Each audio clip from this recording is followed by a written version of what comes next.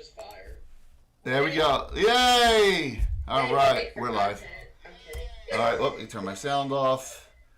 Make for one hell of a clip. Yeah, hell of a clip. In here. I'm ready. Clip it. Shut off. Okay. Okay, we're here. What a disaster this morning. My computer downstairs decided not to work at all, and so, but I brought my one from all upstairs down, and we're good. Deep breaths.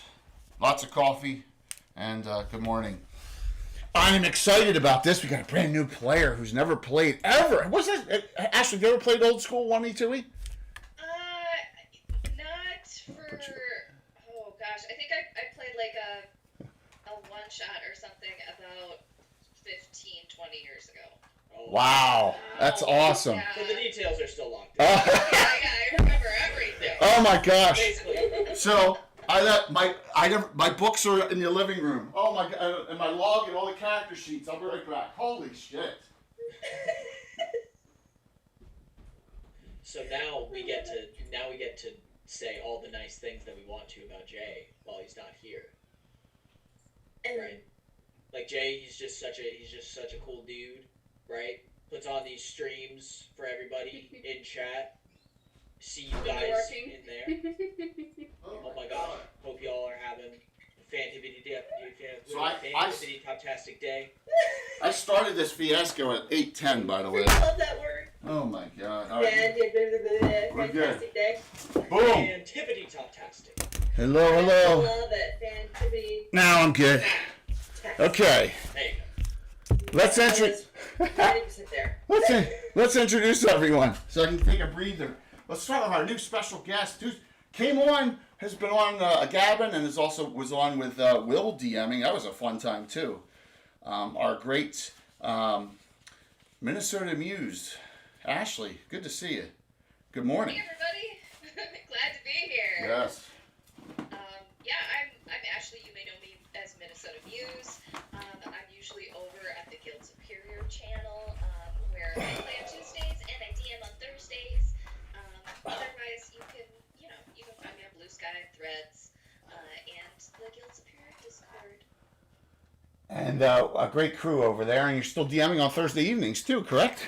Yeah, through the end of the month. It's just a short campaign, and then we're gonna break for summer because it's Minnesota here where I live, and our summers are beautiful, and our winters are awful. So I gotta enjoy the summer.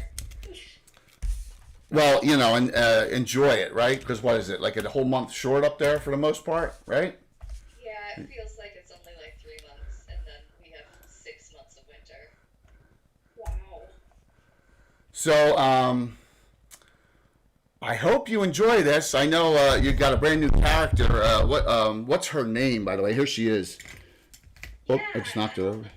I am playing Ithranel Cartreuse, cleric of Saint Benedor, and yeah, I'm gonna be like fighting against evil, and I'm a half elf with gold and silver locks and kind of a violet blue eyes. Yes, she is. Oh, and you know immediately what the question is going to be from the group, but we'll save that. Or maybe you don't know with this group. They're going to ask you for your charisma. How's her charisma and comeliness? So use the second edition. Oh, you did already ask that? Oh my gosh. Oh my gosh. Well, you haven't even met her yet. But then we just sidetracked into something else. Like We saved it for live. That is so funny. Saved it, yeah. So by the way, I have no ads, no sides, everything. We're going to be here on this screen the whole time. So, hey, I guess it's good for YouTube. So I don't have to edit anything. But thank you for playing this morning, and thank you for your patience. So next, Court. By the way, Yes. 17 is my comeliness. There you go. Oh. Oh, you fit right in. Oh, there you go. Right? I do. Oh, that's pretty. Korg. It's hard to find an unattractive half elf, I think. Yeah, you're probably right. You're probably Very right. true. Korg the Mighty, what's up, dude? Hello there, everybody. My name is Korg the Mighty, your local lore master in training, discovering the tales of the digital multiverse. Joining today once again as Moram Sora, Hey, Chuck. dubbed the worst monk ever, constantly on the track for more and more danger in life. Happy to be playing once again, and yeah, thank you for inviting me back on. Also, I just realized something. Should we roll for, like, Fred's comeliness? Like, No. It's Fox's. like, not in that way. Not in the way that everybody else rolls Automatic it. 20. What are you talking about? That is Yeah. true. That is true. We'll say he What has if an you automatic rolled a 20. 1, though? Yeah, he's Like, just the like a... mangiest. He looks more like a raccoon, that's the thing. No, automatic 20. That's set in stone. No matter how many times we give him a bath, the dirt just won't come out. That's funny. Oh my gosh! So you guys are gonna be on fire today for the most part, which is great. So I'm really excited about playing with this group Gonna be again. on fire. Yeah, you guys are gonna be all be on fire with everything. Wait, just wait, Yeah, just I was wait. about to say, it's just Just join wait. this party. Anything's possible. Yeah, that's true. Not in her. That is so true. Just a So, bunch of fish falls from what, the ceiling and we all get doused. I'll get Fred. I'll get him out in a second here. So I promise here. Next, let's go over to our great bird. Bird, what do we got? You are one. Hello. By the way, shoutouts aren't working yet right now. So Excuse me, I'm so sorry. hey, the demon, thank you for the raid. My shoutouts aren't working because of the disaster. So it's great to see you all. So sit back, enjoy. So we're gonna have a quiet stream. I guess it's not a bad thing. So thank you. I love it though. It's still gonna be a ton of fun. Go for it. Hey y'all, I'm Little Bird. I gotta find most Fred. of y'all may know me, some of you may not, of course. But I'm playing Ornthera. She is a duelist. Who Yes. gets very bloodthirsty and just likes to go in. So I hope. Is there somebody here who's got heals, by the way? Do we have a healer? I know Cord. No, yeah. Well, you may eventually. Ashwin's not here. Okay. I'm probably gonna need him. Yeah, yep. How are you at making friends? I'm Thank good you. at making. I'm a little quiet. I will save your ass though, if that makes sense. She's our tank in the group. She's not she's really not the tank, right? She's the DPSer, right? The tank is normally Dave's character, right? Yeah, but he's not here. Yeah. So I'm gonna act like Dave. Yeah, we'll He's not see. here. We're also kind of Ram's also he's more of a tank in that he's just a wall of meat that just stands in front of things. That's true. He makes the best decoy ever. Yeah. Yeah, Like- the tank of decoys. Yeah, he'll go do something, and Ori's like, okay, awesome. I'm gonna go take care of these 5 people while he takes care of that one. All right, let's go. Yep. And I come back, but I'm also a variety streamer on Twitch.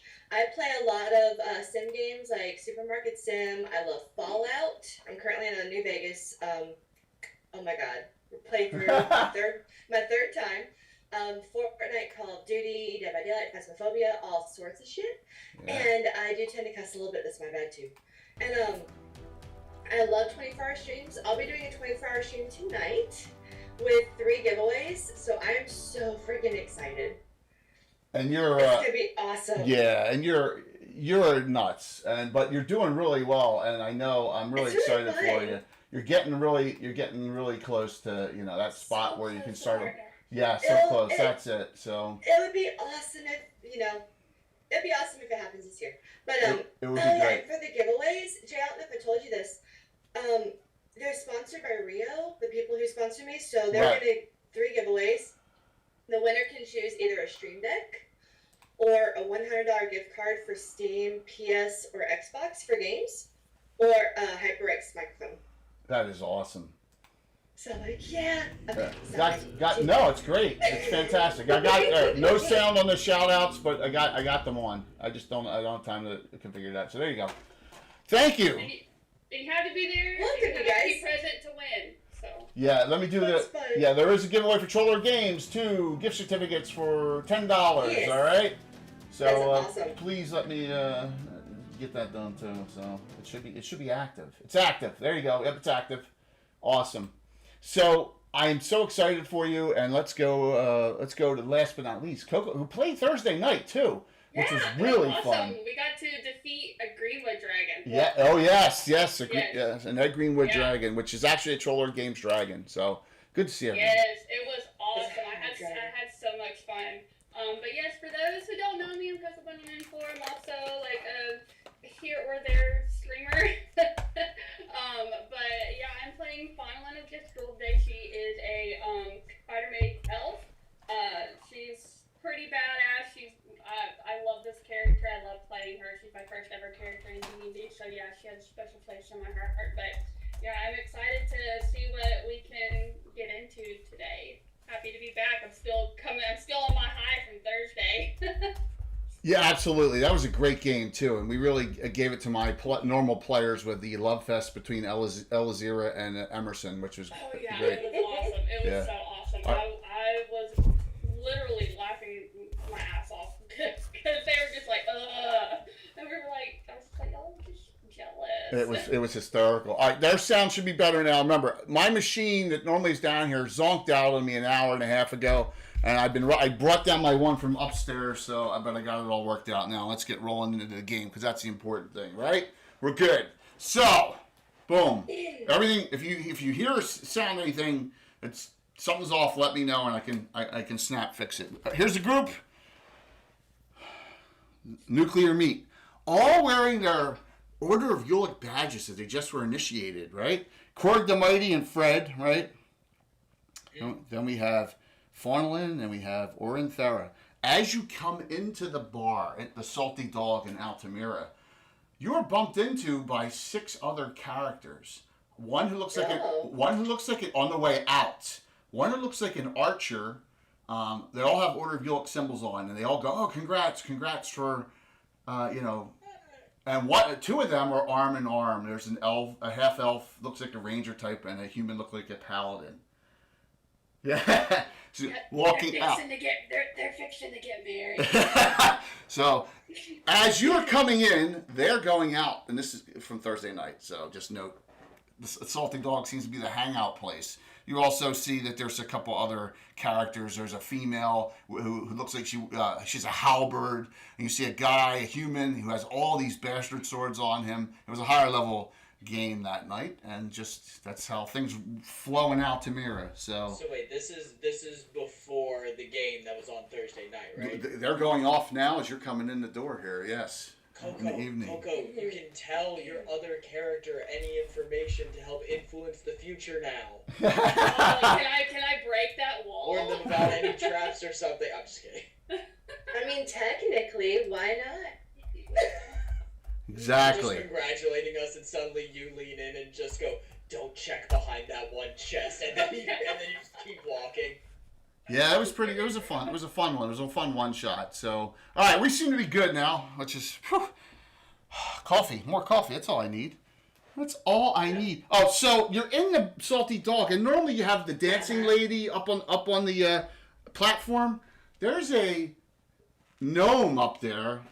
He's juggling daggers right now, and he's singing some kind of piffy tune that is way off. It sounds like his voice is cracking, and the 3 of you, he's doing it, and he misses and drops one. He nicks his finger. He's like, damn. So, thanks for following. So he's like, hope, and then he pulls out. It's just weird. You see him, and he pulls out some kind of little. After that happens, he stops what he's doing. He pulls out a little bar of something. It's in a wrapper. He unwraps it and he eats it, and the blood stops. And then he goes back to juggling the daggers. You're like, what the? It's really strange. In walks, because we're a little behind on timer. In walks an elegantly put together half elf, as we just discussed.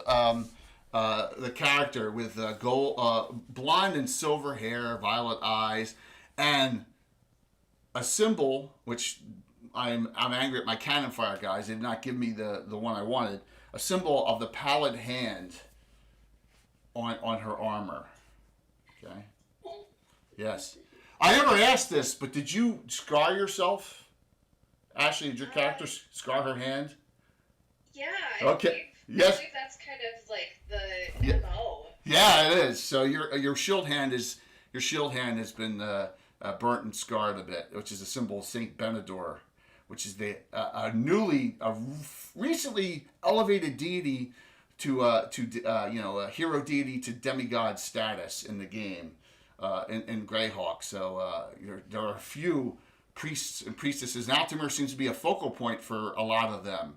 So she comes in, and you don't recognize her.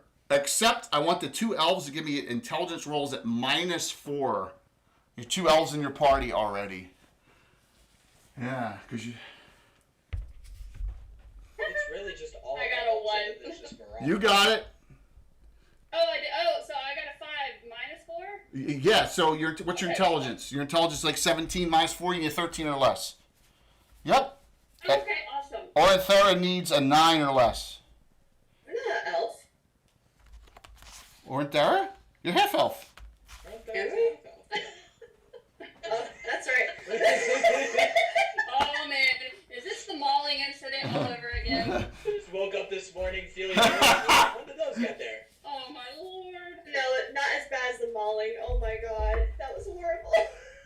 So what'd you roll? Oh, yeah, I got it.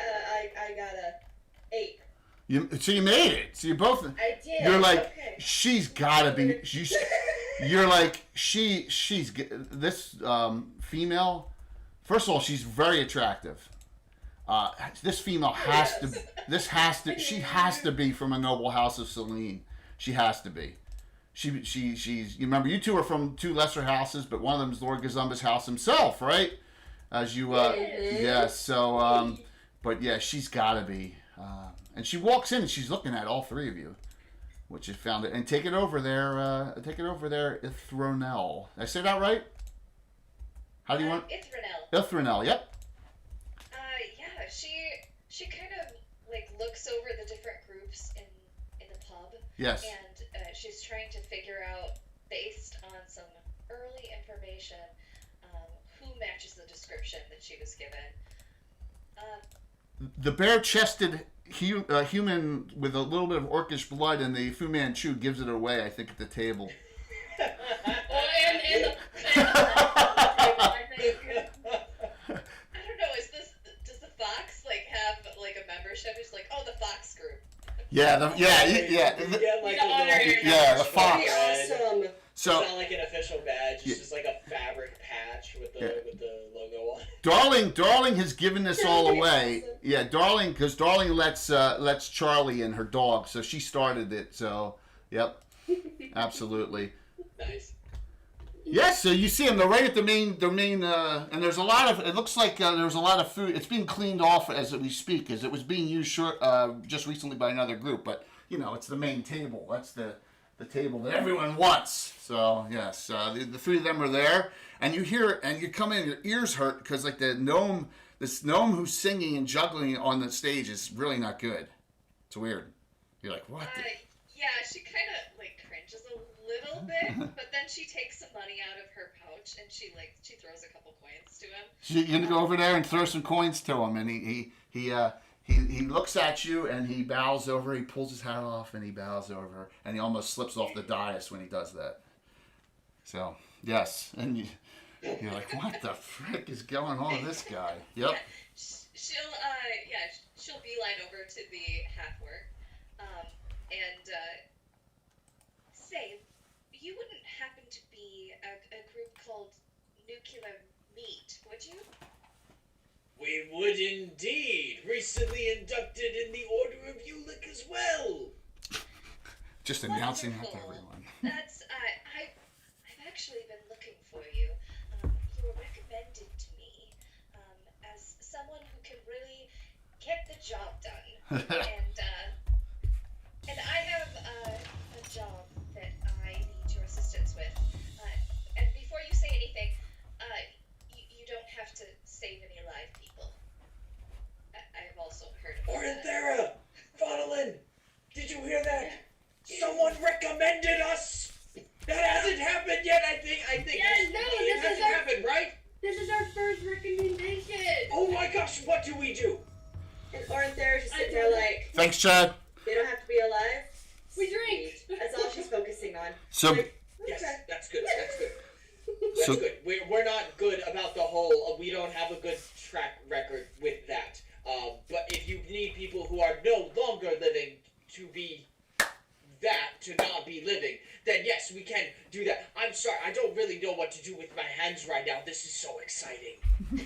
It's funny you should say that. Yes, people who are not living, that we would like to more be not living. There seems to be some possibly undead or fiends or something coming out of the Lortmils of the Druid's Defile. which I can't show the map because can't switch screens because of the machine. So the Druid's Defile runs northwest of Altamira near Carrowood, runs through into the county of Ulick. So it's an area that needs to be open. It's a trade route, and it's the Defile has always had its problems. So yes. Mm-hmm. And you said I think an we undead are- threat. But I think we are missing one very important piece of information, though. We don't know your name.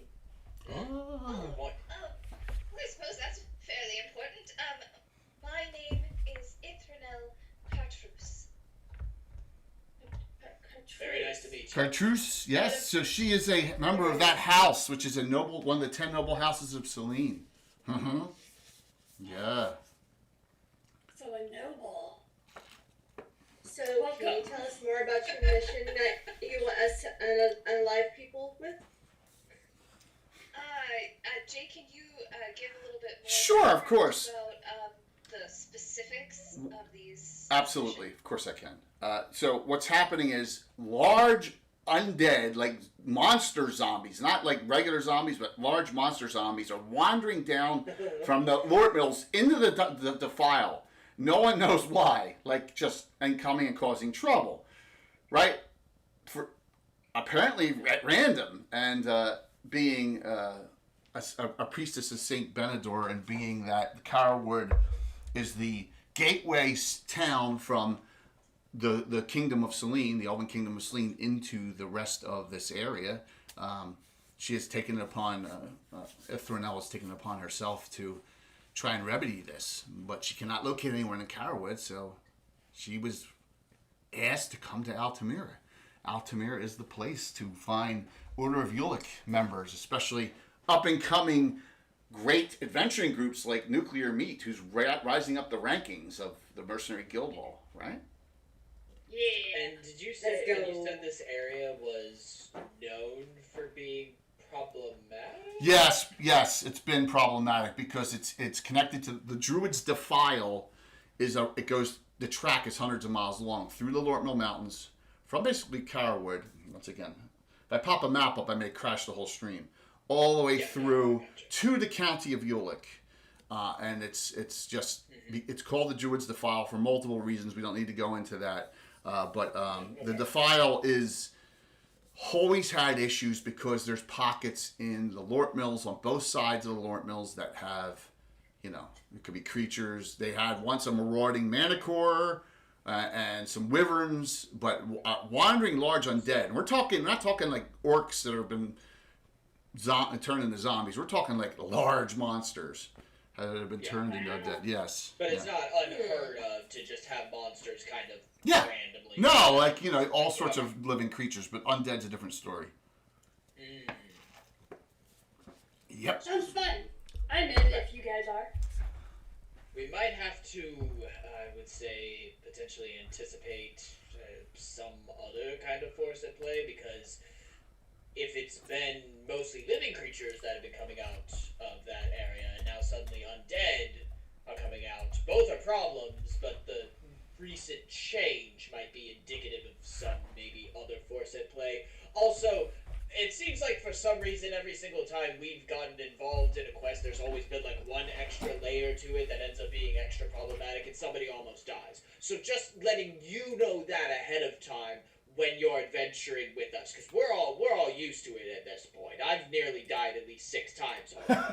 Just letting you But know. sir, you put yourself in those situations. Yes, and I feel elated to do so. But you're currently living, and she just like pokes you a little. Yes. Yes, he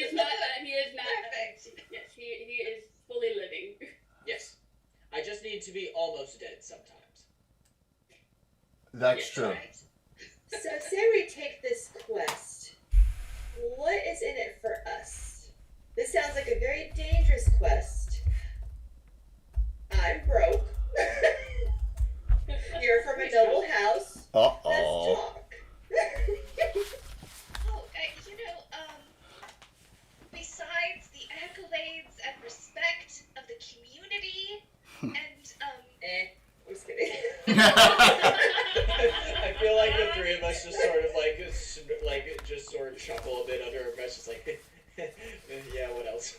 Yeah, Keep it coming. We're still new, and being new does not mean we're rich. True, but you are Knights of Ulick now. We are. You are. You're So, how do-gooders. are you broke, Owen Thera? I have like 800 gold. Do you like? He has do you not been do some- traveling with us As a much. lot as of late. That is true. I haven't That been is traveling as much. I guess I'm not broke. I have 365, but That is still a lot. Wait. You have a wait. You have a gem. You have a gem worth 1,000 gold pieces. A gem worth 500 gold pieces. You just find that you're just rolling out your pockets and go, I'm not broke anymore, thank you. Hey, Dave. but hey, Well, she's not rich enough in her. we're not rich enough. For all the hurt we get into, we end up spending a lot of money getting people repaired. So we need this. Yes. And So yes, accolades and anything else. well, I am a little bit of a healer. I could, I will assist you, and I could certainly heal any injuries that you might have. Oh Okay. yes, we'll So how about this? I'm sold. We complete this mission. You go back to wherever you came from, and you put a good word in for us. Maybe we can rise the ranks. I could certainly write a recommendation if we all live. I'm recommendation would be nice. Yes. I'm 100% down with rising a rank or two in the ranks. Yes. You I know okay? with these type of things, we tend to find some Yes. bits of money there along the way, anyway. So yeah. Yes. So, And we get to reap the rewards. as you are all talking, do you hear the kind of bad singing get closer to you? And Only covers you yours. you Are you bringing me a gnome friend? well, there's a picture of him scrolling through, but here's the mini. So he comes. He looks a little bit. He is right. He looks a little bit older than he doesn't appear to be super spry, but he's singing a song that goes like this, and I had to apologize up front because I'm not very theatrical, and he's like, there is one that loves gnomes. She must all love our nose. Uh-oh. Lala just looks at words like, that true? Like their noses? When we go under... I know how to use it. He goes, when we go under her clothes. And then he's like, my apologies. Song. She on the top single gold coin, and that's a good song. It's a good song. Would you like to share some with me? He says, of course, my lady. And then he bows and he says, some lovely flowers for you. And he takes his hat off. Let me show you. You'll see the picture scrolling through, but there he is. Okay. All right. He has this really dandyish, foppish hat with some kind of purplish-looking flower on it. And he puts it off, and he's like, "Please, put your hand in the hat." Oh. You gonna do it? I've got a healer next to me. I'll Close do it. it. Roll me a four-sided die. Oh, wait, what? Roll me a four-sided die. All four-sided die. Scared? Ain't no telling what you can grab in there. I'm scared. But hey, I do want to ask him. So, I saw you heal that cut on your hand earlier. Oh yes, I had these. I have these strange. I don't know where they come from. So, what did you roll? I got a 3. No way. You got a 3? No. Is that good or bad? You pull out. I You can don't. tell by you. He's like, oh, my apologies. He does not. The flowers don't come out. You pull out a one of those looking bar things. It's red. Yeah. It's red, and it's got weird letters in common on it. Okay. TWIX. EWIX. PWX. Okay. What does PWIX stand for? I don't know, but just if you're fatigued after an encounter, eat it. Okay. Isn't that candy? I don't know what it is. I don't normally take candy from strangers, but if I'm fatigued. Yes, so you have a Twix bar. She gives you a look like she already is not sure that you wouldn't take candy from strangers. I've taken worse from strangers. It's okay. Yes. So yeah. So he says, Is it the left Twix That or is the a right good Twix? question. Is it the left or the right Twix? Yes. so he's like, and he puts his hat back on and says, "My apologies. I thought I had a dozen roses for you in there, but that's just okay. the randomness This of may be more useful because roses are supposed to be given out somewhere else. that's the randomness of my attire." He says, "Oh, I apologize. They call me Chudley the trickster." Oh. Very nice to meet you. Trickster of what? He says, "Well, a trickster of performance mostly." He says, "Would you like to see me juggle my blue balls?" Maybe another time. I don't think I have a microscope around. No, he and instead of the daggers, he comes out and he's got these four juggling balls and he starts juggling them.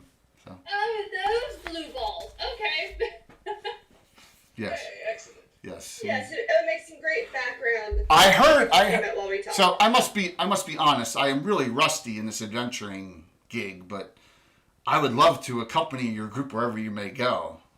It's been a long time for me. Well, what is your specialty? qualifications? My specialty is to keep you all entertained. He could be a really good decoy so Maram doesn't have to. Yes, Maram. He can be your throne. Well, everyone's 6th level. like- Everyone in the group is 6th level. Okay, just so you know where everyone is. Yep. Okay, so we could have 2 decoys. I could just throw his ass at somebody. Ithranel, what are your thoughts on this gnome?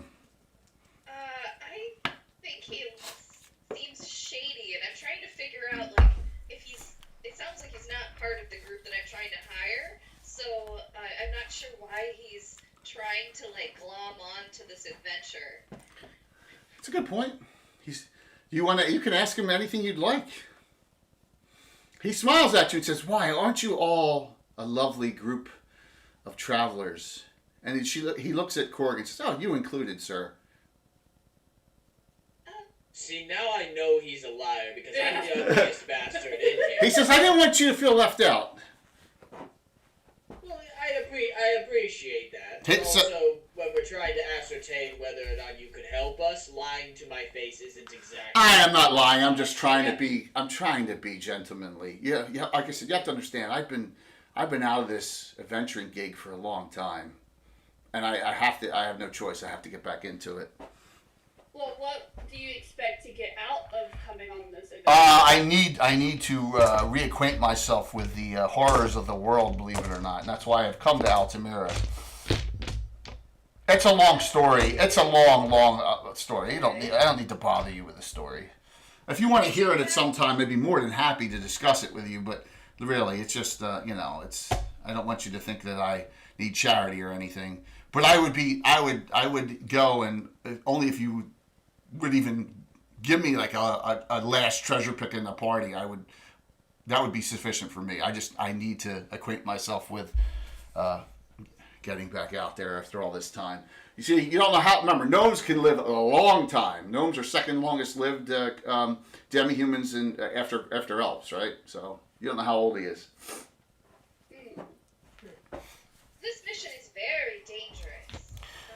I can take care of myself, I think. Hey, Jeff. How are you against the undead? Oh, undead. I despise the undead. My former companion, she hated undead. Former companion. Yes, my former companion. How did they meet their end then? She, how about this? I promise, I've heard, I know, I overheard you say you have to go to the defile. And I know the area. I've been in Coward multiple times. How about if, as we're traveling, I will tell you the story, and if you choose not for me to go, I will go to Coward from there and stay. How's that sound? It's a couple days travel up there anyway. I mean, if he has been there multiple times, he possibly could be a good guide for us. Yes. Mhm. I'm personally fine with bringing him He- along. Shall we? By the way, he has 15 comeliness, so there you go. That's There you go, right? So he's got good comeliness and he's a gnome. Ori was already in the second he said hi. And he gave you a Twix bar. And he gave a Twix bar. I mean, he could have other healing too. And again, I mean, if he goes, I hate to say this, but he's not part of nuclear meat, so Rob Kuntz the legendary Rob Kuntz is watching us this morning, everyone. Rob Kuntz himself. Rob, good to see you. nice. The real Robilar. Robilar. So shall we Yep. put this to a vote then? I am in favor. I'm in favor, but I feel like we do need to keep an eye on him because but yes. he did come out of nowhere So- and just all of a sudden wanted to join our adventure. Well, Korg is loud. I mean, it wasn't hard to hear Korg talking about stuff, right? So, yeah. I want to know if Guys, Farland we was got a covering. quest! I don't know if Farland was covering her ears from the horde singing, but that no one was doing. If you all would like, I can try to keep an eye on him. He intrigues me. And if we see playing business, I'll just take care of him. With my just drop it. That's I it. was She's gonna done say awful with things your to people. I've seen. body, you're gonna take care of him with your body. No, I'm gonna take it with my I've never seen this weapon name. I shouldn't have said this. My longsword. I'll say my longsword. Wait, that sounds bad. He'll tell his reference. Minor? He will answer any of your questions on the travel, of course. Yes. And he but- he wants to know everyone's name. He introduces himself, Chudley. He calls himself the Trickster, and you don't know why, but you can tell. I mean, he was not very good at his skill. Whatever. That's how we're gonna keep an eye on him. He's got a bandolier, kind of a bandolier on with 4 daggers. Okay, and it appears he's very good with dagger. You also notice he has a sling. You know, he's. And also, Ithranel,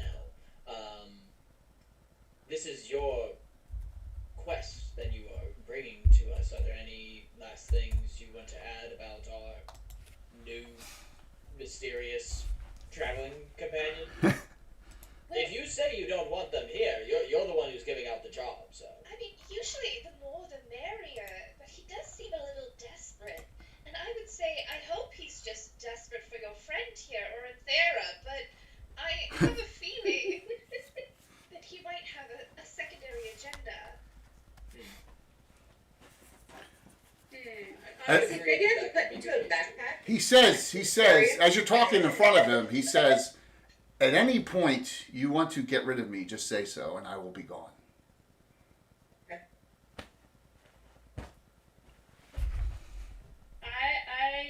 He can come along because I think that he could be very useful for his guidance through to where we're going, since he has been there multiple times.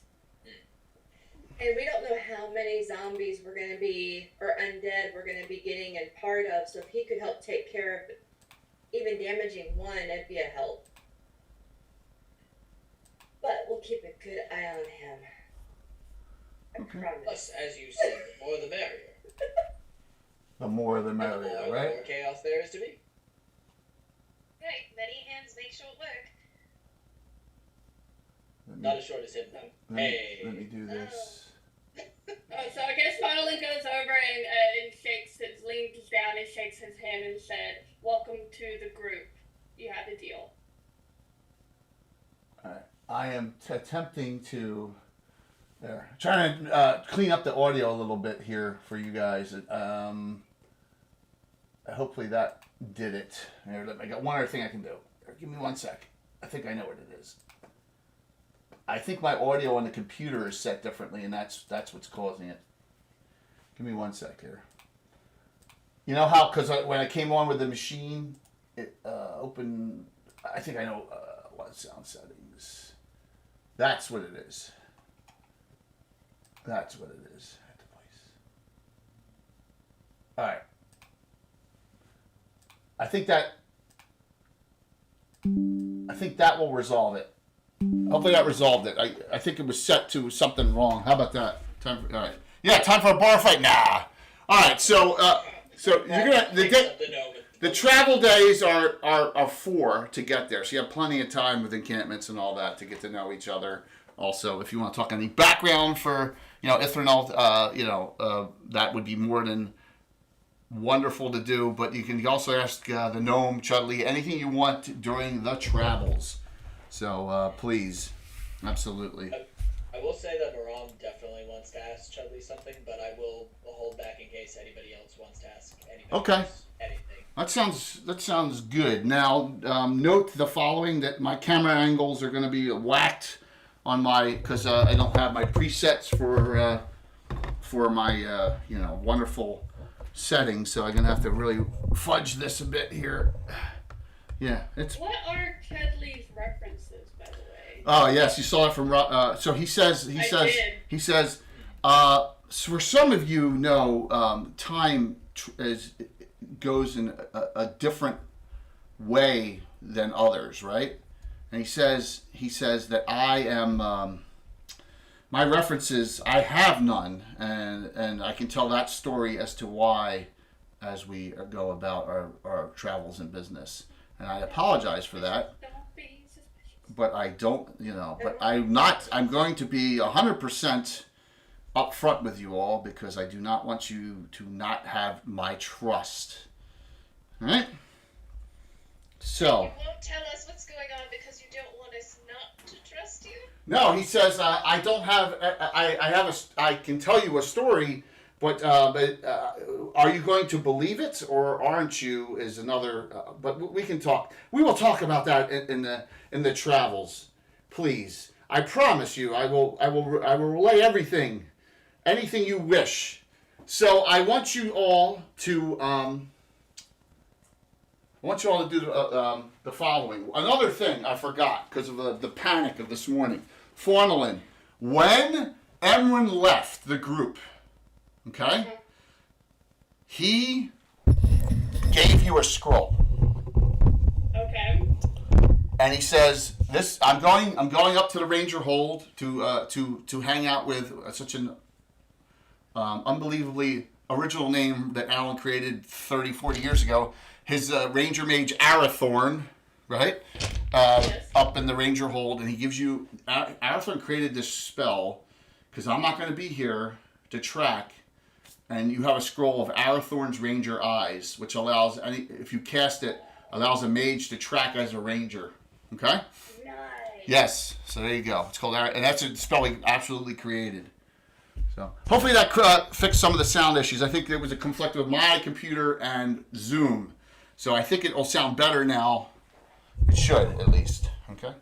So, I would like to see Chudley in action first before I put any sort of trust in him to see if he is able to have our backs or not. Sounds good.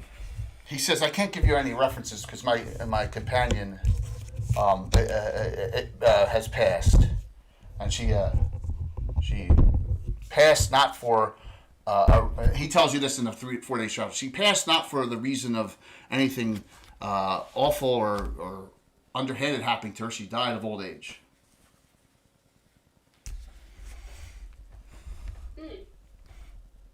How long were you with this 50 years. Okay. She I went. still recognize her name though. If she was that old. What's that? What'd you say? We may still recognize her name. I don't think so. She's that old. So if you want my I know background, a lot of gnomes. she was not a gnome. She was a Rennie wise woman named Vitrusa. Yes, the name does not ring a bell. No. And I'm going to tell you this again, Coco. If you haven't seen the first original Highlander movie, you'll understand in the very first half hour of the movie. Okay? Same thing. All right? So It's on my list. I promise. you have to watch it. Yeah, the first one's great. Yes, airtight resume. Yes, so his companion died of old age. He says, "Look, I don't want to brag, but I've been out. It's been a long time since I've been out in the world, and I fought at the Battle of Emerald Meadows a long time ago. I'm from the Cron Hills," he says. I'm still having a hard time trying to figure out why this adventure, after so many years of being out of commission, would make you want to get back in. When you, he says, he's like, when your heart gets broken and you have nothing else to do, I have to reinvent myself. I was Or with, you on a suicide mission? oh no, not at all. Says to you. I came to Altamira knowing that the greatest adventurers were here. That's why I came here, and I was just making money at the Salty Dog. This guy doesn't look that old. The whole party's 6th level. No, yes. You want to ask him how old he is? Not necessarily, because he's saying that he fought in a battle a long time ago. Yes. He's saying that his companion died of old age, but he himself doesn't look that old. Right? Correct. In the image that you showed. Correct. So either it's something that's keeping him young, or potentially maybe a time jump. Okay, all right. So, Court, in game, gnomes are mature from like age 90 to 300. Oh, okay. Oh, I did. Yeah, okay. Yes. Okay, never mind. Yeah, they're all 6. The group is all 6th level. Okay, gotcha. No, it's okay. It's a perfectly honest question, Court. Oh, by the way, hero points. Everyone's got 2 regulars. Ithranel got a special from Vamp, and Farland got a special for wearing the Lord Gazumba shirt. Specials are used after the die roll. You fumble, you can add a roll, you can add that so you don't fumble. You roll 19, you want a critical hit, you can add it to that. You fail a saving throw, you can add it to that. Regulars used before the die roll dedicated. Everyone's got 2 regulars right now, but 2 characters have 1 special. I got 1 regular from the audience, and that is it for the time being, but it's early. Yep. So.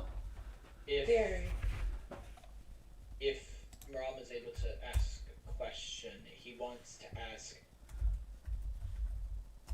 Yeah, go ahead. Previously, you said that you wanted to get reacquainted with the horrors of the world. Right. Yes, yes. I was at a horrible combat. Yeah. A long time ago. Probably well before you were born. It's the defining moment of this is the DM talking. It's the defining moment of the Greyhawk, the basis for the entire Greyhawk campaign, the Battle of Emerald Meadows, which is outside the Temple of Elemental Evil and the city of Nulb and Hamlet. Yeah. And so why would you want to get reacquainted with the horrors of the world now? Because I have been with someone for 50 years and I watched them waste away at their last 20 years of their life, and it was rough. And I need to do something with myself and the rest of my existence. So you return to your old skill set, essentially. Which I am very rusty on. So we shall see if we can count on you in battle or not. Yes. He's been dormant. So if his story is correct, he's been dormant 50 years. He has not adventured in 50 years. Oh, very rusty. Uh-huh. Well, Maram's just going to sort of place a hand on the gnome's shoulder. He's just going to go.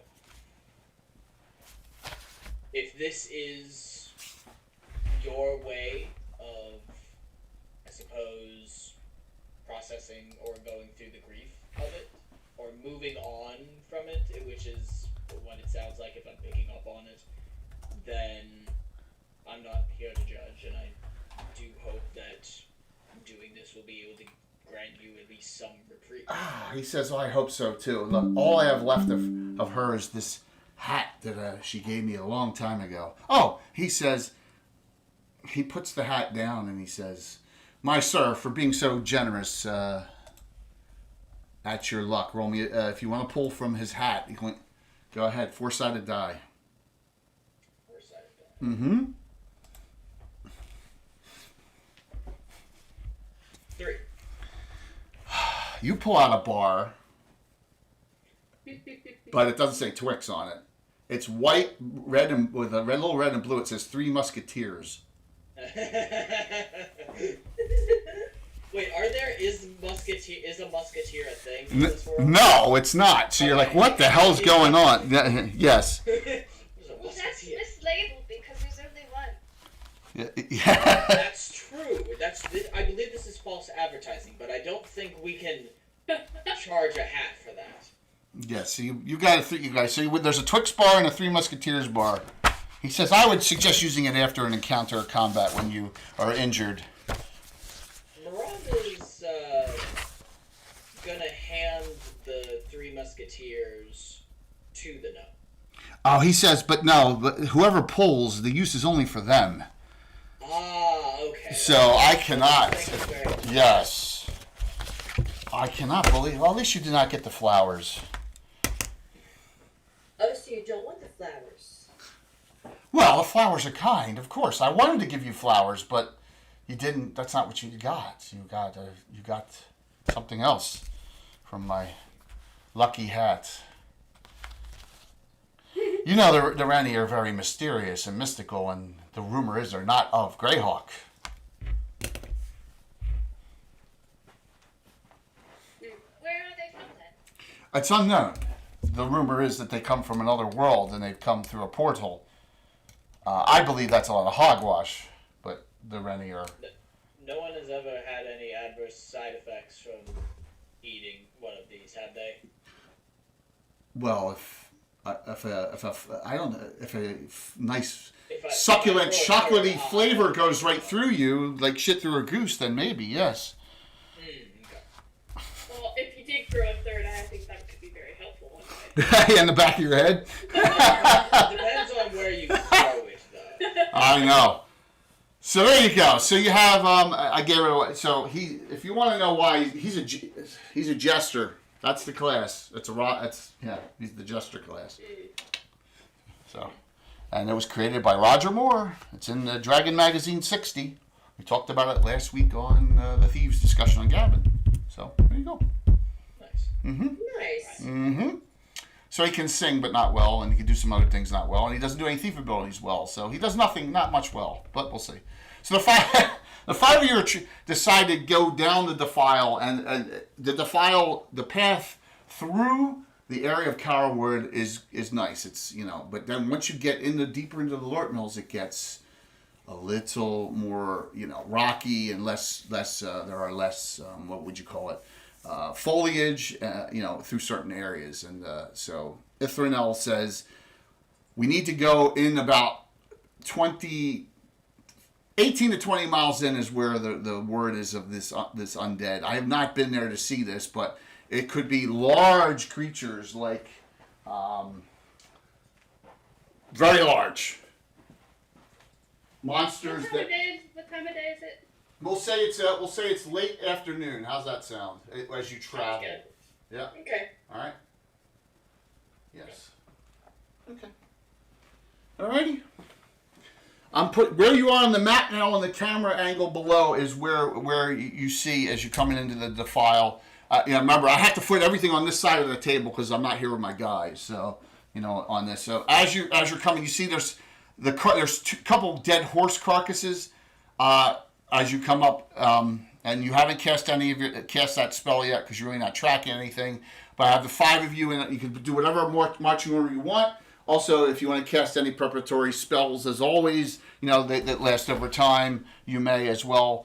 Remember, your mage went up to 6, so she's got some new spells herself, right? Ooh, good. Yes, she does. And then you got some great spells from Ithranel because she's a Saint Benedict priest. So really some good ones like Sun Scorch, Searing Light, Sunrise, some really good spells. So, I'm just happy I got Fireball now. Yes, you are ecstatic. I miss having spells. You do, because you don't have your Cleric Mage. You have your Duelist. So as you, the five of you come to this defile, there's something moving down the far end that you can't see, but it appears large, just almost aimlessly wandering. Mm-hmm. I'm noticing that there seem to be some rocks around the sides. I could see if I could try and stealth up there, see if I can get a look. You can. I'll let you do that if you're going to do it silently. Move silently. Oh, by the way, the hat pull was yesterday, so he can pull something else from this hat today, if need be. Okay. All right. Okay, wait. So I pulled, and Orinthera, you've pulled, right? Or was that Vondelin? I've pulled. You pulled. Okay, Oh, so that's it's down to Fallen or Ithra now. Do either of you want to pull? Do I? He's like he hasn't offered for them to pull. You know what I mean? Oh, I thought you were saying he. No, he could. Like the effect of the wise woman's lucky hat is only once per day, but he can pull for someone, or he can, like, if he wants to give them a gift, or they can, but normally he will, like, in conversation he'll offer, right? So there you go. And we've only gotten number 3. We've only gotten the energy bar. We've only gotten the energy bar twice. I don't know if I would get the chance to pull because he is still, You're still suspect? Vondelin is still looking at him very suspiciously. She just doesn't have enough to put any kind of trust in him right now. Okay. Or a pull. She's like, if I'm gonna get free stuff, why not? So he says, like, he says, he dies, he leaves, I still get my energy bar. So he says, my lady, I still want to give you flowers, even now in this late hour. Do you want me to attempt that? The way you talked about the flowers earlier, saying it's a good thing you didn't get the flowers, Well, actually scares me a little bit. Knowing you, they'll have poison. He says, my previous love would not do that to anyone that I'm aware of. Okay, I'll pull. Roll me a 4-sided dice. Aren't there pulls from the hat? And you see something roaming down there. It's super large. Like it's what'd you roll? I got a 1. Oh my gosh. That's the best one of all. I say that, and I'm like, is that a good or a bad? That's the best pull of all. Oh, that's probably not then. Yeah, when he gets really excited, it means it's not good. He's like, Or funny. Yeah. You feel like something long and. Don't go there. I was like, oh. You gotta grab it like this with your hand and pull it out. Yes. It's in a box. What? You pull it out. Do you pull it out? Yes, please. Yes, you do.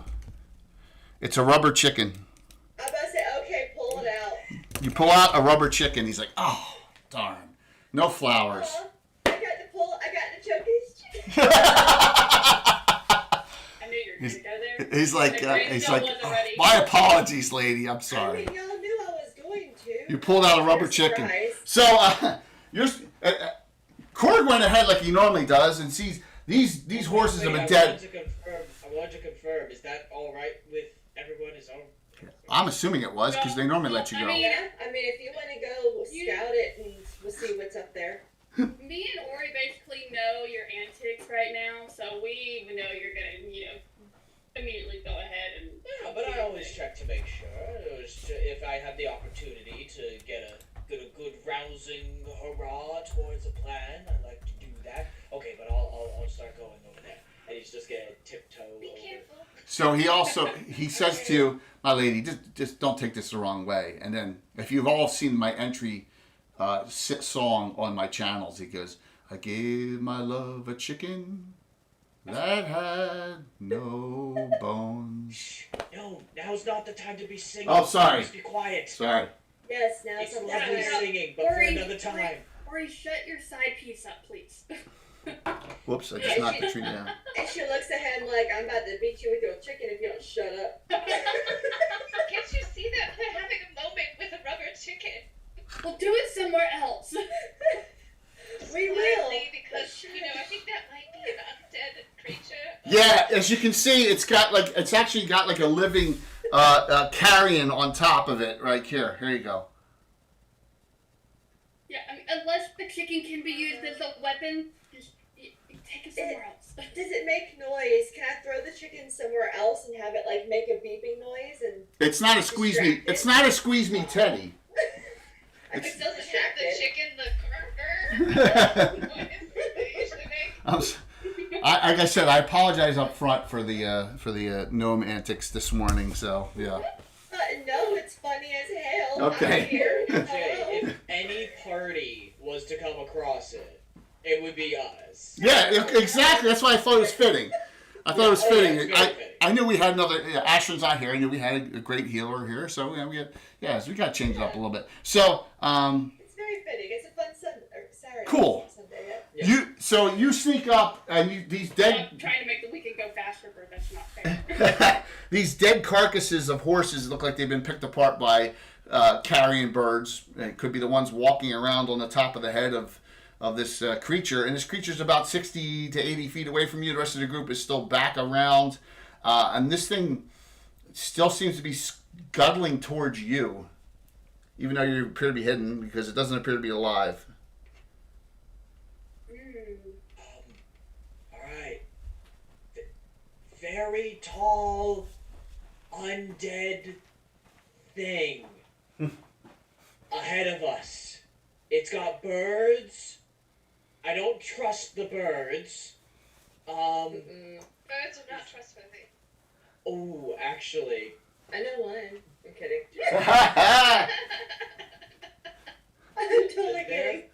Does there look to be any type of rock up above it that looks like it could potentially be dislodged? What is this, a Star Trek episode?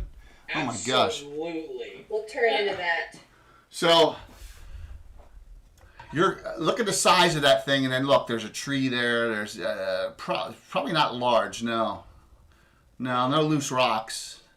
Okay, damn it. I know. Wait a minute. Yeah, That would have been really awesome. My red flags are shooting off. Why have we not rolled for initiative yet? Because it's just scattering about, and you don't need to roll for Okay. initiative on monster zombies because they automatically go last.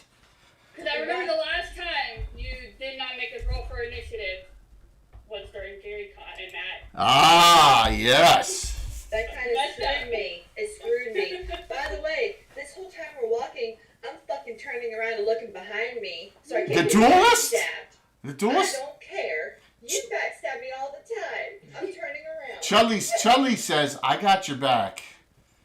And the view's nice. So, Chudley is still on my radar. All of our radars. I'll look too. there's nothing back there. It's just a pass. There's nothing coming. There's no caravans. There's no carts. There's just a scampering, whatever this is. It looks like this could be even an undead version of a hill giant. It's so big. Just with a club in its hand, just scampering slowly toward the monk. Like his hiding doesn't matter against something undead.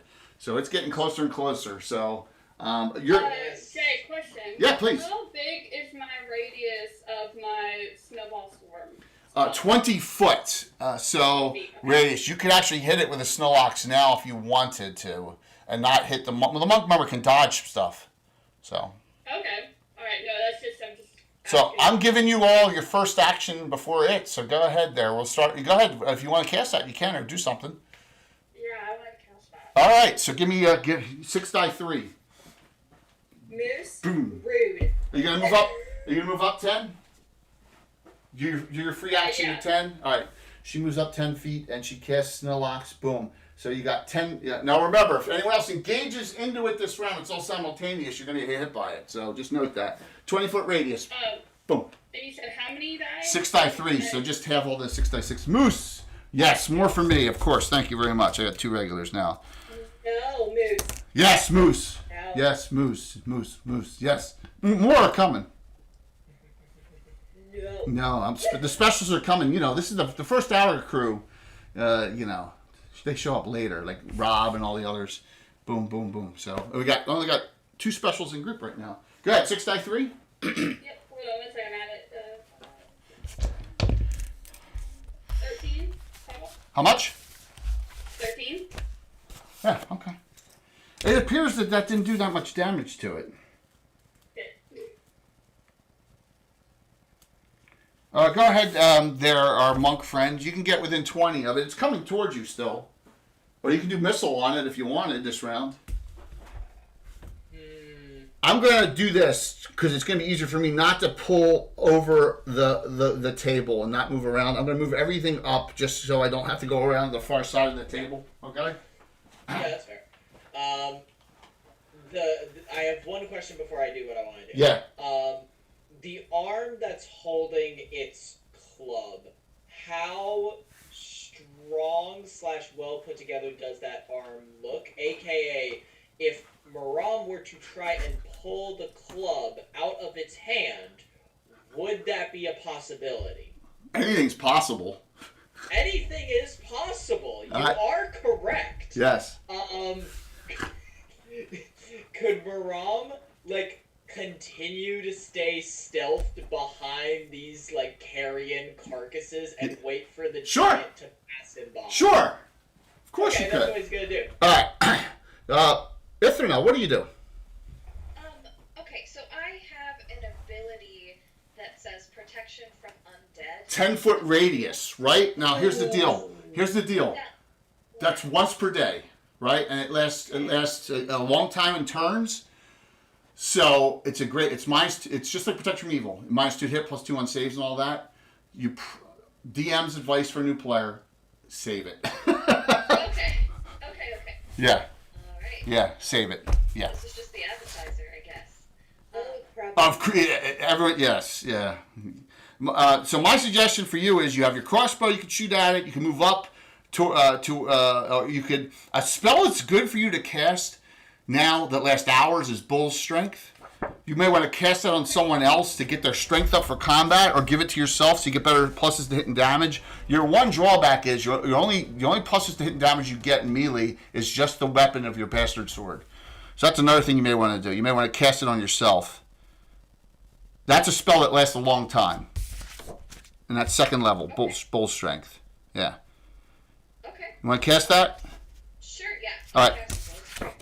Okay, you cast Bull Strength on yourself. So your strength for the length of this goes from 12 to 17, which gives you an extra +1 hit and +1 damage. So now you've got Bull Strength on. Yep.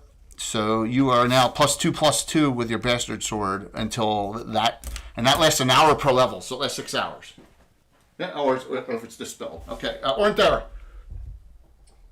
I don't have spells or anything, so. You don't need.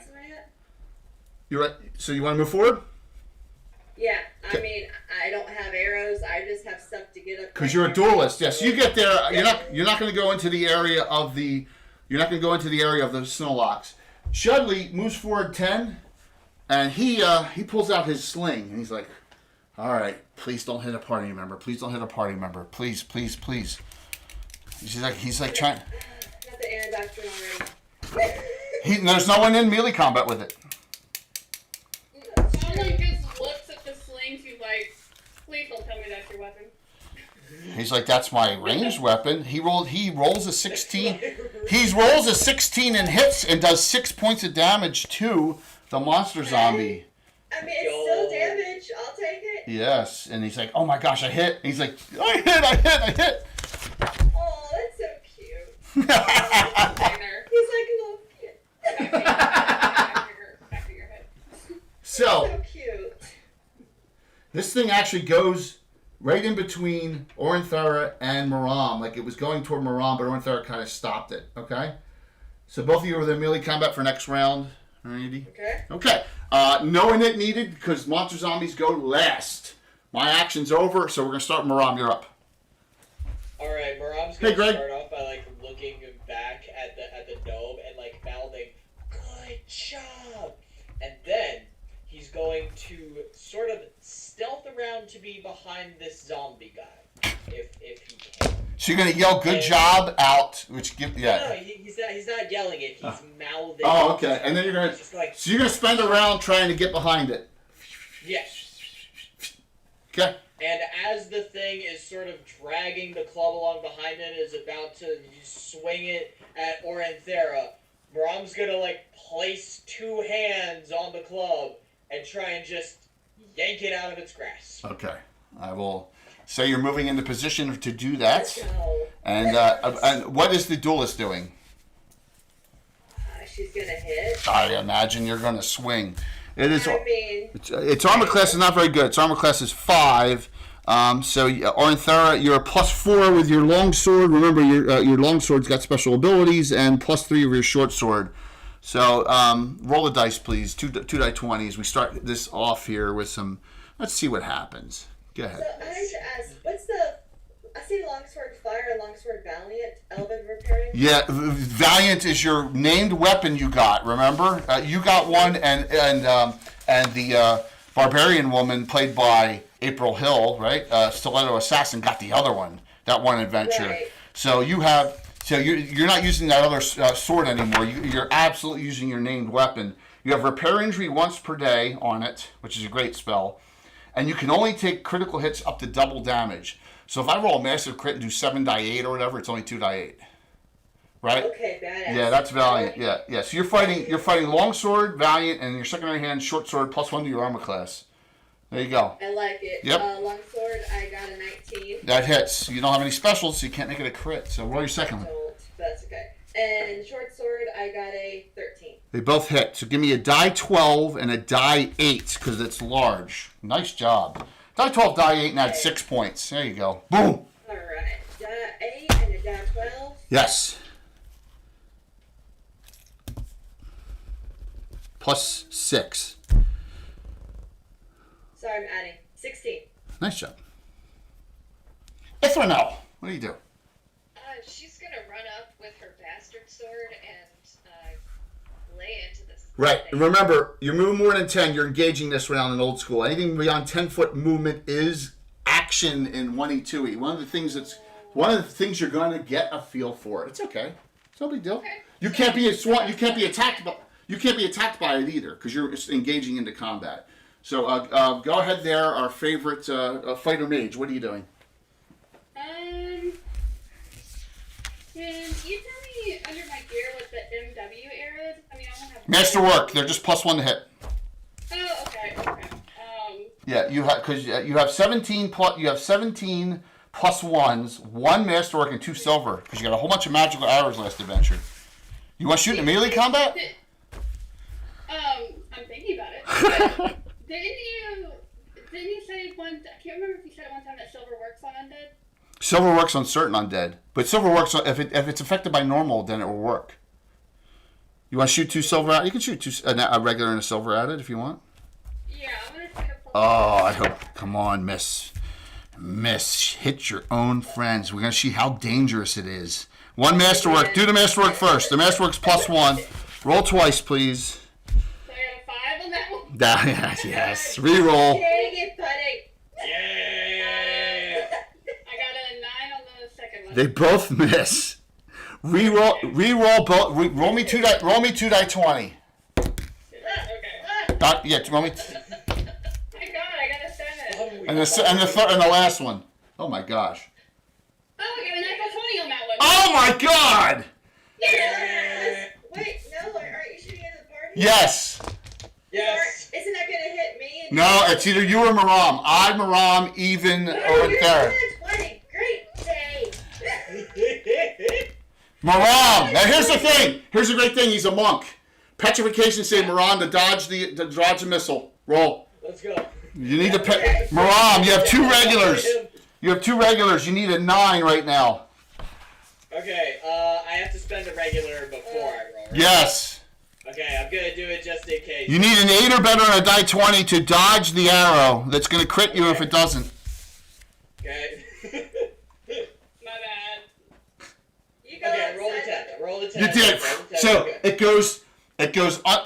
goes under the arm of the club being lifted up, and Maram lifts his armpit at the last second. It nicks the hairs in his armpit. He's like, "Oh my God!" No. You were so excited about that 22. I was like, no, that's not a good thing. The Animire Doctrine's full. I forgot what I was rolling for. So You're gonna shoot me again. Chudley is not shooting a sling into melee combat because he's kind of he's smart. He does a cartwheel, and he's like, "Go team, go!" And yeah, he does. Yes, that's what he does this round. We did not bring you along to be a cheerleader. Yes. I told you what I am. Shoot it with your sling or something. You want me to shoot in a melee combat like her?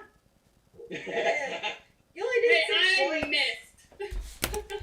He says, I don't want to hit my possible future friends here and have the relationship go bad. I also don't want you Don't to worry, I can cartwheels take it. either. So, I don't want you doing cartwheels either. he's going to be doing a lot of them during the adventure, sorry, but he's a jester. You got to understand how piss poor jesters are at almost everything. So, you were smart. You tried to grab it, but it kind of turns and it swings at you anyway. So it swings at Maram. Yes, the undead hill giant. So here you go. Yeah, you tried pulling. You're like, oh my god, this thing's strong. Do I technically get offhand parry if I was just... I'm going to give it to you because you win in knit. So yes, you can offhand parry -2 on the hit because you are a monk with that skill. All right, here we go. I missed. I rolled an 8. Woo! Yeah, you feel like if that club came down on your head, it would have been a lot of damage. So. Maram just simultaneously dies a nat 20 crit arrow. And Yeah, you're like, oh my gosh. Yes. Yeah, absolutely. living his best life. Next! Good luck. No need to roll a knit, you automatically win. So, Ithranel, I'll let you go first now. You're there engaged in melee combat with this. Now, Bastard Sword's a hand-and-a-half sword. Just some options. There's damage, medium and large. It's on your sheet, okay? So, if you see that or 1 to 12, 2 to 16, if you do not fight with your shield on this, you can go two-handed, and you do 2 die 8 if you hit on large creatures because you're fighting like this. You put your shield away, and all right. So just letting you know, your arm class will drop to 2 instead of 0. All right. Okay. Plus 2 to hit. You want to do that? Two-handed. Go for it. Priest table. Roll me 20 sided die. Alright. 2. Whoosh. She looks. Yeah, and you hear Chudley go. I'm rooting for you. Oh, that was bad. Wow. Man. Okay, so jokester, I see. The trickster. Yeah, the trickster is the level. You know how there's titles and classes in first and second edition. 6th level jester is called a trickster. So as he goes up, he'll change his title. Yep. All right, next. Yeah, she's just gonna shout back at Chudley. Yeah, Chudley. Look out to see if there's any more of them. I am. I'm looking. I don't see anything. I think we'd all be able to see this. Look at the size of this MFer. Yes, he's like, I don't see anything else, but I'll keep my eyes out. You abbreviated that. That's so sweet. Maram, swing please, or do whatever you're gonna do. Alright, yeah, Maram is gonna... Bastard Sword would probably be more effective. Yes, and then you're specialized with it. You get 3 attacks every 2 rounds as your old fighter. And if you go two-handed, like it's 2 to 16 as well. So go ahead, roll the hit. Yep. But you're only on the 3rd level fighter table. He's a dual class human, which is, if you don't know in old school, it's a huge advantage humans have. But he can never go up in fighter. Plus 3 to hit. Yes, go for it. Yep, okay, so that's 14 total. Give me 2 die 8 and add 5. He chomps into it. Boom. And he's also going to taunt while he's doing this. Yes, you're taunting undead. What could go wrong? What are you gonna say to it? After it missed him with that swing, he's going to go, "You call that a swing? My teammate almost did more damage than you did." Yes. So Man, maybe you don't know if it worked or not, but it sounded great. It sounded great. That was more for me. It's 11 damage with the Bastard Sword. Now, are you all ready for this? Duelist, 4 attacks, go. Long sword, short sword, long sword, short sword. Just I got 10.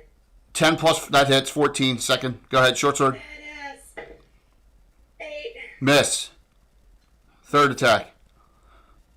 20. Let's go. Oh, God. 20 4th attack. with my long sword, and I got a 13. 3 hits. So she's 6 every 2. Because she's 3 every 2 in each hand. 2, then 4, 2, then 4. Duelist, okay? Duelists are really nasty. So, give me the critical hit, please. Critical hit. Uh-huh. I've got the dice right here. That's why you're not the tank, aren't there? I've got. That was a 21. Critical hit edge, 21. First crit of the day. Triple. Holy shit. Okay. With both primaries hitting in the secondary. You ready for this? 4 die 12 and a die 8 plus 10. Okay. God dang, too much math this early in the morning. I know. 4 die 12 and a die 8 plus 10. You just... Okay, so do I it. know how I felt Thursday. Yeah. Oh, yeah. Those guys are crazy, aren't they? 20, Yes. 27, I was giving out so much make-believe damage, it was unreal. 30. Alright, so 4 die 12 was 30. And then 30, the die 8 was 2, so 32. 42. Is 42. It crumbles. 42. It crumbles. Let's go. It's eviscerated. It's gone. He's like, Chudley comes over to you and says, "Oh my God, I'm in love." Oh my gosh, where'd you learn how to do that? And she just looks at him, passes his little head, and says, "It's okay. Do you have any more candy?" He says, it's a pull once per day. Oh. If I... Yes. Ori, I hope Smee doesn't get any word of this. Smee? Smee, I came on Smee's barge to Altamira. Yeah, it's me and me have an understanding. It's okay. You can have a gnome sandwich. Oh my gosh. He's like, Smee charged me a lot more than I thought I should be charged. I'll have you know it, but that's okay. Everyone's got to make a living. I know how difficult it is, and that's not my purses are getting thinner and thinner. So, but I understand. But like I said, wow, you're amazing with those swords. And he looks over at Ithranel and says, I don't think you're that. I think you're probably pretty good too. I think you just got a little nervous. That's what he says to Ithranel. He's trying to not exclude anyone from the conversation. So, all right. What do you do? It might be better if you start excluding people from the conversation. Okay. You have a dead hill giant. You have a dead undead hill giant. You destroyed it. Like, you don't talk to somebody from a noble house that way, especially one so pretty. Okay? You're all. I mean, my love of my life was the most beautiful woman in the world, but you were all just extravagant. That comment just bounces off the balloon. So what do you do? Does he have anything to loot? No, the carrion birds flew off, by the way, when the fight started. So, yeah. Can we examine the body? Is there any kind of I don't know, anything that was used to raise it that we would be able to see an essence of? Give me a wisdom roll on a die 20, Ithranel. It's a 17 or less. 17 or less on a die 20. Okay. I rolled a 13. You're thinking to animate this corpse, which you believe was a hill giant, but emaciated, is strong necromancy. Yes. So we will be working with the necromancer, you say? Or we will be fighting against the necromancer? Strong necromancy to animate this. Mm. Give me Fallen, give me an intelligence roll on the die 20, 16 or less. I got a 2. You're rolling real low today, which is actually going to be good later on. So, No. you're like, Emran gave me something. I could track this back to where it came from. Oh yeah, okay, that's right. I forgot about that scroll. Yes. I'm gonna take that scroll out and send a thank you up to Emran and then use it. You cast it. I believe it's second level. Arathorn's Ranger Eyes, and you're like, oh my gosh! And you see the world a little differently. And you look down, and you go, wow! I see the tracks of this thing, and it goes off on a side pass up into the Lortmils, into the hills and into the mountains. So hey, Will, good to see you. William Henry Dvorak's on, everyone, who DM'd for myself and for the Muse a couple weeks ago. So yes, you go, wow, Rangers are cool. As you look around, you're tracking exactly as a Ranger would. Oh, I know Rangers are cool. Yeah, they are. So Fallen tells you all, I can track this thing where it came from. Very nice. I was hoping that Dave was go. going to be able to come at last second, but it did not turn out that way, unfortunately. But it's You're okay. welcome. Before we go, Yes. Actually, quick question. But no one got damaged, by the way. How are we on gore here? Because I know we typically do a little bit, but I had an idea that might be a little bit like a +1 to what we usually do. All right, I'm listening. Okay, so have you ever seen the Walking Dead show? Of course. Of course. Maram is sort of looking at this thing and going, I think I heard. Oh God. In one of the temples that he got kicked out of, probably maybe heard a couple months talking about what if you were able to cover yourself I knew you were in going to do that. viscera Yes. of an undead in order to imitate them. So, Chudley looks at you like this, There's definitely enough here. with his eyes popping almost out of his head, like you're not. Go for it, man. I mean, there's definitely more than enough here. He's like, I ain't doing that. Ori's already got her hand. She already wears her enemy's blood as war paint anyway, so she's like, why not? She's already got her hands in there. All right. Let's do this. Finally covers her nose and like, oh my god, stay away from me. All right. So, anyone else cover that? Stink. Anyone else cover you in undead, dead hill giant goo besides those two? If it helps blend me in, I don't want to use your healing if I don't have to, but I'm gonna be walking up and just spamming them. So Well, I'm on another. Actually, I have an idea. if it helps me get there. Chudley, do you have you have a performance background? Do you have a theatrical background at all? Yes. All right. What if now Orenthera, listen to me right now. What if Chudley was able to teach us, be our acting mentor, to teach us to act like undead? We infiltrate Bop the Necromancer. I love how you think that plan is going to go as smoothly as you say it will. Our plans always work. I don't know what you're talking about. It does. Oh. I feel like there's some large leaps of assumptions that are going on here right now. Yeah, there's a lot of holes. No, that's what she said, joke. But there's a lot of holes that have been unfilled. You already knew where I was going. There's a lot of holes that have not been filled in your plan that, makes me a little worried. Not as many holes that are in this hill giant now. I'm being so good. You have no idea. So there. I'm trying. Falling again, just like, migraine. So you've pointed out that there are flaws, but you haven't said no. So is this a possibility? I mean, there is a stroke of some sort of brain activity here. I mean, while we're walking, while y'all are tracking, I will take I'll take tips. Not the fun tip, the acting tip. Yes. I'll Charlie, take you tips, can educate us on the way. and then we can just walk while he does it, and then we'll test it out and see how it works. Okay. Y'all distract while I walk up and try to take him on. Yes. Yes, and as this is going on, finally, and staying ever vigilant to make sure that nothing, while this theatrical episode is going on behind us, That's someone's crazy. got to be vigilant and checking ahead of us. And we appreciate you for that.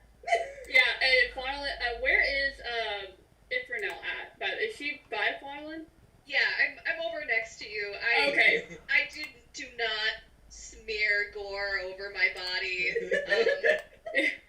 She leans over. She's like, this is a whole new level for us. Apparently, I don't know what has gotten into them. So I will go ahead and apologize if this turns for the worst. All right. Well, any way that gets the job done, it will be all right.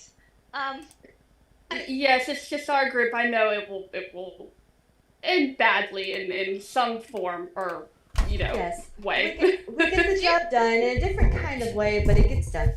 All right, I Do you figured. think that the necromancer would recognize which corpses it had raised? It depends on how many it's raised, because put it this way. Let's say you were a necromancer and you raised 1,000 undead. Would you recognize each one you met? Like, hey, that's Tim. That's Rob. How much pride do I take in my work? That depends. Maybe this is a lazy necromancer. Or the necromancer only wanted to raise certain undead because he could get, I guess, like the giants. They could be heavy hitters, so maybe the necromancer only raised certain class. Or certain that. Chudley says to you, the group, I don't remember conversations like this going on back when I was an adventurer 50 years ago. Well, a lot has changed in 50 years. Also, to didn't be know fair, us. yeah, most other parties wouldn't do this, but that's why we're Nuclear meat. there you go. You're catching on. And Fred. Nuclear meat. I don't get that name either, but that's okay. Like I said, I'm new to this. It's all new to me. It's like living again. So I'll figure it out. Perfect because some of us really like our meat. Yeah. Nuclear or non-nuclear? Chudley says to you, do you? I hope you like that chicken too. The rubber chicken. It'll make a great decoy. So who else is putting goo all over them? Two of you have done it. I think it's just us two. I don't think the other two are participating. Yes. We'll see how it Farland works. is too busy trying to track to make sure that nobody gets lost and that we're all staying together as the group because, someone's got to be the DD of the group. Yeah, so Farland's in front tracking, and she's like, wow, there are other tracks of large creatures that go off in other directions, like 2 or 3 other ones, but they all come back to, and a few hours later, I just want to say this, for Ithranel. Ithranel, you have a spell on your list at first level called Sun Scorch. First level has to be done outdoors during the daytime. So just so you're aware of that, okay? All right. It's getting late. Yeah, yes. Is it getting darker? Yeah, it's starting, yes, but you still have the capability of doing it. It does die 6 plus 1 point per level, die 6 plus 6, save negates, undead it's double, die 6 plus 2 per level, okay? Wow. Okay. Nice, dang. Yeah. So you come to what appears to be, and this is about 3 to 4 hours, a ruined, old, you could say it's probably some kind of religious building of some sort. But it's in ruins, but it's the thing that really disturbs you is I was looking at those. are these on It's spikes. a skeleton totem pole. Yes, there's one on either side, and yeah, you're like, what the heck? Yeah. Also, what's weird is you're not that far up in the hills, but it's gotten a little colder than you're used to. It's got a chill in the air. Farland looks at Cuddly and she goes, do you happen to know where we are? Like, why is all of a sudden He says, temperature change? it's a great question. I have no idea. I still remember I was not in a mountainous gnome. I'm from the Cron Hills, which is so House Jastrul is right on the border of the Cron Hills because your aqueducts from your estate go from the Cron Hills into your estate lands. Where you and Orinthera, who's from House Paddlemill right next door, you know the Cron Hills well. So like this, he's like he has no idea what's going on here. Why it's so cold all of a sudden. But that's what you see. Some kind of ruined establishment. Give me a wisdom check at -4, Ithranel. So you get 14 or less. No, I'm sorry, 13 or less. 13 or less on a die 20. I rolled a 13. Good. You're like, oh, this is a ruined church to St. Cuthbert. Aha. All right. So this is a ruined church of St. Cuthbert. How old or like how long has it been ruined? Okay. Like a long time. Elves who are 150, yes. The half elves are not going to know as much. Fornelin, Yes. you assume this has probably been abandoned at least 60 years, maybe 100, maybe even longer. So, yeah. It's because of, you're thinking to yourself, this could have been a human establishment that got destroyed during the Hateful Wars. Going way back in time. Yes. Gotcha. Yeah. Knowing, because you're 150 years old. Hey, Rob! So. Yeah, I deduced that these ruins are at least been this way for at least 100 years. Yeah, that's your guess. Going, and you think that this may have something to do with another location that was destroyed in those awful times when the dwarves and elves and humans were allied, removing humanoids from these mountains. So, yeah, that's your guess of this. So, because it looks like it's overgrown, but the thing is that these skeletons on large impalement spikes, that's probably recent.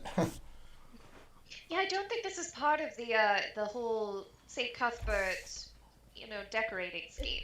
Yeah, that looks newly added. Yeah.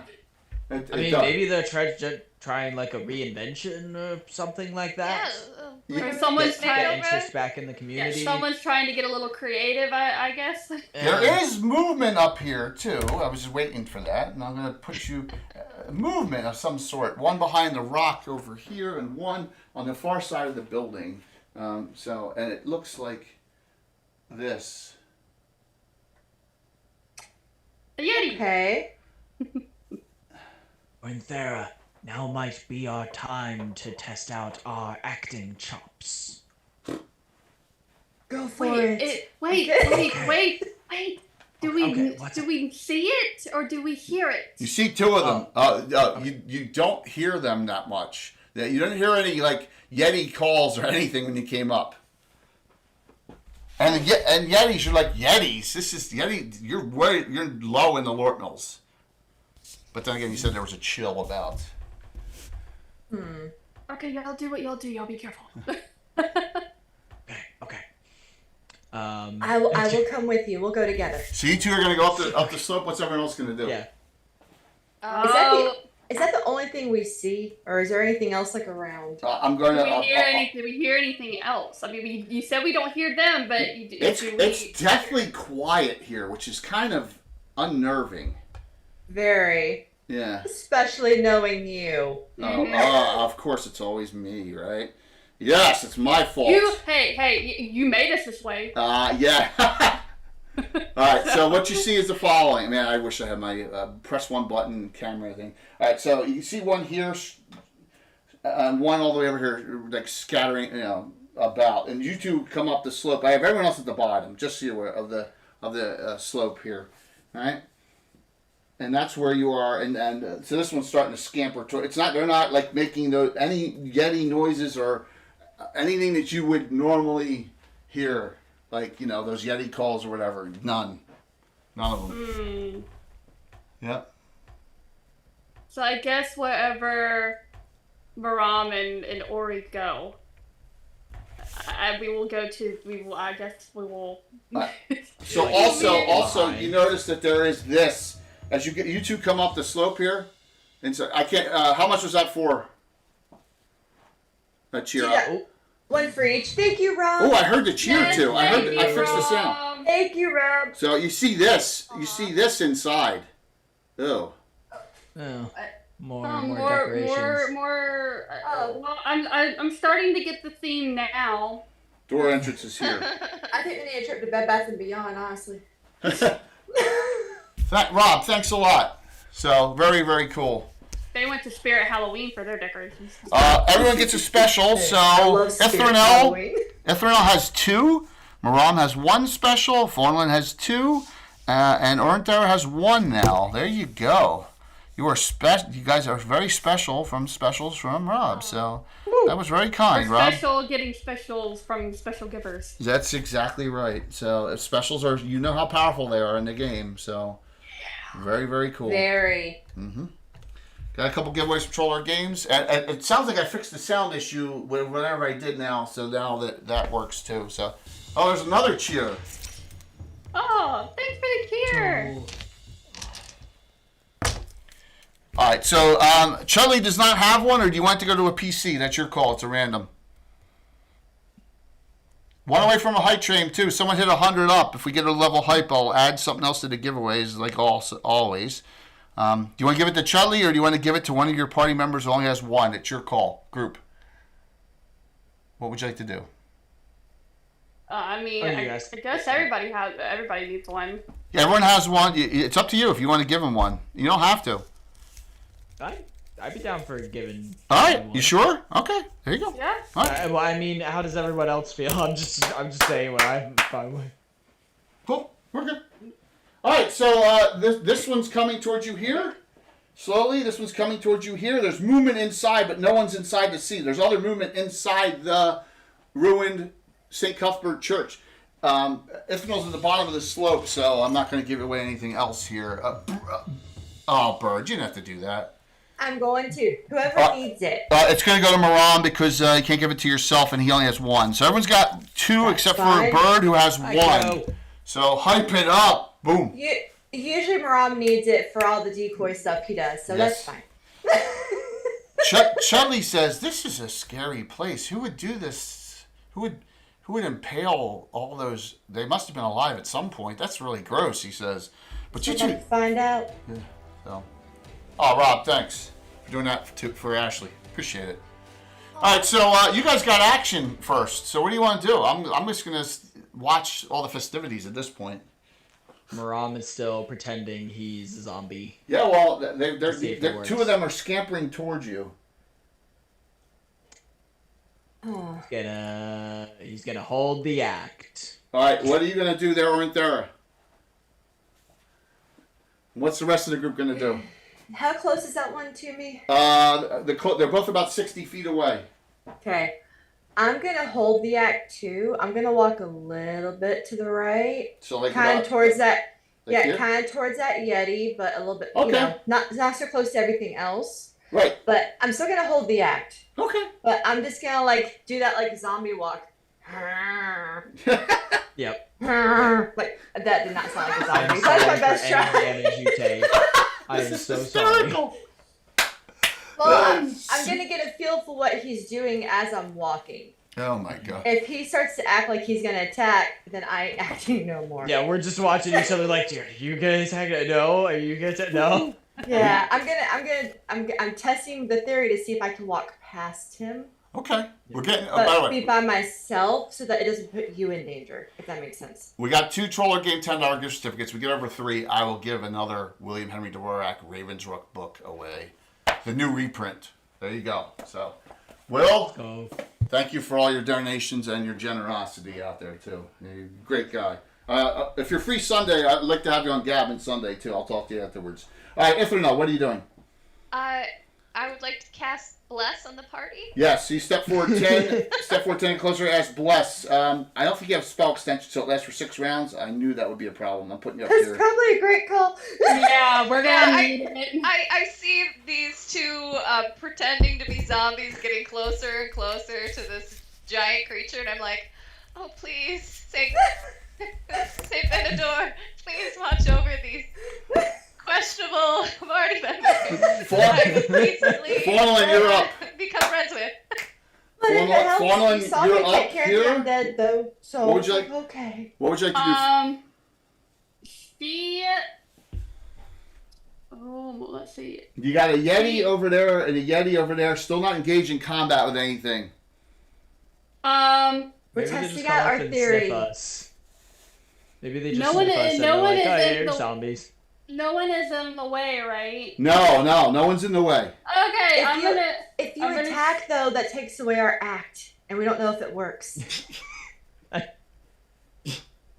I know what you're doing. That's why I'm saying it out loud. Coco is becoming increasingly done with our shit. She's just gonna move forward a little bit. Oh my gosh! They've been working on this act for so long. Heaven forbid I take it away from them. Oh my gosh! You're gonna move up to the. Chudley taught us I was well. gonna put you up Come the top. on. All right, so there you go. All right, what Chudley comes up with you and is like, "What the hell are they doing?" He says to you. He says, "What the heck's going on here?" All right, so this Yeti goes right toward Maram. This Yeti goes right toward Oenthera. Out of the opening here comes another one. Okay. Do they look mean?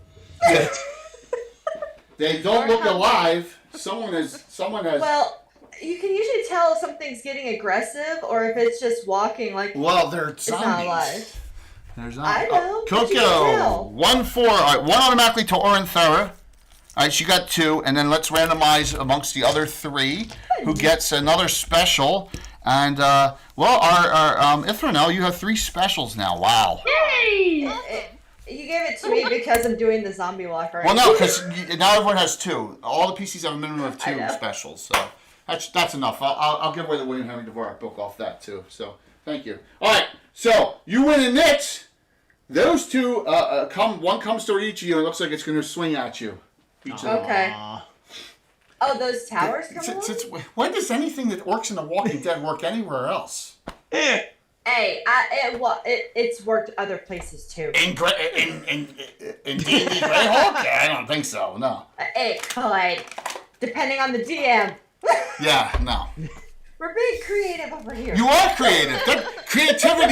Creativity is wonderful, but for it to work 100% of the time, no.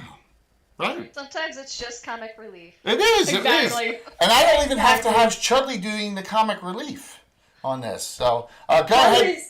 Charlie's like, do I actually want to be here? What Yeah, the hell am I Chudley. doing? Yeah, Chudley's Chudley like. is rethinking his decision. Chudley looks over at Farnland and says, "Has Oenthera been your friend a long time?"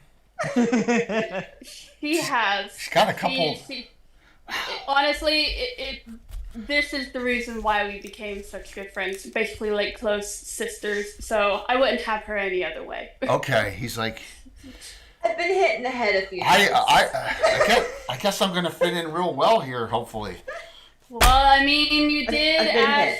hit. I'm pretty sure you've heard word of our group, and you did ask to join, so you kind of knew what you were getting into. Not putting zombie goo all over. I mean, my gosh, they're gonna stink for weeks. Eh. Yeah, I mean. Yeah, smelled well, very worse. creative ways to get yourself killed. So We've smelled worse. We've been in the salty dog. I absolutely love. There's so many the new emotes, too. change from Chudley being like, "Oh my god, I think I'm in love. Oh my god, you're so beautiful," and then just like 5 minutes later, covered in zombie goo. Ugh. Oh, she smells like the La Brea tar pits. Has she been your friend long? I bet those flowers would come in handy right now. Yes, they would if you could ever pull them out. But he hasn't rolled the number you need. So there's all sorts of fun things in his hat. All right, we go. There is. Yes, there is. We go over to our friendly, and these are large, by the way, of course. Go ahead there, Oenthera. Roll your attacks, please. These are these undead yetis are armor class 4, a little bit harder than the Hell Giant even. So roll me 2 attacks this round, please. All right, I got 16 That hits. Roll the second one. and 12. That hits with pluses. Die 12 and die 8 plus 6. Boom, boom, boom.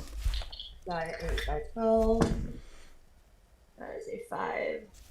16 plus 8 is 24. Plus 6, 22. You Oh, got 22. It. It's all right. 22. Are you gonna? What's our Maram monk gonna do? You gonna try and negotiate with it? nah. You squashed that, Jay. Yeah, he just kind of looks at Oenthera and goes, "I think we need to work on our acting more," and then he's gonna go into combat. Bastard sword or spear? I actually had one quick question. Please, of course. It looks like there's too much space, but just in case, is he somehow able to position himself in between the Yeti that's in front of him and the Yeti that's in front of Ornthera so that he's in melee range of both of them? You can move up, so as you're fighting, it'll take you 2 rounds to do that, but you can maneuver a little bit over like this round, right? And the next round get closer. Yep. It's a smart I must move. be drunk because Jay keeps knocking me over. I'm sorry. It's the ramp. That's so. Here, I'm putting these very small bases on this ramp. So I'm gonna put you both on the ramp here and here, but I just had to move you because you were not staying upright. Let me move this back here. There we go. And the reason that I asked that other question was because I wanted to see if I could taunt the one that's in front of Ornthera. You're gonna try and taunt an undead creature again. What are you gonna say to that one? As he pulls out his bastard sword, he's just going to yell, "You all know nothing about good theater!" So he, okay. Alright, well, we'll see if that worked on the other one. Yep, they probably did, but we'll see. Deeply offended. I love it though. My gosh. Roll your attack. Are you using bastard sword or spear? Bastard sword. Roll the hit, please. Okay. It's all in good fun, too. That's what I said. The theatrics are awesome. I rolled a 6, so plus 3, that's a 9. Miss. Okay. Ithranel. And it's still light out right Yes, it is. Now you also have. I'll let you move up this to there, and then if you want to, you can hit the others. Engage in melee combat. It's single targets. You won't hit your friends. You can sun scorch any of the 3 you see. now? Okay. Yeah, I'll try to sun scorch whichever one is closest to us. All right. So I'm assuming you don't want to do the duelist because she's a law machine. You want to help Maram and do his. Yes. Okay. Roll me a die 6, please. Okay. 4. 4 plus 2 per level, so that's 16. I failed my save. You had 16 points. You burned it, the undead creature. Yeah, light just comes down from the sky and strikes this thing. Yes, that's a lot of damage as you burn it. Now it doesn't make any whining noises or anything. You would assume all these have been animated, which if these are naturally occurring creatures. So you may be a little sad about that someone's, and also they're from the upper mountains. They're not from down here. So yeah. Okay. All right. Go ahead there, Farland. There is one that's clear. There's one that's clear. She is actually going to use one of her Burning Hands charge on the closest one to her. All right, so you got to step up and get close enough to this one and angle it so you hit the one on Maram as well, which will put you, because of the fanning arc, within melee combat of it, but you can still hit it it's no save. Yes? Okay, yes. Charge marked off, 6 points, no save. You're down to 5 charges. Okay. So it got hit by a Sun Scorch and a Burning Hands this round. And Chudley, he's like, he pulls out comes over here, steps near Ithranel, pulls out his sling and slings the one that's moving forward. And he's like, he pronounces, if these are enchanted creatures, I want you all to know I have one enchanted sling bullet, and that's it. So all he has is 1 + 1. Why did you not come more prepared? I haven't been adventuring in 50 years, my lady. I know, but if you knew you were going to adventure today, you would have come more prepared. I did not know I was going to adventure today. The adventure came upon me, and I have no money to buy anything else. I'm almost broke. That's why I'm piddling in a place that smells like piss and vinegar, the salty dog. Oh, And also, to be I fair, can't with this gnome person anymore. What's to be that? fair. Oh no, sorry, you go. 3 points he did on the one that's moving inward, in toward the group. Nice. Yes, that's it. Now, we'll do my attacks. I have not damaged anyone in the party yet at all, which is really weird this late in the game. Nah, not really. All right, You like it. First Let's attack. keep it that way. Yes. Well, we'll see. They get 2 attacks. Claw. We'll do it on Maram first.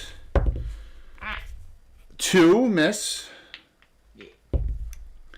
Critical hit. swear. 20. So that's gonna be a special. You're gonna undo it and just make it a 19. I have none to race you with. Or I'm not gonna cry about it or do my wah head. Well, maybe I'll bring my wah head up. But I have no specials at all. So, but one did hit. The first damage to the party is of 4 points there. Maram, you get hit by a Yeti Claw. Undead Yeti Claw. So you're down to 41. 2 attacks on Orinthera. Miss. It does not have weapons, so your armor class is your base armor class, Orinthera. It's not fighting you with, so your base armor class is 0. I missed twice, though. All right. Let's go. This one here starts scampering toward Ithranel and Chudley, and one last one makes its way out in the opening there. So there's another one. So you got 4. Right? They better don't.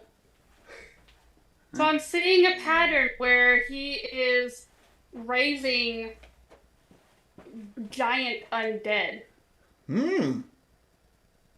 That's interesting there. Suddenly, undead dragon. Oh God, please no. Don't give the DM ideas. No. Stop it. If we see him disappear off screen, we know what he's doing, and I'm blaming you, Cork. I'm blaming you. And then Ori can't kill a dragon. She don't have range. Not with that attitude. She can throw. I'll throw Chudley. Yeah. Exactly.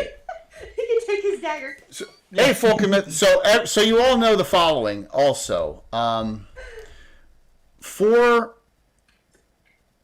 Saint Benedor hates undead, but most of all, Saint Benedor's goal is to eliminate Greyhawk from all Death Knights. All right, just so you're aware, that's Saint Benedor's ultimate goal. So, Why'd you bring up Death Knights? I'm just telling you, like, the ethos of the deity. That's all. Okay. Saint Benedor is the Death Knight hunter.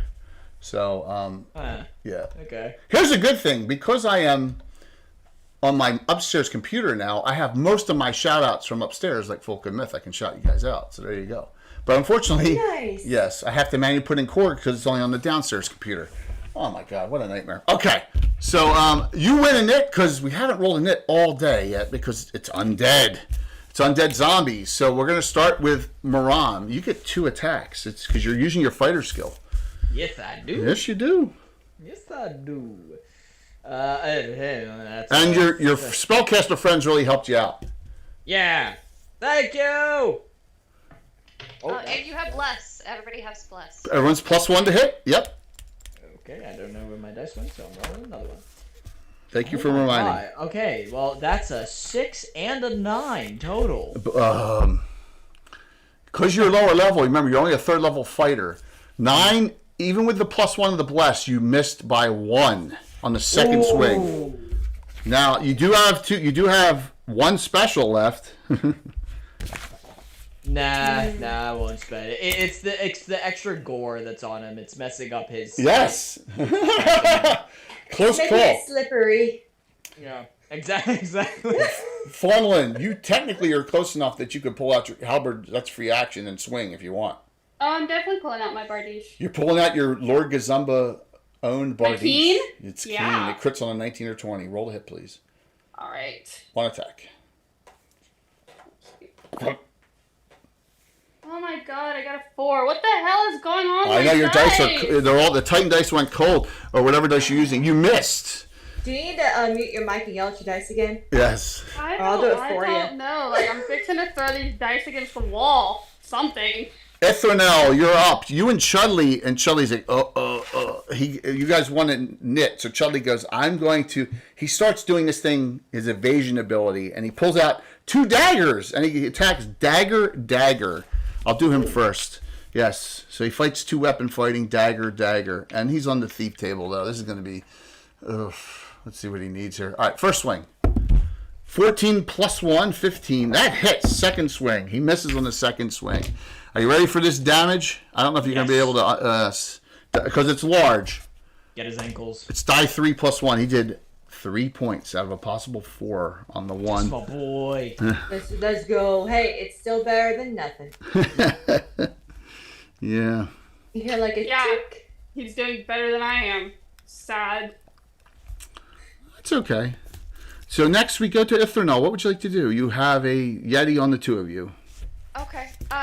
Is this a good time to cast that protection from undead? Yeah, you want to cast it? Yeah. So you want to cast protection from undead, 10-foot radius. All right. So during their actions, I'm going to say everyone's close enough within the 10-foot radius. All three of them, and when the fourth one gets here, is and another -2 to hit. Protection from undead, 10-foot radius, and it lasts double. I think double duration. It's 12 turns, I think. Let me see. On your sheet, It says 12 turns. Yeah, it's double duration, so it's 12 turns. It's 2 hours, so it's a great time to cast it. Nice. Okay. Protection from evil, 10-foot radius, centered around wherever Ithranel is. Yeah, she just goes, undead, go away. Protection from evil, 12 turns. All right, that's fantastic, actually, to cast it now. All righty, Okay. when we go lastly to Ornthara, 4 attacks.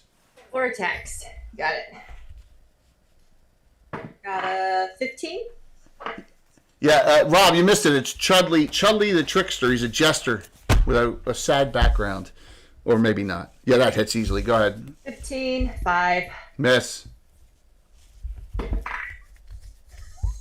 I got a 19. Let's make that a crit. Yes. Go ahead. Critical hit with your special, and then roll your last attack. And then I got a 7. God dang it. Both your primaries hit. Give me the critical hit edged. Okay. Hit. Thanks, Greg. 61. 61 edged. All right. So your weapon is actually stuck in it. Oh, that's not good though. Well, it is because it does damage every round, and you and you can just pull out your secondary weapon and then pull it out at the So you actually lock. I'll get it back when he's dead though, right? Yep. He's just holding Okay. it. Oh, absolutely. So Valiant is stuck. That's true. Valiant's buried deep in. You can actually secondary pull out for next round your +1 longsword, an extra fire damage, or your scimitar's keen, right? Yeah. Yeah. So all right, all right. So give me 3 die 12 plus 10. No, 3 12 plus 8. 3 12 plus 8. Borg and Berg got a special. Okay. Thank you, Rob. Yeah, with Rob here, I got no shot today. Nope. 17. Hey, Curtis! You said plus 10? Yeah. No, plus 8. Oh, plus 8? Yeah. 28. Oh. You did 12. Curtis! You did 12 last round. Yours now. Free action. You can pull it out because it's dead for next round, so you don't. It's down. Let's go. I want my sword back. Plus, bitch. you're not going to get attacked. So, my actions all undead are -2 to Okay. hit. This one takes its place. Cannot swing at you because it moved more than 10. We got a this one attacking on oh my god, Maram, and then this one I'll randomize it between Chudley and and Ithranel. Here we go. So first things first, on Maram. Yes, undead yetis right now. Everything is dead so far in this. Maram, 1 hit. That's it. Damage. If I hit with both, I can actually hug. Even though they're undead. Damage this time of 7 on Maram. Maram, you're down to 34. All right. Not Can you hit me twice next time? I could really go for a hug. Yeah. What a dangerous hug. Yeah. Okay. Yeah. I'd be like, I'll give you a hug. We're both covered in zombie goo, so they won't want to, but I will. I will be right back. I'll give you a hug. No problem. Zombie hug. The other one. Here we go. Here we go. Let's go. Even with the -2, I did hit. By the way, the other one attacks Chudley. Chudley is evading with his skill, so he's actually his armor class drops to 0.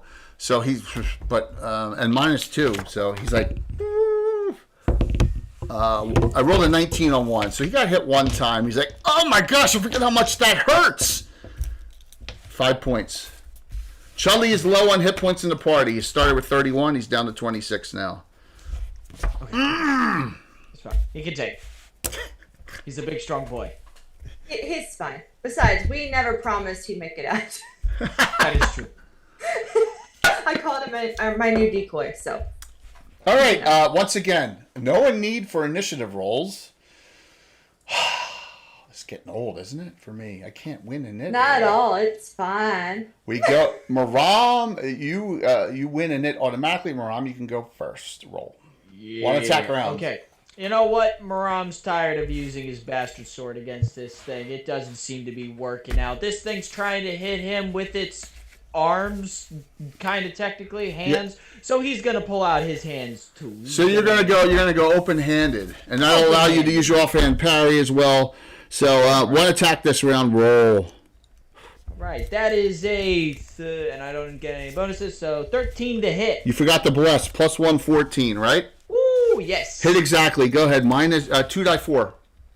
All right. No stun on it. You didn't do high enough. By the way, your taunt obviously didn't work that last time. The thing's dead anyway. Yeah. All right, that's 5 damage total. 5 damage on that Yeti. Go ahead there, I'm sorry, not Orintara. Go ahead there, Forlin. You're on it still. It's 7th level, you get 3 every 2. You're 6th level fighter. At 7th, we'll get 2 attacks in the second round. Yeah, I want to hit with my Bardiche. Roll. Hopefully, come on now. Your Gazumba Bardiche. I got a 9. That's, you know what? Let me check. You're on the 6th level fighter table. Remember, he was attacking on the 3rd level fighter table. 9 plus 3, right? And then a plus 1 for the bless. You hit with that natural 9 on the dice. Nice. Yes. So give me 3 die 4, right? Plus 4 with your Bardiche. You hit. 3 die 4 plus 4. That's 3 to 12 large.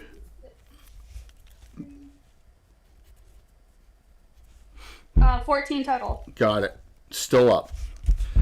Orinthara, you can pull out that sword. It yanks out. There's more goo. If you want to put more goo on yourself, that may help, or maybe not. But it didn't work, so I'm just gonna keep fighting. All right. So you pull out and you go long sword, short sword. Go ahead. 2 attacks. Yeah. Well, which one am I closest to? A new one came. A new one came on you from the. Okay. Oh my God, that didn't sound good. A new one approached you. Reminded me of college again. Oh my gosh. So you're covered in another type of goo. Oh my gosh. Oh sure, I walked right into that one. Yes, Go you did. ahead. Yes, you did. Roll up. All right. That's a 10. 10 hit with the pluses. Okay. Yep, secondary. Let's go, and 12. Yep, 12 plus. Yeah, they both hit. Okay, let's freaking go. These things, the armor classes are not that good. Die 12, die 8 plus 6. Yeah. Die 12, die 8 plus 6. Yep. Okay. Mm-hmm. That is a 16, 22. 22. Those dice aren't doing too bad. No, that's pretty good. Ithranel, you are up. You have a Yeti that swung at Chudley. She's gonna try to use that bastard sword again. Yes, plus 3 to hit now with the bless on and the strength. All right, come on. Yeah, there we go. So I rolled a 17, so that is dirty 20. Yep. So give me 2 die 8 plus 2.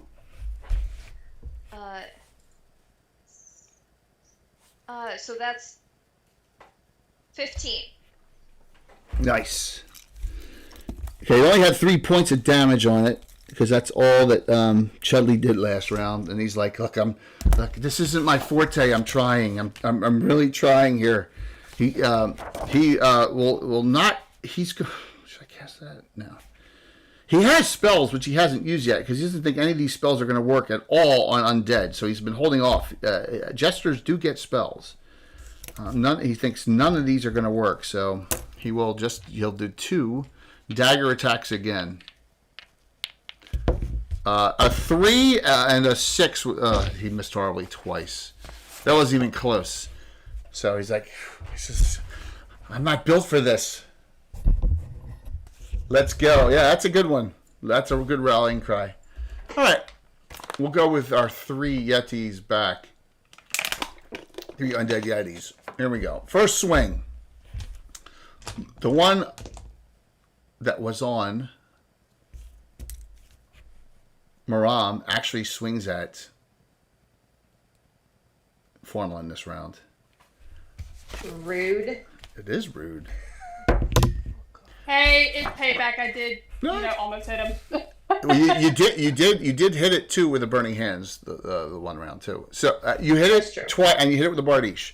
So 18 minus -2 for the protection from undead. It still hits. So you take your first damage on the second swing miss. Your first damage is 6 points for the adventure, Farnelin. Your damage now you're down to 40. Oh no, I'd be worried. What am I gonna do? Orenthera, who's still undamaged at 68 hit points, has this Yeti on her. 2 attacks, 7 miss, -2, 16 -2. Let me check that. 14 on armor class 0. That is awfully, awfully close. And guess what? It missed by 1 because of the protection from undead spell. Let's go. There you go. Yeah. Yeah, it worked. I love it. Let's go. The last one switches from Chudley this round to Ithranel because she at least did something on it, and Chudley did nothing. So they're kind of dumb. 2 attacks on Ithranel. She's armor class 2 because she's using her weapon two-handed right now. 2 swings. -2 to hit. Better don't. 13 -2, 11 misses. 18 -2, 16 does hit. So you do take a little damage as well, and you take 5. So everyone but Orenthera is damaged right now a little bit. I'm not really, it's almost going to be impossible for me to crit. I have no specials, and you all each have 2. So, you guys are in good shape, thanks to Rob and the rest of the group.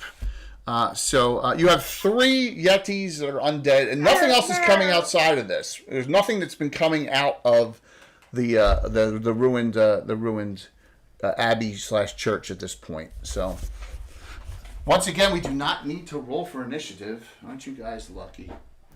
You guys are so freaking lucky. You guys are wonderful.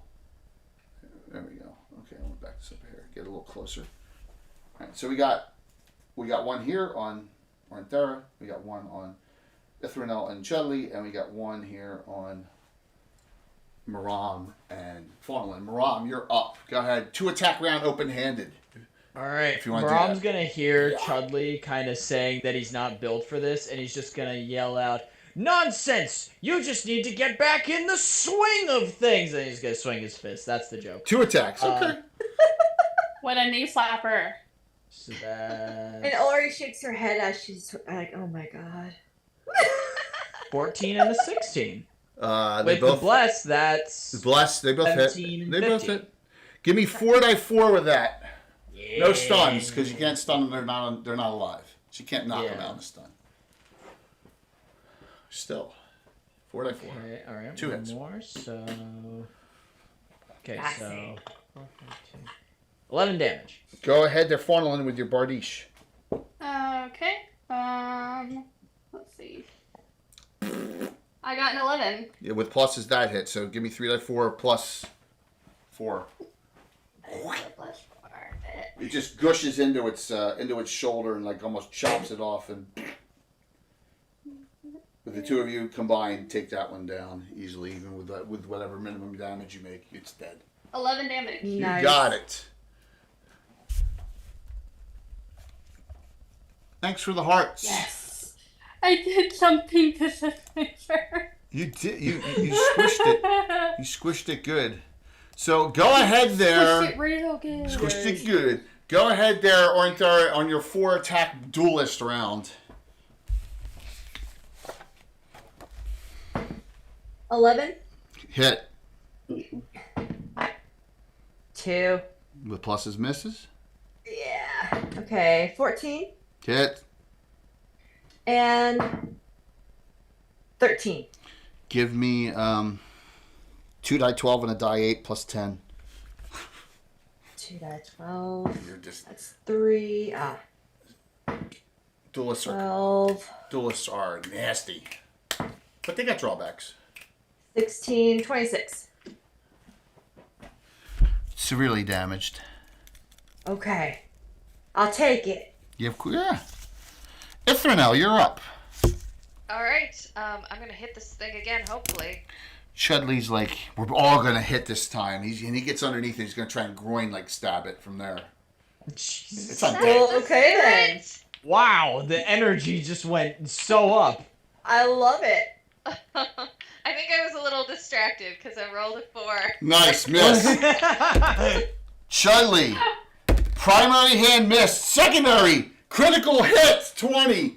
He rolled a natural 20 with a dagger. It's missile thrusting. Oh my gosh. Fonelin will give him an applaud. Yes, missile thrusting crit of 78. Yo, this thing's nuts are gone. Holy shit. He did triple, so that's 3 die 3 plus 1. Woo! That's a lot of damage. Aw. She's like, yay. 6. You hear a weird gushing noise when he does that, and like he gets a little weird goo on his on his on his shoulders and stuff. He makes sure not the hat. So yeah. Well, that he got goo on him in the position he's in too. Yeah. I'm being so good right now. At this point, Jay, you should have just named the adventure, the name of the adventure, Goo Goo Goo. Where'd the goo goo go? Where'd the goo goo dog? Who's that for, Vamp? Let me know who that's for. There you go. No. Muse, you got a regular. Aw, thanks. So you now, there you go. So you, Ithranel now has 3 regulars and 3 specials. Wow. You'll need them, trust me. I always say that kind of stuff. Right? I always say that because I have this neat emote that it's called the 80s J Mind Games emote. There you go. I like to play with people. So 2 attacks on Ornthera, right? Here we go. You're fighting it. 18 minus 2, 16. That hits you. I hit 1 time. You're finally damaged. 6. You're down to 62 hit points, which is still way more than anyone in the party even has to start with. And then the other one goes after Chudley. Now, he was not evading that round, so here we go. Chudley, armor class of 3. Well, he's going to lose his only special as I critical hit him with the first. Oh, and then I hit him with the second. I hit him twice. He gets... Not only does he get hit twice, he get no crit because he undoes it with the only special you guys let him have, which is good. But he's getting hugged by it too. Hit, hug. Oh my gosh. Mom wanted that hug. That's just rude. I don't know if you do. So it's now it's a cold emanation hug. It's die 8 for each hit. That's 12, and the hug does 2 to 16 extra. No. He did another 12, 24 points. Chudley is 26, right? He's down to 2 hit points.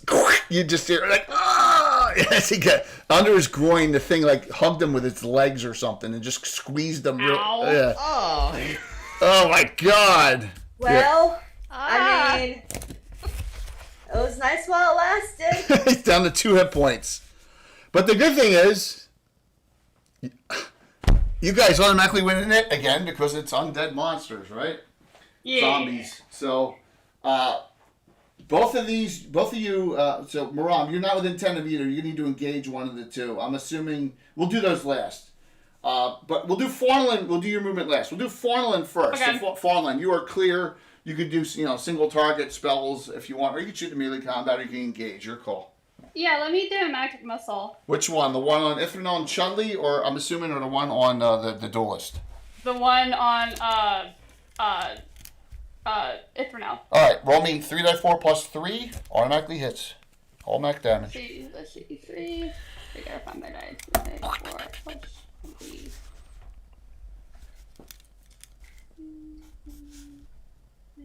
Uh, 8 points of damage. Okay, Ithranel, you can go next.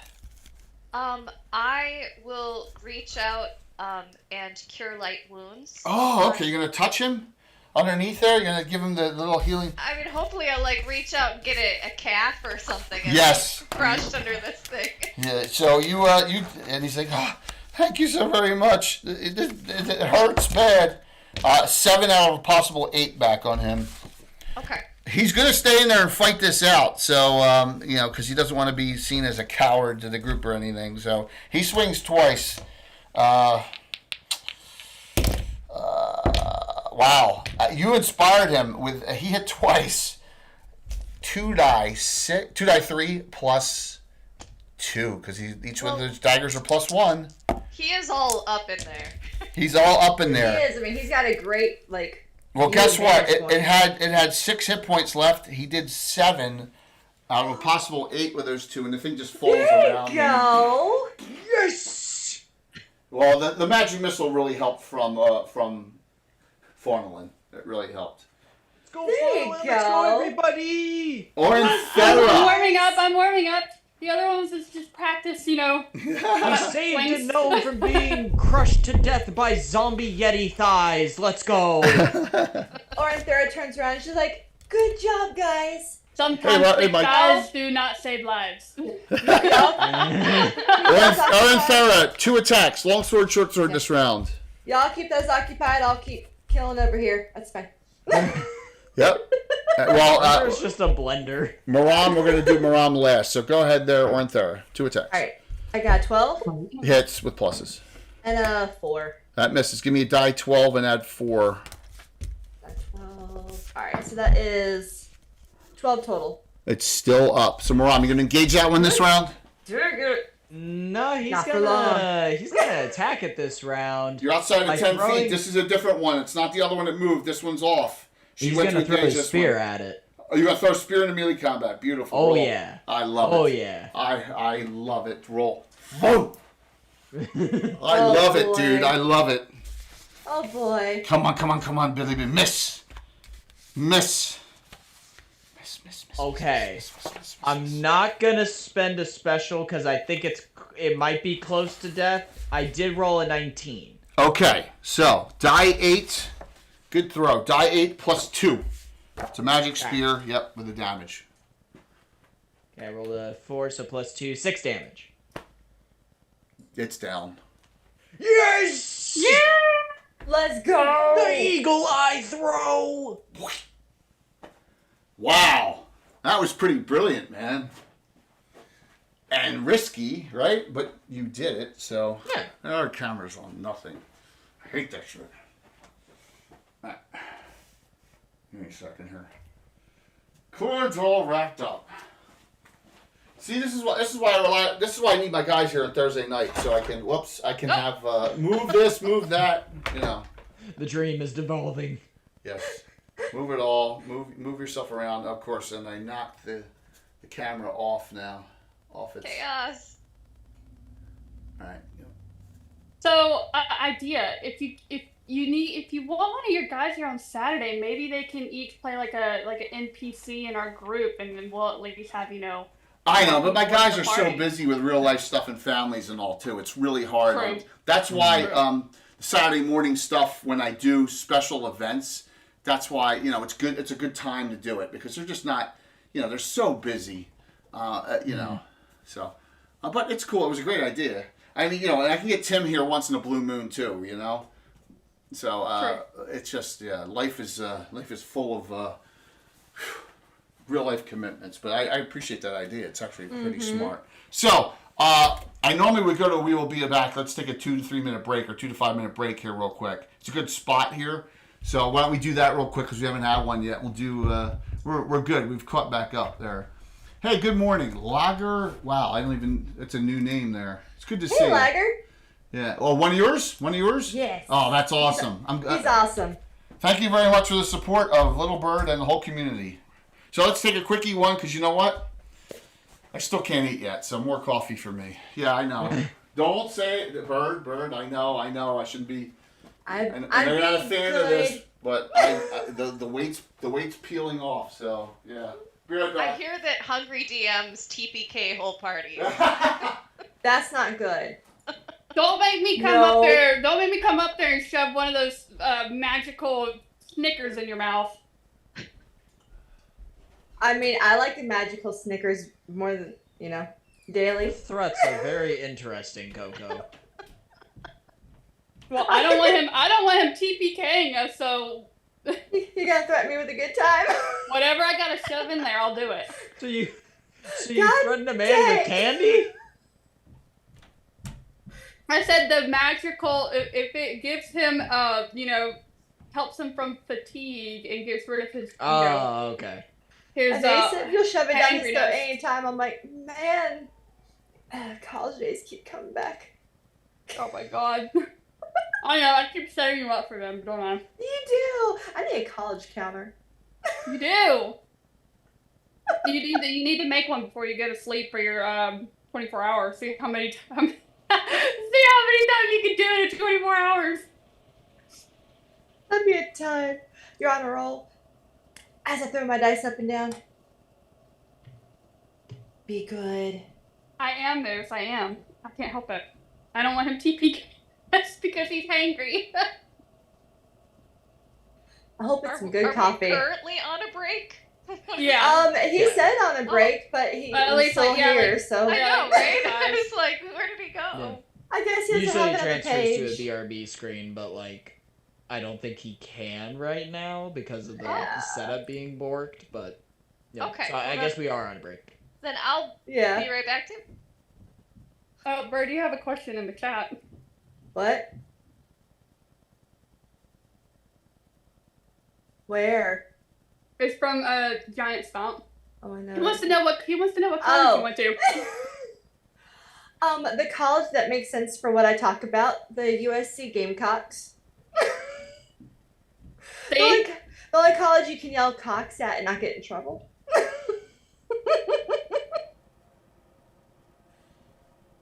But no, I went to USC. I love my Gamecocks. I remember distinctly that somebody came, like, when I was back in high school, and, like, this was when people were getting their letters of admission and stuff like that. Somebody came to school wearing a shirt that said just Cox across the top of it. And I think it had, like, some extra, like, smaller language. I didn't know that was, like, a thing. Uh-huh. So I just thought they were very enthusiastic about a particular part of the body. And I was like, okay, go off. Good for you. And then I found out later. Yeah, Bird's team is the only team in the SEC where you can proudly shout the word Cox and it being a good reference. And then everybody else starts chanting right along with you. Yep. I have a couple of the shirts that just say, like, Cox in the front. Then it has a picture of a Gamecock on the back. So I'm like, see, it's for college. Get your mind out of the gutter. Bird, it's kind of hard when you're here as well. And your mind stayed in the gutter. And my NFL team is Carolina Panthers. I know we suck, okay? I know we suck. Don't get at me. It's the Carolina Panthers, and their motto is keep pounding. So... Wait, that's their motto? Keep pounding. Like pounding the ball for a touchdown. But that's South Carolina, too, so I just have the perfect combination. Oh my gosh, I'm logging on AFK. Normally I'm on a We'll Be Back screen, but I can't go to that because... Oh my gosh. Yeah, Cord told everybody. Yes, what a disaster this morning. I was lucky to get this all up. Just my other machine's below this one. This is the one from streaming you usually see upstairs, but you know, the newer one, but just issues. All right, so and thanks for all the support this morning. Really appreciate it. Yeah. A little grass-fed butter in this, right? There you go. Bottoms up. Black coffee. Nice. Uh-huh. Okay. Chudley's off. You hoped and dreamed. What's that? I said everything you hoped and dreamed. Yeah, exactly. I said, but I know it's too fast, but 11 pounds in a week, so it's just, I guess. It's all water weight though now. It'll get harder and harder. So, yeah. Oh, he's definitely thinking about a greasy cheeseburger right now. As long as you're getting your nutrients in, that's what matters. And physical activity. Anna computers go down just as badly as mine. I got two monster Alienwares, man. It just is like something weird was happening where it was erasing my Microsoft login ID and all. I think it's some kind of thing going on with the XSplit broadcaster on that other machine. So I'm just going to reinstall some stuff. All right, Chudley's off 22. He's down to 9. Ethanol's off 5.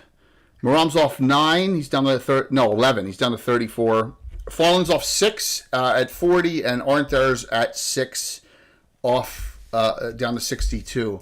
So I thought to say I ain't down to 6. yeah, no, you're down. Back. Yeah. Everyone's got specials except Chudley, who's out because he used his to avoid a crit, which would have killed him probably or put him in the negatives severely if he did not have that special. So the audience did save his butt there. So he says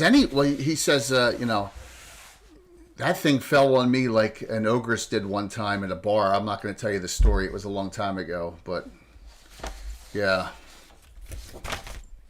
I got crushed there too. He says if you have who has those energy bars, you should eat them now. You should eat those energy bars I gave you. So Oenthera has one and Maram, you have one, don't you? I do, but I think I shall save it for now when I'm a little bit more in the dire of Okay. need. How about Oenthera? I mean, well, okay, so there's nobody around us right now. I know we're about to walk into this place.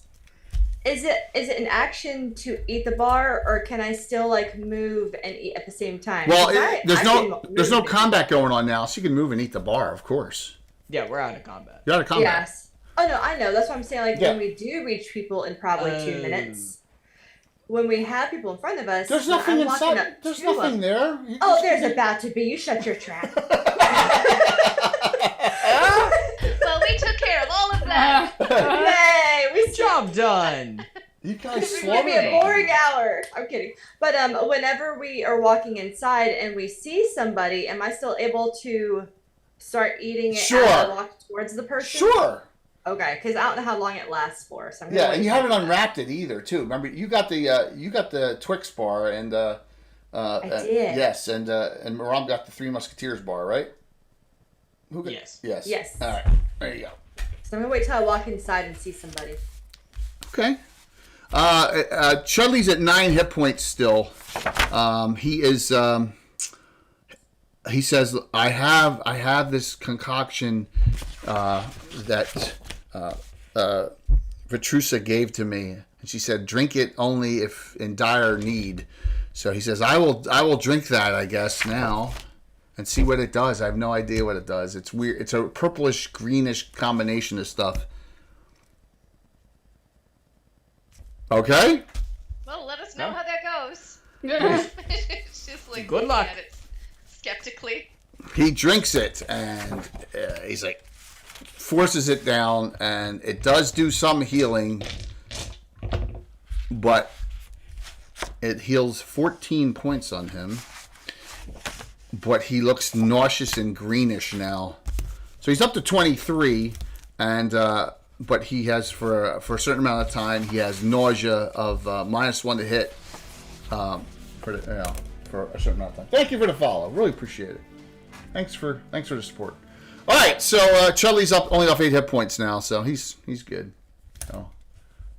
Holy D&D heaven, I like to hear that. So yes, we try here, old school all the way here, but you know, Chris. D&D is just another supporter. That's great. Yeah, he's a friend. The community is awesome. I love you all there. Thank you so very much. And he's awesome. Great guy.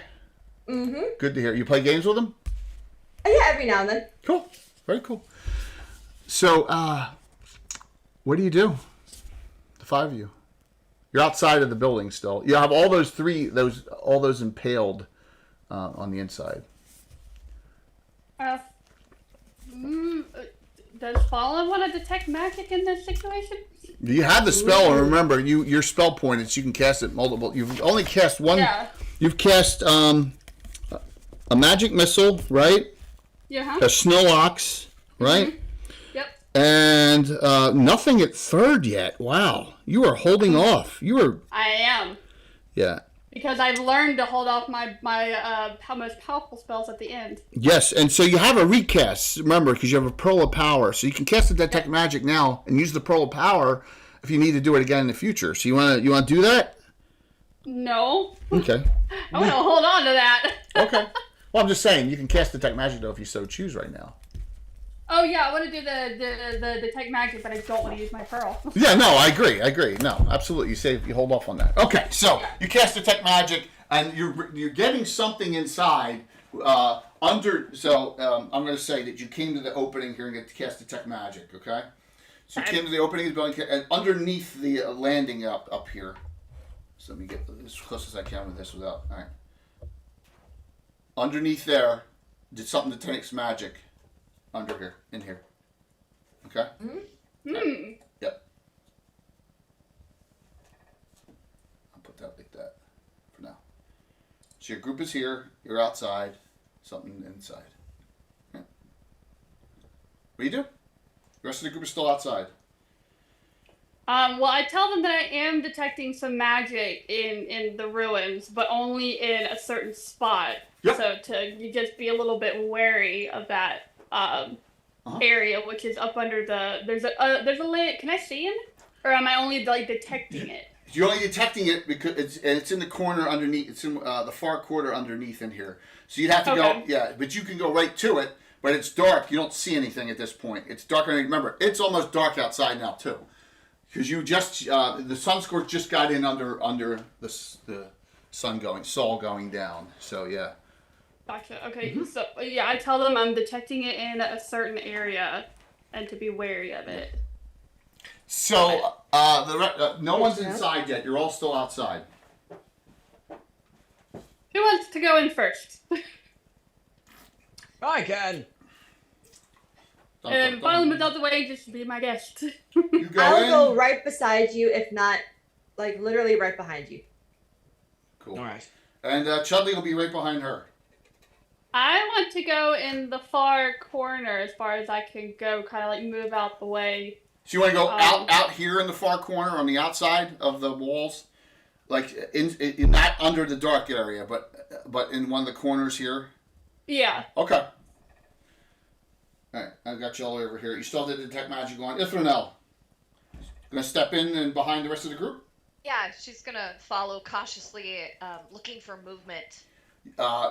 You see, unlike when you were outside, you saw the movement of the two Yetis that were in here wandering about. You see no movement at all now in this ruined shrine chapel. But you do notice something. Make it roll against your wisdom on a die 20. You want your wisdom or less on a die 20. Okay. I rolled a 14. My wisdom is 17, so. Good. So you're like, wow, this is an interesting place. When you come in here, you realize that this was probably the same Cuthbert, but you believe that also you see some, and they're all in ruins, but you see a ruined anvil, and you see some other stuff in here that makes you wonder. This was used by the dwarves to worship Moradin as well. So it was a dual use location, which is very strange back in the day, though. So St. Cuthbert and Moradin were both worshipped here. Okay, is that like common that they would share a chapel? No. But then again, those were war times, right? Long time ago. Things may have been better. It's kind of like the last march of the last alliance of the elves and men at the end of the Second Age. Something, But 100 some years ago, during the Hateful Wars, everyone was allied together. Yeah. But now, yes, far, far away. There you go, Rob. Exactly. So now, someone though has impaled more individuals on spikes in here, which is, it's a nice touch, though, don't you think? Looks really nice. And to certain people. There's Stuck with the theme, at least. Yes, there's magic radiating, and also, but you don't see anyone moving about at all. Now there's a ladder going up to the upper levels here as well, as you can see.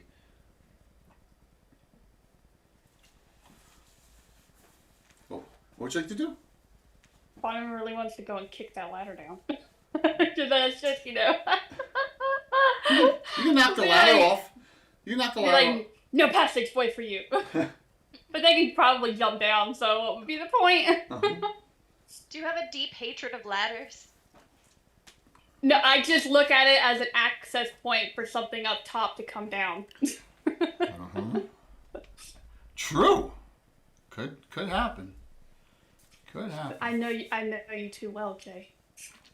I can try and take the high ground if you all would like. Do you want to climb up there? if that sounds good with the rest of the party. Forlin, you realize that your detect magic's only going to last so long. You need to go underneath there and find out what it is before your spell goes off. Okay, I'll go. I'll do it. I will go up there. I will go and detect to see where the magic is coming from. Chudley says, "I'll go with you. I'll go walk in there with you so you're not by yourself. Are you gonna go up? Are you gonna climb up the ladder while this is going on, Maram?" Yeah, he's gonna climb up the ladder. Real quick, you're up top. Okay.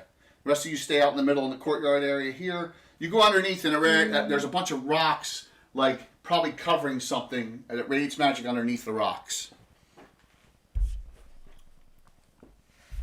Yeah, snakes and ladders. That's funny. Yep. But we can't tell what it is. You cannot tell what it is from here. It's detect magic underneath. She'd have to, someone's going to have to uncover the rocks. Yep.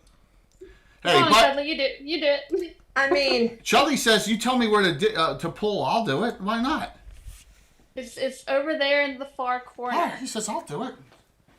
I mean, I'll make myself useful. She kind of like backs up just a little bit. I told y'all he'd be useful for something. He goes over and he pulls out. He pulls out, and there's a bag there. There's a bag of something buried in the, in the rocks. That who knows how long it's been there. And he says, "Well, is this what radiates magic?" And yes, that is where I'm detecting the magic from. Something inside radiates magic. Maybe dump it out. He hands it to her. He says, "Here." He hands it to you. Fallen. Mm-hmm. Of course he does. He says, "Well, you want me to go out in the courtyard? I'll dump it out in the courtyard." Yes, I like that idea a lot better. He says, "Why are you all so paranoid?" Pick it up because Jay's a DM. The evil DM made us this way. Because Jay's the only DM I've ever played. I've played with Rob. Never mind. But you know what I mean. My main DM. That I've learned from. So I'm going to estimate now in the last year and a half to 2 years, Bird, you probably played in like 18 games or something. It's been a lot. It's been quite a few games. And Coco probably 12 to 15, and Cord like 8. About now. Mm-hmm. That's awesome. It's been quite a few. Yep. I feel like I've learned some. Yeah, it's awesome. So he dumps it out. And there's like ching, and there's all sorts of things that fall all over the place. There's I'll keep track of this. There's 125 gold pieces in this bag. 5 gems come out. So and there's also a little it's not a brooch. It's a periapt. It's something you would wear, on your tunic or whatever. Yeah, and that radiates magic. Uh-huh. Oh, okay. Yep. Bonilyn will go and pick up the little pin or whatever and see if she can kind of look it over. Well, immediately Ithranel goes, that protects you against some poison effects. She immediately knows the priest knows what it is immediately. It's a periapt of proof versus poison +2 on saves. So there you go. Oh, okay. Mm-hmm. And then there's I don't think that's what all of these undead things are being radiated from. It's just treasure. I would hope not. You see, upstairs, you searched all the upper areas up there, nothing. So you're all paranoid for no reason. I just put a ladder there because it's there. Better to be safe than sorry. So, I got it. I agree 100%. So what do you do? I mean, is there anything else that we could see in there, or is just that was the only thing that was detecting magic? That was the only thing that detected magic, except gear on everyone else, of course, as well. So just so you're aware on that. 1 second here. I'm shouting everyone out now. Give everyone please follow all of them, everyone, please. All right.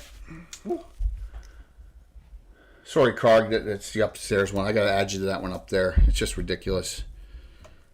Having 2 separate streaming machines is, but carrying this thing up and down 3 flights of stairs is not practical, That would be a lot. A week.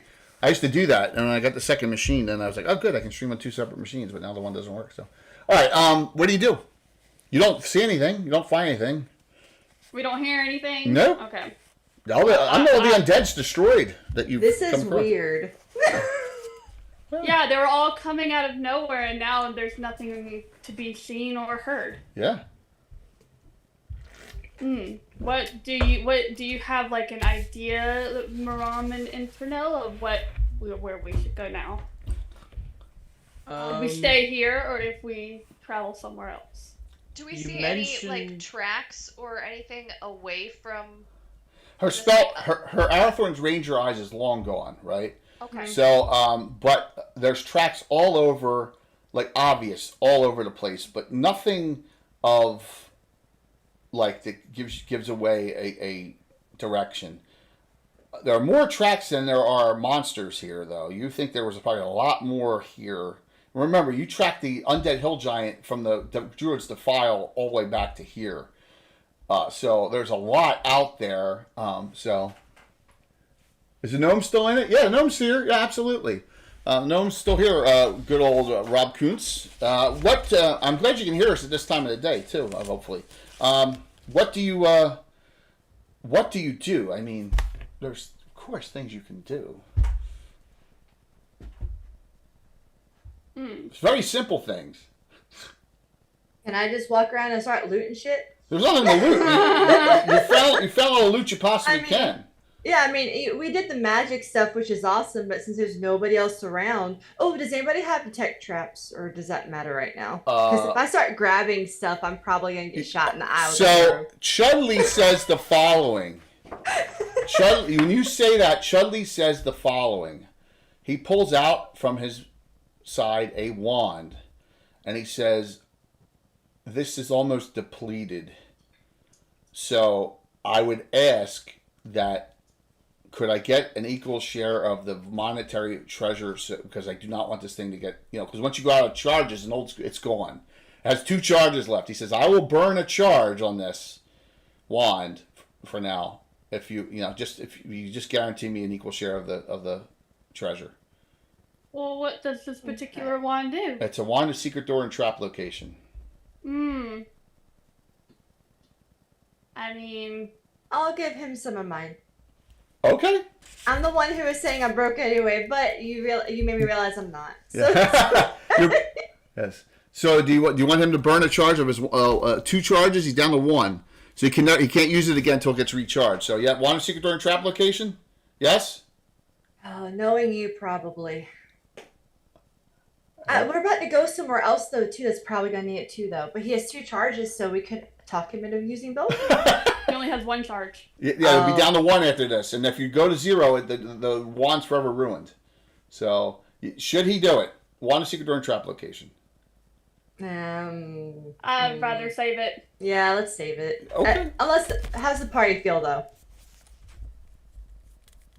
If you think there's a secret door somewhere, or that we should be, exploring further. No one's looked. Right? Okay, I'm gonna investigate to see looking. if it looks like there are additional hidden places. Like, does it seem like there would be a basement that we can't access? Or Got it. Well, Redneck Chris, Bird plays a lot, and I'm always looking for others. Get involved in the community. I'd be more than happy to set some stuff up with the crew.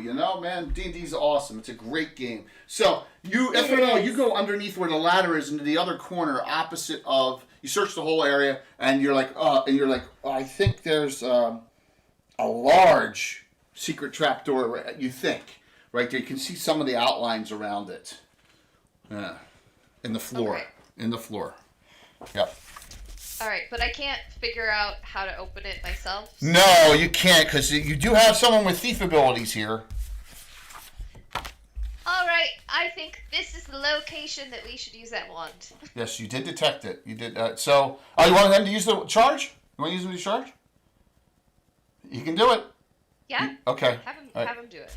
You mark it. He marks a charge off. He's like, Ithernel, you are very wise. He goes, There's definitely wow, that's a large secret door. These kind of creatures of huge size could come out of it. And he goes, and you're even more lucky. It's trapped. There's a trap on it, too. Hey. Okay. So, yes. Didn't trigger that. Glad we asked, yeah. He's like, I can show someone what to do, but they still got to do their... remember, he's a jester. He's not a thief. He doesn't have those skills.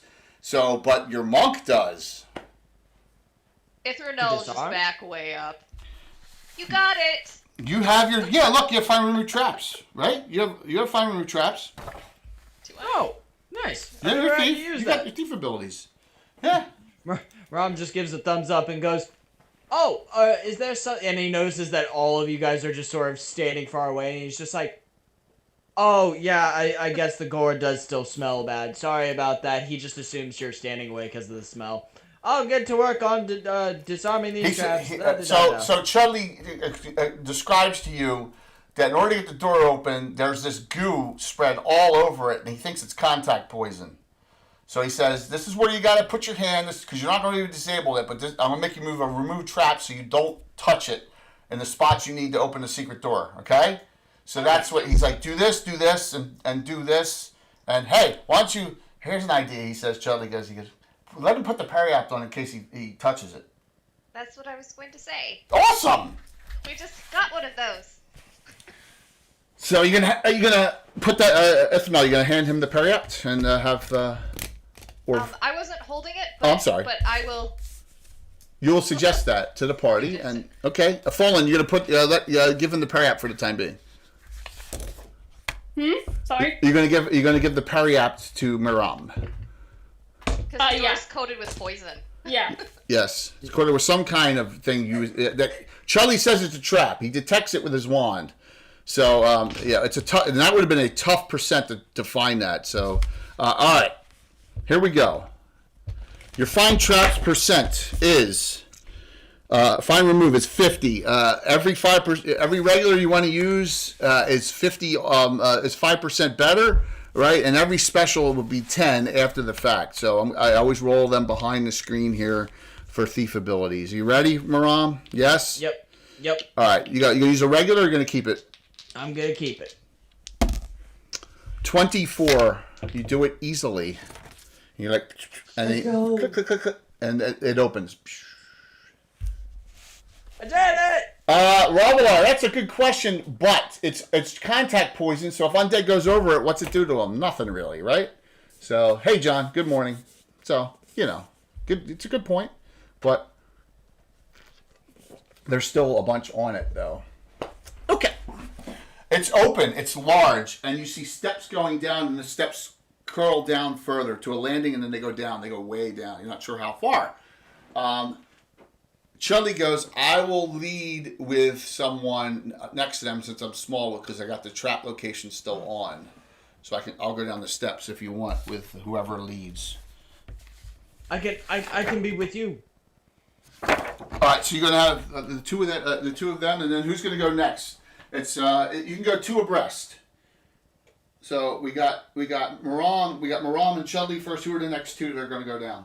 I will go behind them. Okay. So I can. Yeah. I'll go with. I will be the last one to go. Yeah, you and Ithranol last, so we'll do that. The 2-1-2. That's fine. It's fine. I just want to know in case someone falls or something. Because that doesn't happen that often, right? The silence is deafening, Jay. What could happen? We shoot each other, fall all the time. So yes. I did jump over that Usually pit. it's mostly self-inflicted damage, right? So Normally. landing, nothing. The spiral staircase going down, about halfway down, Charlie goes, and it's still on his wand, still is active in time. There is a tripwire.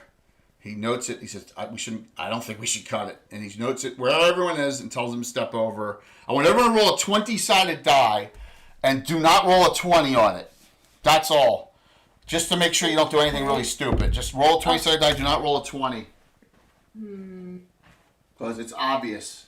I got a 13. All right. Everyone roll. Got a 9. Yep. I got a 5. That's good. Just don't roll a 20. Are you sure? Okay. Just don't roll a 20. Well, you don't have to worry about me today. Yes. Okay. Dun dun dun. Dun dun dun dun dun dun dun dun dun dun dun dun dun dun dun. Are we fighting Jaws? Yes. You're fighting Jaws, though. Jaws from James Bond. You mean Jaws Bond? Jaws Bond? Jaws Bond. Into the underground, way down deep. It smells like death. It's just even smells worse than all of you.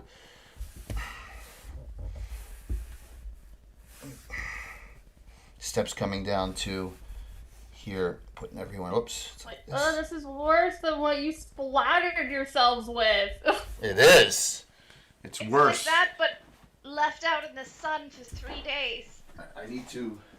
I'd like to think that like Maram and Orinthera have like a little bit of resistance to the smell at this point because they've been wearing this gunk on them. The bad smell of the room, even though it is worse, isn't hitting them as bad because they've been surrounded by a similar stench this whole time. So they're just like, it's not that great. Yeah, it's okay.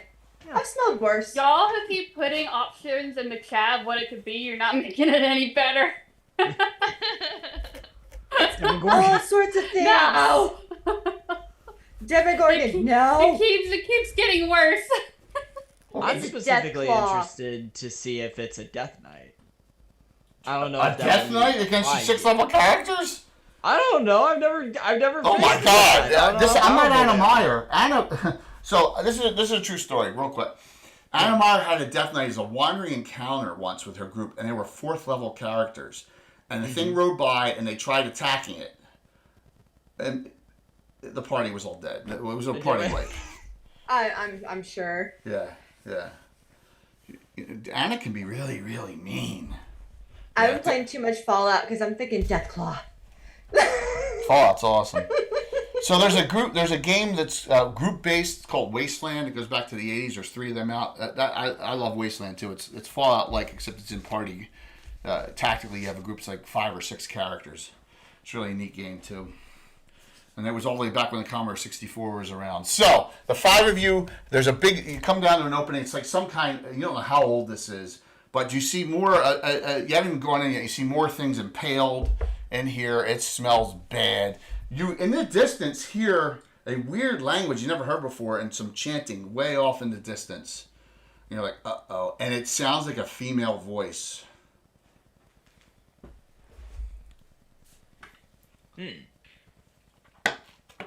Yes. I have no idea what this could be. No, All I you hear don't. is chanting. I'm going to... Shall we stealth forward a little bit to see what we're dealing with? What's this stealth stuff? Charlie says. What? I'm just.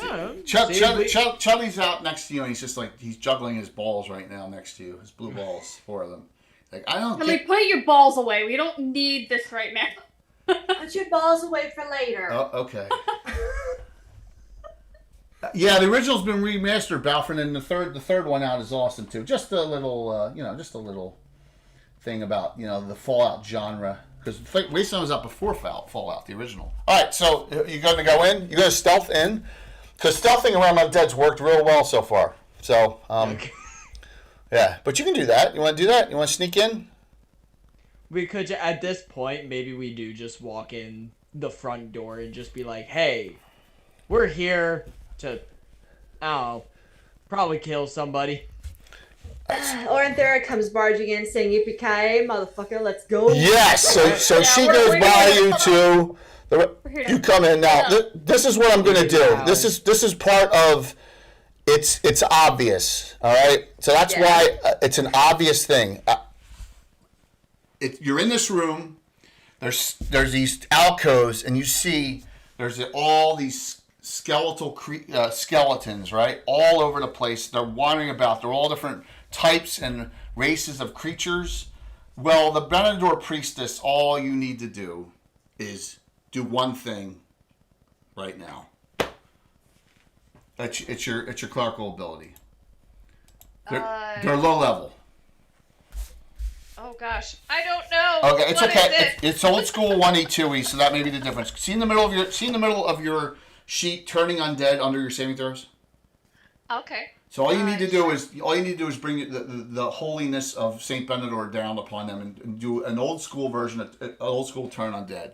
So all right, yeah, you'll just yeah, and with skeletons and your ability, boom, you kill like 14 just regular skeletons now. They just all and it's a D. You completely destroy them. They're all gone. So there was skeletons of some humans. There were skeletons of like some orcs. There was even a dwarf skeleton, and all those things were just wandering about. And you just go boom with, and they just all disintegrate. That's why I didn't put them out for the sake. So there was like 5 here, 5 back here. You wipe them out instantly because that's your power. Yep. All right.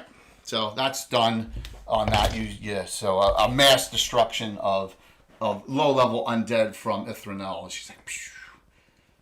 But that brings out a lot of holiness light, and you hear in the other room, it's you hear after you do that, you hear a female voice says, "Oh, come on in," and common changes her voice from whatever language it was that none of you understood to common. It's like, "Oh, come on in and join the party." A female voice. Really sound like a party that I want to be a part of. Yes. We're here to talk to you about your undead problem. So you're back here. Warranty. You're all the way back. You don't see anything in here. It's pretty dark. You're back here. What do you do? Arntar, you did damn the torpedoes. I'm going to say, are you going to continue forward on that charge in? Um. Oh, you're changing your tune now, huh? You're changing your tune now, I see. Because I know you. Oh, come on. Where are we at? Because I'm worried about traps. I know you. You've probably got like all these traps, and I'm gonna walk right into something invisible, and you're gonna be like, "Half your hit points gone." I mean, were the undead kind of walking through that area? Yeah, absolutely. That they would have triggered movement You would traps? think so. Okay. So we could just step forward, see if we can talk with them. Yes, of course. That's a perfect thing to do. She sounds like she's alive. Very reasonable idea. We'll go talk. Let's go. And Maram just sort of does a jolly old walk up the corridor. Up the corridor through the opening? Sorry, repeat that? Up the corridor and through this archway? Do you touch it? Everyone going in? All 5? Yes. All 5? Okay. I'm going in. Let's go. Squad is rolling up. Let me get the angle here.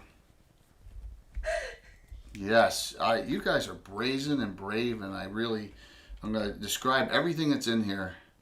What you're saying and how you're saying it is what worries me, Jay. I know. I always try and worry you, though, don't I?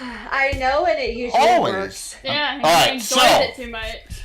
Orin Farah is first, Maram is second, and I'm going to describe what they see, and then Ithranel and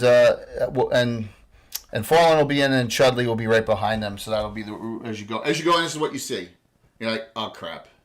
So you see a big altar up here on a dais, and you see books all around. Here is there's a necromancer up there. Okay. Yeah, but she's big. Big. But what's her comeliness? Well, you see her. I mean, so look. Because it looks pretty high. She's blue. Yeah, she's blue, right? Radiant. Yes, large, like 14 feet tall. Yeah. Yeah, ice giant. Frost giant. Cold in here. Frost giant. Yeah. Yeah, it's cold in here. Frost giantess, right, with a staff. You notice when she looks at you, her eyes are not giant. They're like cat-like eyes, which is really disturbing you. But that's not all that's in here. So you see over in here, this looks like some kind of frost giant undead thing that's been raised over here.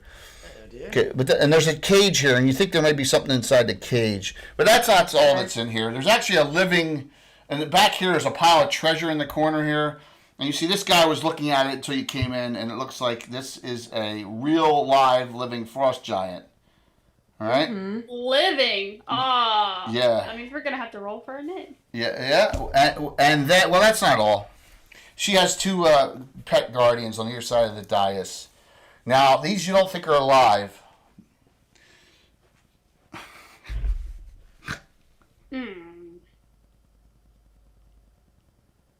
Oh. It looks like My Ghostbusters. Gosh. Little spectators, little beholders. That's an undead beholder. Good guess. Yes. Not 1, but 2. Aww. Good lord. Look at them. There you go, Maram. Something else you could stick your head in its mouth. Yay!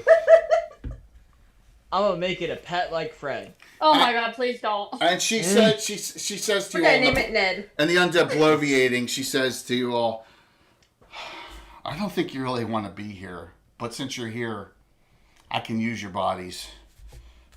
Wait, hold on just a moment. If I may inquire, why are you doing this? Why come here and beginning to raise the dead?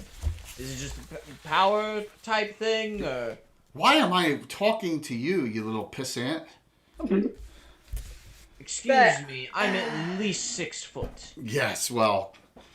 Oh wait, you are. You know what? Though. I'm Yeah, gonna that put does you make in that sense. cage with what's in there now, and that'll shut you up. So. Or Alright, she'd well, be like, she's rude. Mommy. So, Mommy, yeah. how do you want to use our bodies? Oh my God! Yes. I don't. You get open the how door. you're thinking. She's like the lands of the living are all mine in these lands sooner rather than later. If only we could have worked something out. Yeah, no, I don't. Darn. And I feel more violated the more words she speaks about wanting to use my body. Yes. I get more excited. A Forge Giantess Necromancer. This is going to be ugly. So, well, maybe not. Yes, Let's roll for a knit. We'll start with our special guest there, Minnesota Muse. Roll me a 6-sided die. You can use a special before you roll a die. This is the only time specials used before the die roll. You can burn a special to add 1 to the knit. It's up to you. Sure. Okay, you had 3, now you have 2, so die 6 plus 1. I rolled a 1 plus 1, 2. I rolled a 4. Uh-oh. I'll start off with her. She's a necromancer. She's going to take advantage of you all being in the same area, and she casts Fireball and centers it right about here, and it blasts on the area. Now, hits all of you. Yes. Okay, this could be fun. I've already, so we're going to, first things first, Maram, make your petrification dodge. Protection from undead 10-foot radius is still on, because it lasts 12 turns. Okay, so that spell is still on against undead. There are 3 things in here that are undead, just so you're aware. If they do a spell effect on you, you get an extra +2 on your save, for example. I'll keep track of all that. So make your petrification save here. Paralyzation, petrification. You need a 9, Maram, to dodge this. Great, I rolled an 11. Now make your saving throw versus the spell itself, which is a 10. You need a 10. Okay. So it's quarter damage if you make that save. 18! Baby. Yay! Let's go. Quarter damage. You take 7 points. That's quartered? Mm-hmm. Oh, no! Oh no. Chudley, if he fails, he's in the negatives. He uses both his regulars. Oh no. Chudley needs a spell. Remember, he's a gnome. A spell save of 7 now instead of 9. So Chudley rolls an 11, half damage. 14. He's down to 9 hit points. Ithranel, go ahead. You have 3 regular hero points, by the way. You need a 14. Oh. Uh-oh. Yeah, okay. Yeah, let's use those regular. You need an 11. Yeah, you. Okay, I rolled a 14. There you go. Half damage. 14 points. You're down to 23. Yeah, now you're gonna earn it now, everyone. Farland, make your save versus spells. You need you have a ring of fire resistance. Hold on. You have a ring of fire resistance that you actually got from the monk. Remember, he gave that to you? Oh, yeah. Yeah. So, hold on one second. Let me recalculate. All right. Saving throw now you need is a 6, Fornelin. Oh, yeah, you got a 20. 6 points. It's at 6. Because of the ring of fire resistance. You're down to 34. Lastly, Orinthera. You need on your save a 13. Okay. You have 2 regulars. This is the very first thing she's doing. I'm actually going to save it. She's area affecting. She's perfect. I want a knit. That's the killer, right? Oh, I know. Yeah. Oh. I got a 13. Half damage, 14. You're at 48. Okay. So no one took full 28 points of damage. All right. So I declare all my other actions. I delay everything else because I want to knit. So, Orinthera, you can go first. You got undead. You got an undead frost giant. Okay. You have a living frost giant. Her consort. And you got 2 undead beholders. You see some of the eye stalks are still working. Okay, here's my. Am I close enough to anything that I could attack? Probably not. I probably have to walk up to it. But I don't want to have my back to that freaking cage because you're going to backstab the crap out of me. There's somebody in that cage. Yeah, you don't know what's in the cage. I know, and you're going to have it jump out and say, "It's showtime!" and backstab me. Who's that for, Gary? Gary Julian, Plummet Smasher. Come on, give that to me. Give me the regular. Give me the regular, Gary. Come on. No! No, you see what we're up against?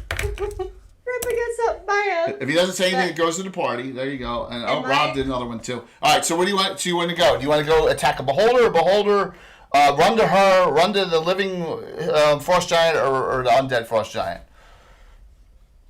As you can see, Ashley, I don't play around on final encounters.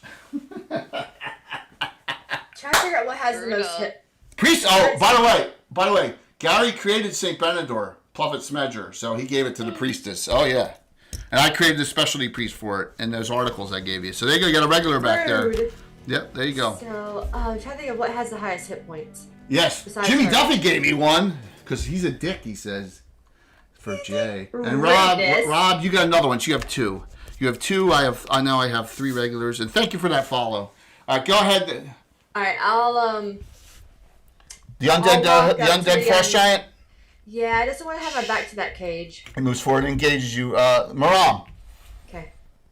Am I able to get somewhat close to the beholders? Yeah, absolutely. You can run right toward one this round if you want. Remember, I delayed action to all 4 of these things. Yeah. Winning initiative. I'm torn between helping Orinthera or going after one of the beholders. Dude, the beholders have eye stalks that are moving still, dude.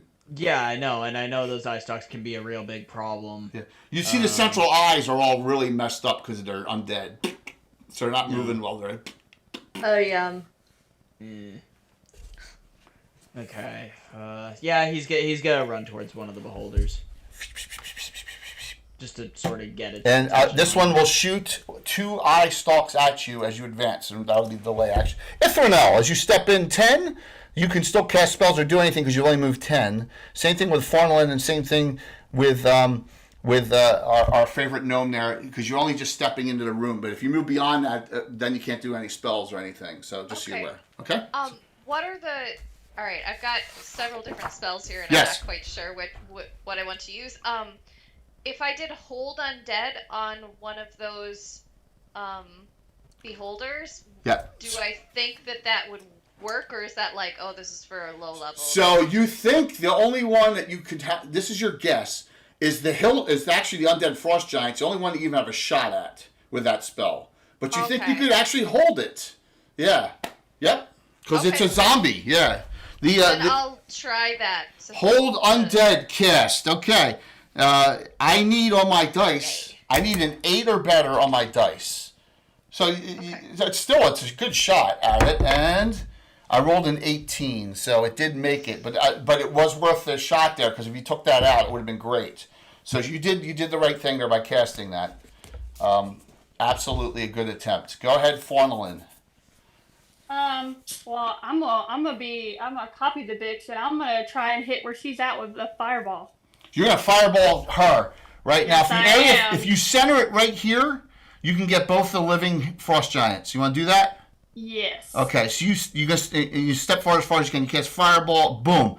Give me 6d6. It's gonna do extra damage to frost giants. That's my girl. Let's go. Boom, boom, boom. Ta-dum.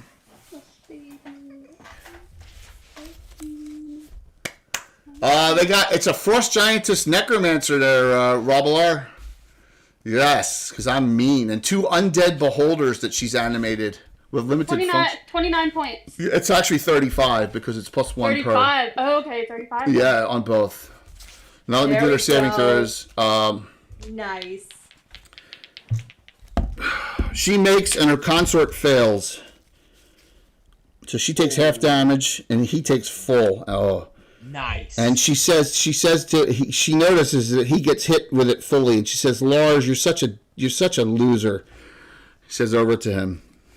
He called him Lars. In the words of Pitbull, fireball.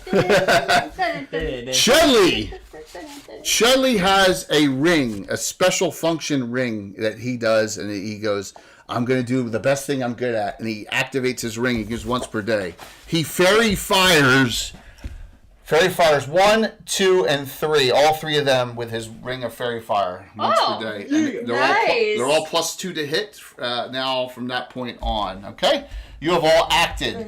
So we got engagement here. We got 2 rays here. We got a ray on here and a ray here. She actually got 3 rays on you. She already cast, and he starts advancing, pissed off, and engages Farnelin. Wow, he has a lot of movement. Yeah, that's not a lot. Remember, squares are 5 foot in here, so it's not that much. Okay, yeah, that's true.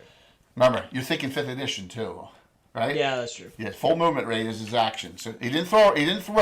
If he would have thrown a, you're better off. He would have thrown a rock at her or someone for 2 to 24 points of damage. But he's so pissed off from that fireball, he wants to swing it with his axe. All right, here we go. First thing is all we have now is 3 rays. I'm going to randomly do them. There is 1 ray that is extremely bad out of both these beholders. It's random on they only have 4 active rays each. The undead beholder that you're fighting, you get the following. You get a ray that does a cause serious wounds on you, and a fear ray. So I don't think someone's got a fear immunity. You're a +4 versus fear due to your cape of the dwarven hero. So you need a 6 on the die to avoid that fear save without any modifiers. Okay. And you got hit. Yeah. Rolled a 7. You made it, but you made it because of that. But Maram, you took 8 points from the cause serious wounds ray. You're down to 19 already. Okay. All right, and now the other one, it was only one. Only 1 ray can hit Orinthar as she advances, and that ray is number 3. Nope, it's not the bad one. That's a cause serious wounds ray, though. And there's no save on that. So that ray works on that one. That one did 7 on you, Orinthar. You're down to 41. Okay. All right, so what we have is the following. We have the Frost Giantess back here, whatever she's scheming or doing. With all her stuff here, 2 undead beholders here, not really moving, just shooting their rays. We have an undead frost giant here, and we have a regular living frost giant engaging Farnelin because he's pissed off that he blasted her. All right, emit. Coco, you're using a special. No. Roll die 6. I got a 6. Let's go. Yeah, Rob, but in their arc, they can only do 2 of them in a round in the front arc. 2 in the front, 2 in the back. You rolled a 6? I sure did. I don't have any specials, so I can't add one. You got it. 3. We will start with Maram on the Undead Beholder number 1. Its armor class is 4, and you're everyone's +2 to hit all 3 things up front. Not that's dead because of the fairy fire from Chudley. So, what do you do? Cool. Everything's considered large here, too, by the way. Everything is considered large? Yes. Nice. Okay. Remind me, does it take an action to eat the candy bar? I'll let you do that as a free action because I want someone to eat it. Oh, mine too. So you eat your Twix bar and you eat your right? And you're three musketeers. musketeers. Okay. So one musketeer. all right. So it only heals 1 die 2. So you each got back 2, but you got a flush of energy from the chocolate and some sugary substance too. So you all get a +1 to hit each for the next 2 rounds. All right. Okay. So you each get like 2 points from his hat. So let me put this up. All right. So you're 21 and you're at 43. Go ahead there. You get you're +3 to hit above and beyond anything else. If that's what you want to do is attack. What weapon are you using? I'm thinking spear skewering. Okay. Okay. Spear and the cleric. Base armor class of 4.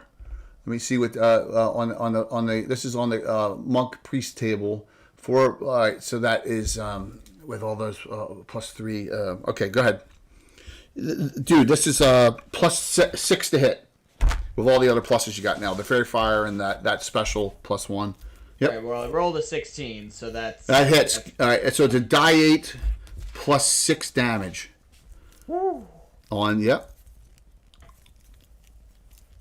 Max damage. 14 on that one. Boom. Yeah. Let's go. Right in the big eye in the middle. Orin Farah, you see, you hear, and it startles you in the cage. It's probably alive. You see something with arms trying to grab at you, and it's like almost like the feral kid from Mad Max. Well, I'm in the not cage. right next to the cage. Yeah, I know. But it's trying to reach you, and it can't reach you. Good. Keep it that way. The Frost Giant King Undead, armor class 4. Yeah. Go ahead. Roll it. Yeah. So remember, it's an extra +2 and an extra +1 because of your candy bar. It's we call it an energy bar here, and the fairy fire. Roll. Okay. I got a 14. That hits easily. Second one. And 10. Both hit. Die 12. Die 8 + 6.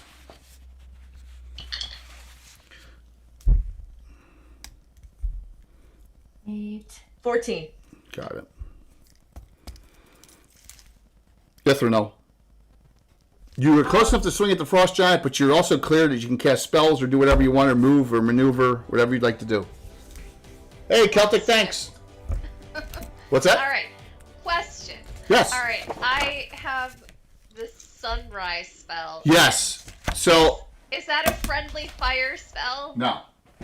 Oh, okay. Then sunrise everything. All right, it's on you, okay? So remember that. The sunrise spell is on you. So what I'm going to do is I'm going to give you a little leeway here. This is actually from Lathander, Sunrise and False Dawn's the other one, which you get at higher levels. So I'm going to describe what the spell does for the audience here, and then your options. Because tactically, you could really do something really cool, I think, with this. Give me 1 second here. I'll read what the spell effect is. Sunrise. Caster evokes a dazzling sphere of light around equal to natural sunlight around himself. All beings in contact with the spear lose the intervision, and which is half. Vampires and other undead fungi creatures and subterranean fungi in contact suffer 4 die 6 points of damage. Half of the saving throw versus spell is successful. The duration is more than 1 round on this. Okay, it's not just 1 round. It's 1 round plus 1 die 4 rounds. So it's a minimum of 2 rounds. All right. So essentially, on first contact with the Radiance, these creatures may continue an attack or fighting actions, but on the next round they hesitate and are unable to attack or take any deliberate action. So you actually stun the undead or the fungi-gory creature the next round once they come into contact. So it's a 5-foot sphere on you. So that means you have to get in the melee combat area to do something to someone. So I'll let you move forward on this because you're right there. Move forward 10 and cast it, and it'll immediately damage you, the king. Make sense? Because you're right there? Yep. All right. And now I will keep track of the rounds. It's at least 2 rounds. I'm going to keep it behind my screen so you don't know when it ends. All right. So you sunrise them. Let me make it save. Automatically next round it won't attack. You stunned it automatically. Nice. Roll me 4 die 6. I failed to save. Okay. Sounds good. Yep. So, it's good to steal from Forgotten Realms, everyone. 16. I like the stealing.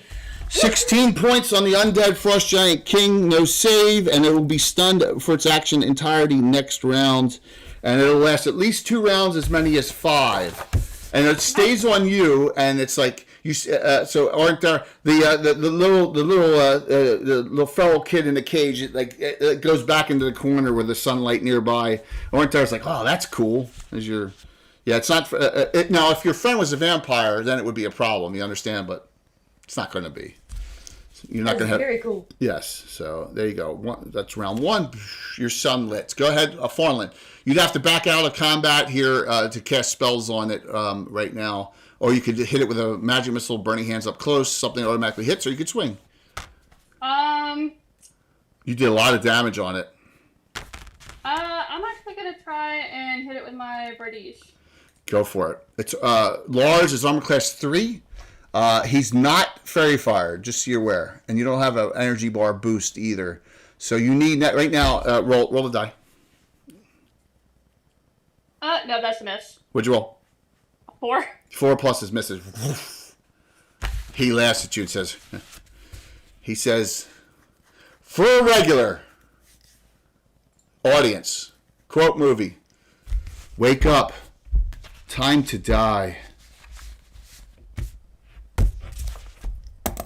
Come on, someone in the audience will get that quote. Nope. No idea. Wait, what was the Wake up, time to die. Oh. Jimmy Duffy, Blade Runner, the original. Good job. Who's the regular Duff? Who's the regular go-to? You can tell, and you can even give it to me if you want to be a dick again. Let's see who he gives it to. Yes, thank you. Yes. Someone chose violence today. What about It's a Great Day, Save Lives?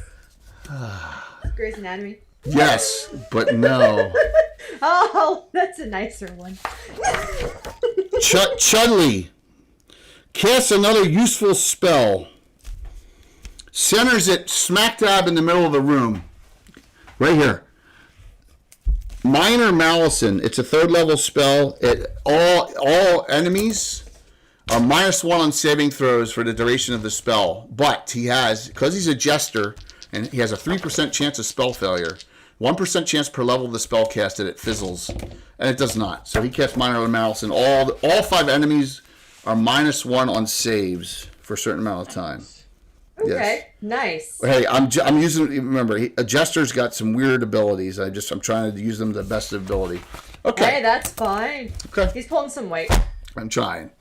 Their actions as you've all have gone. She does something weird.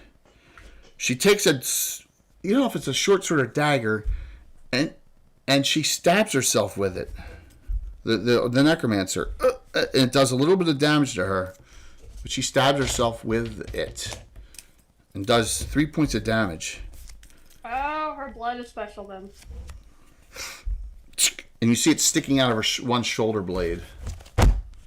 Alright. Yeah, she's going to try to stab us with that dagger with her blood on it. The undead giant. The undead giant attacks Orenthar this round, then is stunned next round. So, miss.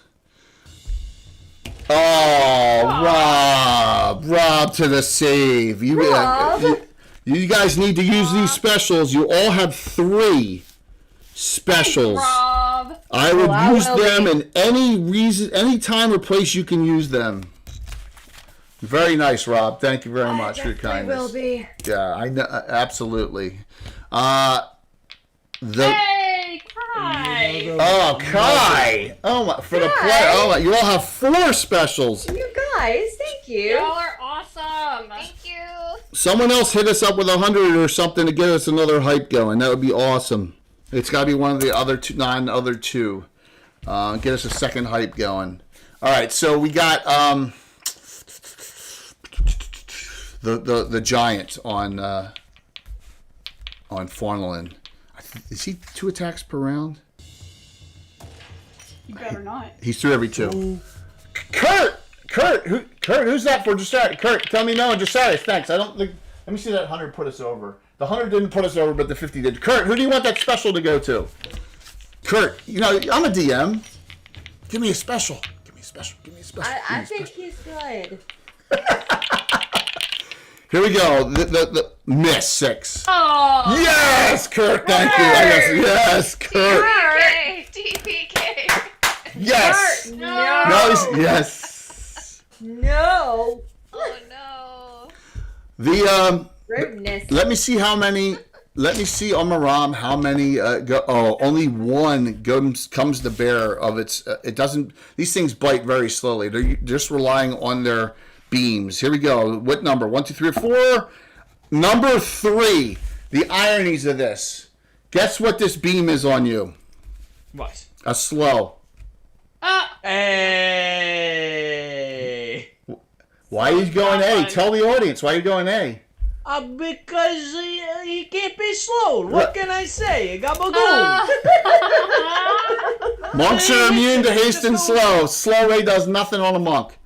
Can't stop, won't stop.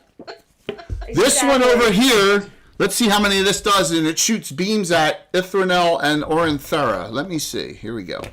It's 1 again, only brings to bear, and let me see who it goes on. It is on Ithranel, and it is it's a fear ray. Now, here's the deal. You have the protection from undead that adds 2 to the 2. Okay. And thanks for the follow. Gust and burnout. Thank you. All right. So plus 2. See if there's anything else. Do you want to use any of your? You got regenerated regulars as well. Okay, and those just add. Yeah, you can add 2 more now to it to make it a 10, and you have 4 specials. I would add the 2. You do not want to get feared away out of this, right? Yeah, let's all right. Roll. You now need a 10. Okay, come on, dice. What'd you roll? Oh, 3. You rolled a 3. Oh my god! All right, here's the deal. Here's the deal. This is the one time only. If she burns all 4 of her specials and each burn 1, she makes it. Okay, sure. Let's go for it. Let's see how I get rid of Rob's generosity real quick. She failed by 7. Thanks, Rob.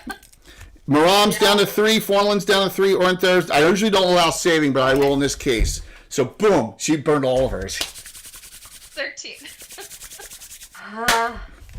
Yes, she always made find a way to do that. I know, I'm mean. I know. This is why fun.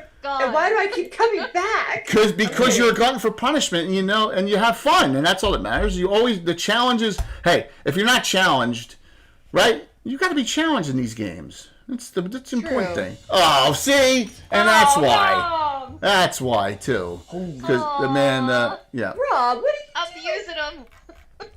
Yeah, they're all, and so you got a whole bunch back now too. So. Rob. Oh my God, 4 fashion.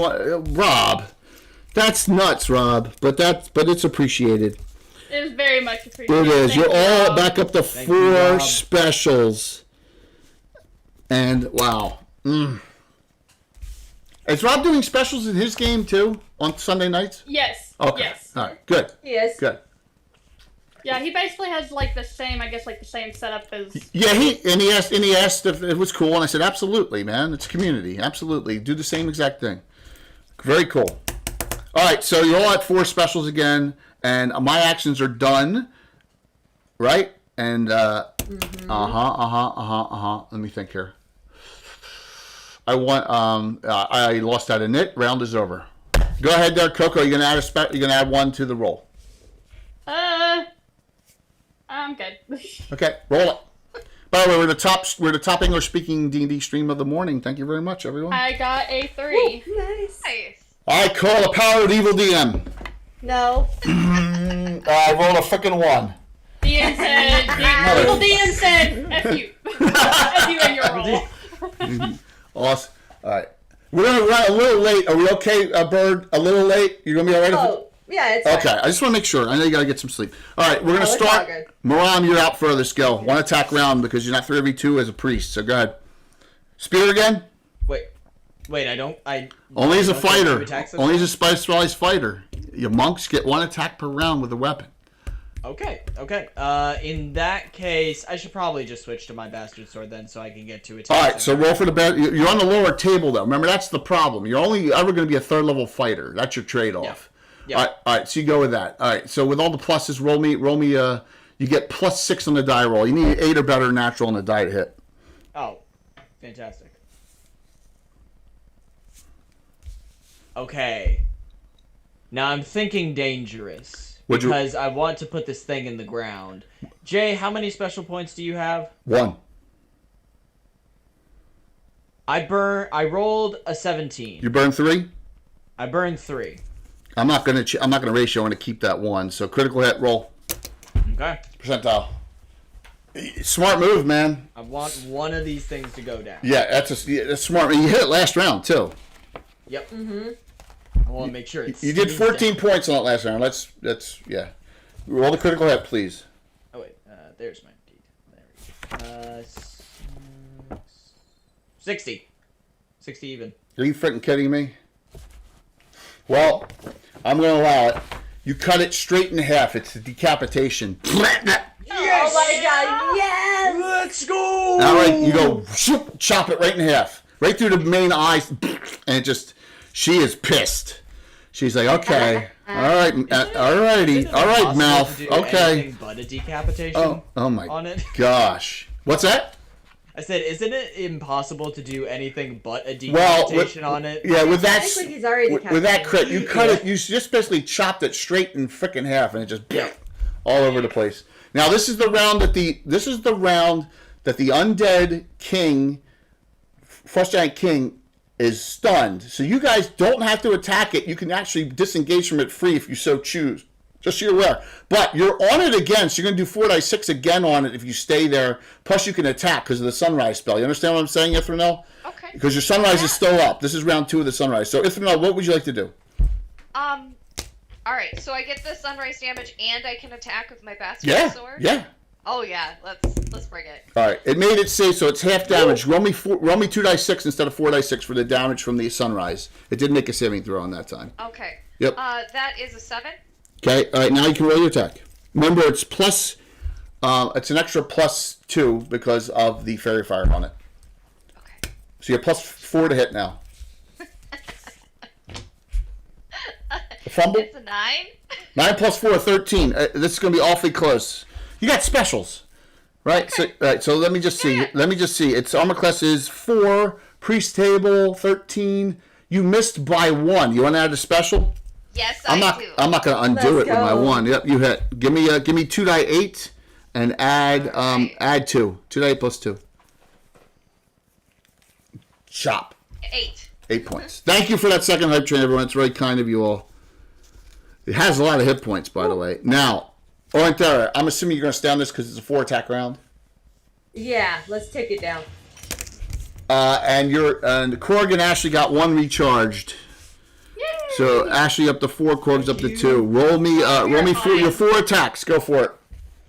Okay. You got to really earn it to miss on these too, with all your pluses now. I got a 19. We're gonna make that a crit, by the way. That's 1.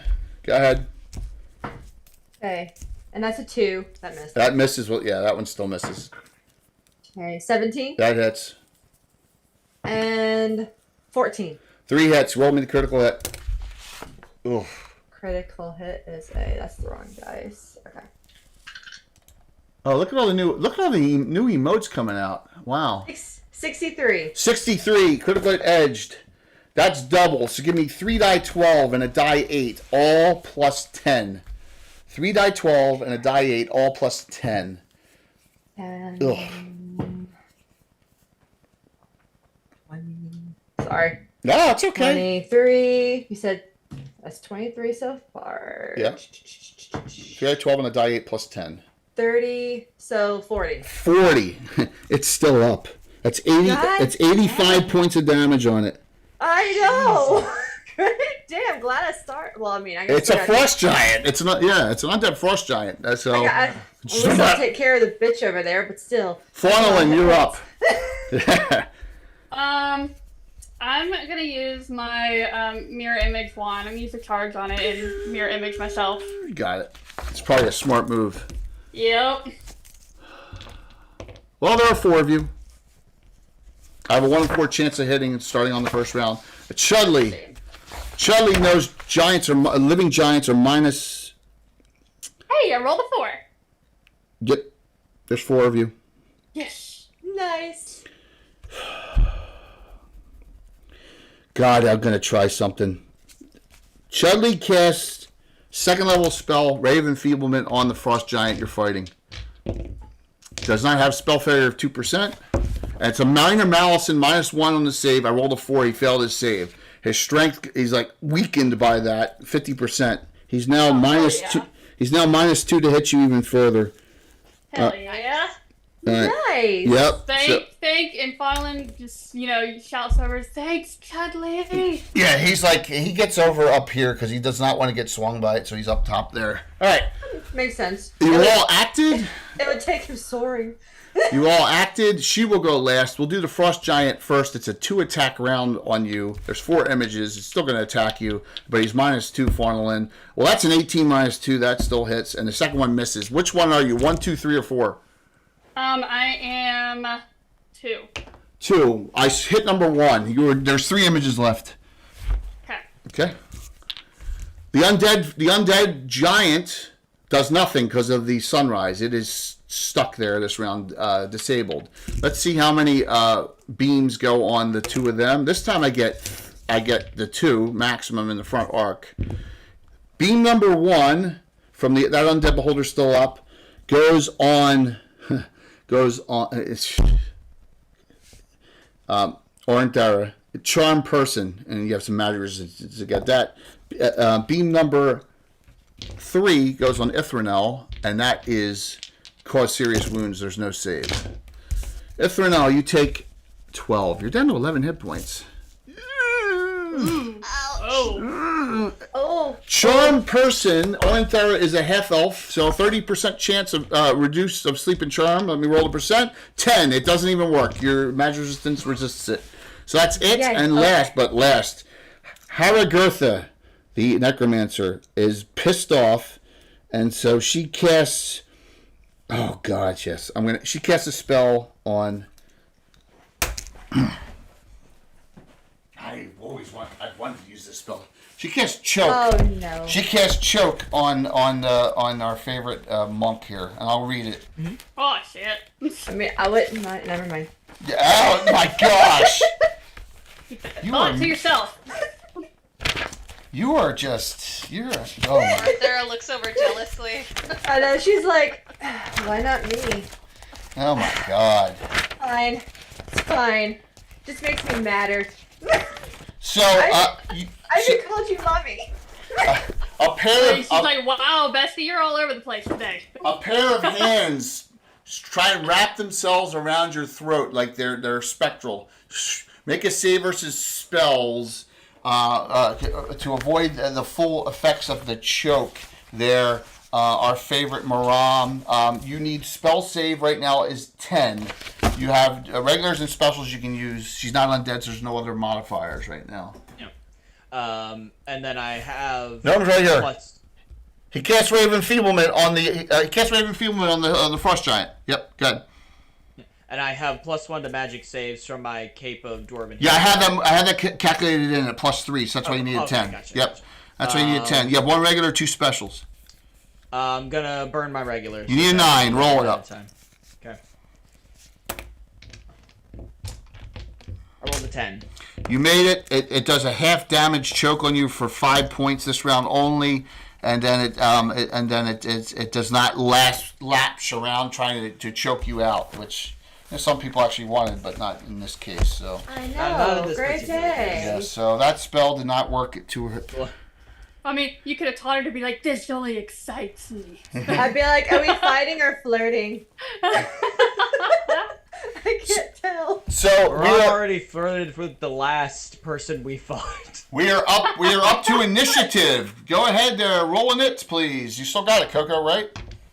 Yes. Any specials you want to use? No. Okay. Why not? I got a 5. Billy. 2. Jeez. Ha! Said fuck you again. Yes. Where's the monk going? You gonna go to the other beholder? He's gonna go to the other beholder, and as he does, he's gonna look the frost giant woman in the eyes and just go, "Oh, is this your second beholder? Well, I already killed your first one. Oh so my gosh, I you're guess I awesome. should do that to the second too." So What I'm you gonna say do about it? I'm gonna say you were close enough to swing this round. Roll the hit. Okay. Are you cool. Are you staying with the bastard sword? Bastard sword. All right, roll. Bastard sword. Yeah. All right. Oh, I rolled a 9. I don't know. Yeah. That remember. Oh, you lost the extra +1 from the energy bar. That was only 2 rounds.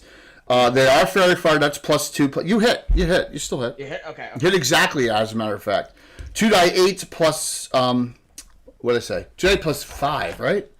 Yeah, 2d8 plus 5. All right. That's 7, 2, 9, 14. Got it. Orenthar. I mean, let's try to take this one down, I guess. Sunrise is on for round 3, by the way, Ithranel, so as well. Let me see if it makes it fails. It save. It failed. Roll me 4d6. Okay. Go ahead and roll your Yeah. 2 attacks. Yeah. Okay. 2 attacks from the duelist. All right. 15 for my 4d6. Yep, got it. And then the duelist, let me roll the duelist swings twice. I got 11. With pluses, that hits. All right. And 8. That just missed. But give me die 12 plus die. Yeah, but still die 12 plus 4. Die 12 plus 4. Yep. That's going to be a 10 total. With that and the sunrise, 3 rounds on this thing crumbles down. All right, let's go. Now, I'm going to say that Ithranel, remember, the sunrise was up. I'm going to let you act out. You assumed it was going to go down. I'm going to let you act at something else if you want to do. You can do a spell or move this round as well. Okay, so the sunrise dissipated? Well, you don't know. It's been 3 rounds. Remember, it was 2 to 5 rounds it lasts. So you're not sure. Well, Yeah. then I'll move forward a little bit towards hopefully something undead. Okay. And see if it affects it. All right. So if it's still up for next round, you can go up to the beholder here, and if it's on for next round, it'll do it because you're moving in action, and then if it's up on round 4, it'll affect that too. Okay. Okay. Fair enough? Then my movement is my action. Yeah, it is. It's beyond 10 feet. Yep. Okay. All right. Go ahead there, Fawnlin. Okay. I'm gonna hit it with my Bardiche again. Yeah, they're leaving you alone on the living thing. Everyone just let me. I got a 7, so I don't know if that hits. 7. Oh, no. Doesn't have a very far miss. Yeah. Charlie's like, I'm trying to help you as much as I can. I just, if I go, he's got 9 hit points. He says, if I go in there and fight it, I'm going to be chopped into 8 pieces. I'm sorry, it's my dice. He hate me today. I'm going to cast a spell. I doubt it's going to work. 2nd level spell. He's going to try it on it. I highly doubt it's going to work, but he's going to give it a shot. No spell failure, 2% chance, and saving throw from the. I rolled an 18. It would have been funny if it worked, but he cast Tasha's Uncontrollable Hideous Laughter on it. If you guys know what that spell does. Yeah, but it made it save, so. Yeah, it did. I wanted to hear some. I know. It would have. It's a really funny spell, but it didn't work. It would have been awesome, but I can't fudge a die roll on that. Yeah, so. Yeah. Shoo. He's like, even with the minor mouse, I rolled an 18 on the save. You guys are all acted, so I only have 3 things. We'll start with Lars, swinging at Fawnlin. 3 images. He's not moving off you because you fireball him. That's an 18. I only have 1 special. I'm still holding it. Which one are you? 1, 2, or 3? 3. This is another die. 1. Is that Troller? Troller Games! Chuck, you are awesome! Hey, Chuck. Chuck! Troller Games, thanks for the raid. Look, we got 2 Troller Game $10 gift certificates and a William Henry Dvorak Ravenswood book. 3 giveaways. Exclamation point drawing. Stick around because we're finishing up. Stick around for the fun. So you're down to 2 images. It missed again because of the mirror image spell. The Undead Beholder tries to do, let's see how many rays. If it gets 2 rays, then it'll do 1 on each. And it does. So the first ray is on. Uh-oh, there it is. Number 4 on Maram. The other ray is the Fear Ray. So we'll do that first. So we'll do the Fear Ray. That's on Ithranel. Thank you all for the follows and stuff. And Chuck is a dear friend of mine. Thank you. Really appreciate it. Fear Ray. Once again, you have a protection from undead 10-foot radius. That adds 2 to your save. And you do not want to... This time, I'm not bailing you out here. You need a 12 right now. You have... Man. You have 4 specials. I'm going to use my specials. No, specials are after. So if you roll an 8... Okay. Yeah, specials are after. Come on. What'd you roll? I rolled a 5.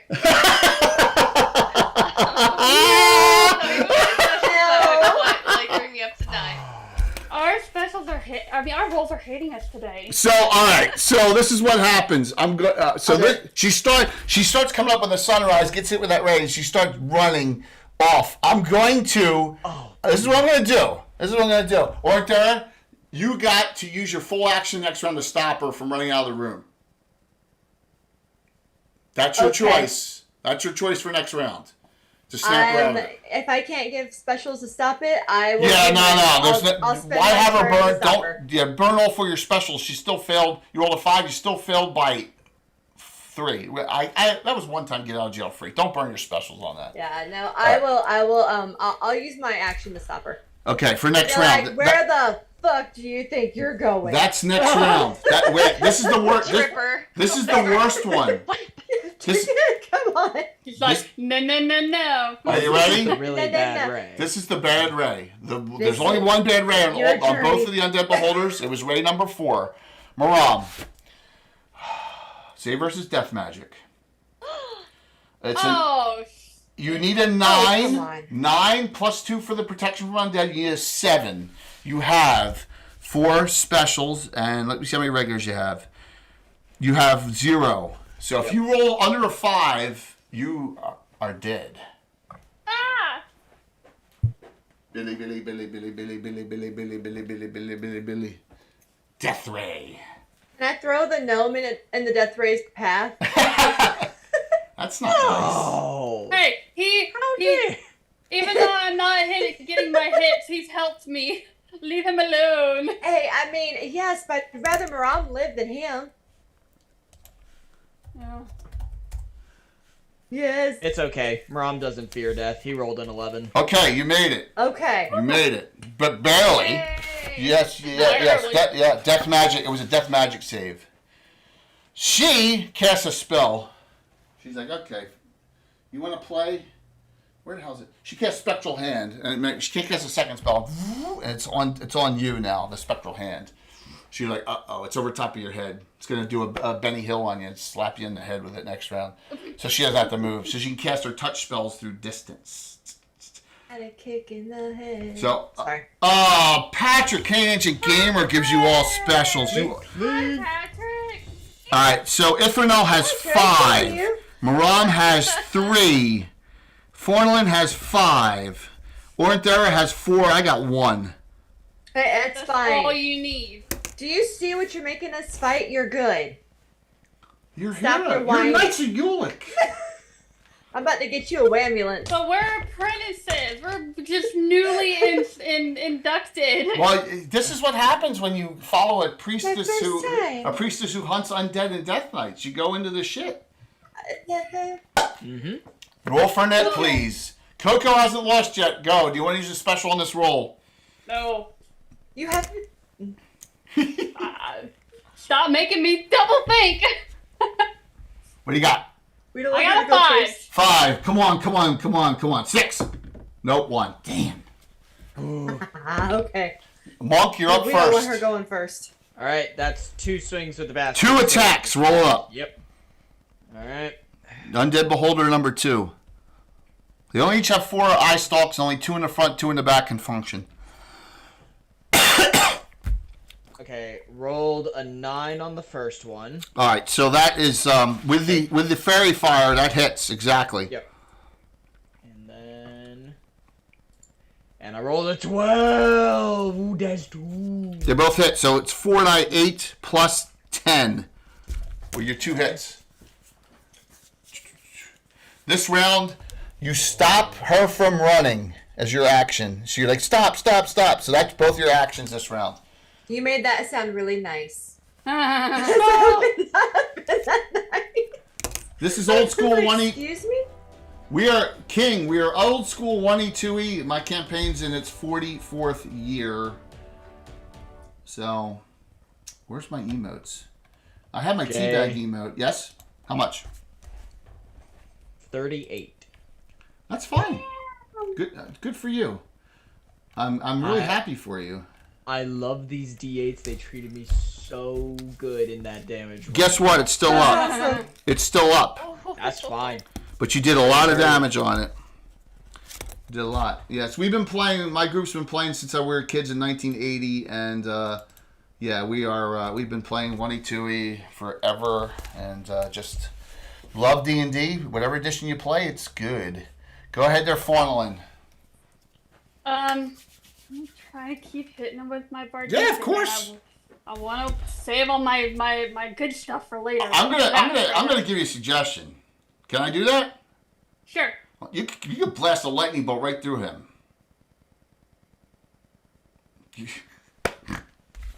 And I've only used. Oh, you want me to though? Will it hit anybody in the party? No. No, she could just go boom right through. I'm just giving her an idea. I mean, you know, it's damage, even if you say it's for half. And remember, there's a minor malison on it. It's -1 on saving throws. It's already got a Raven Feeblement on it. And you still have 2 images left. I'm good. Swing. Go. I tried. Son of a bitch. I fumbled. I'm using a special. You gonna use a special? To undo it. Yeah, you have 4 left. I'm gonna still. You know what? I'm not gonna race you back there. I only have 1.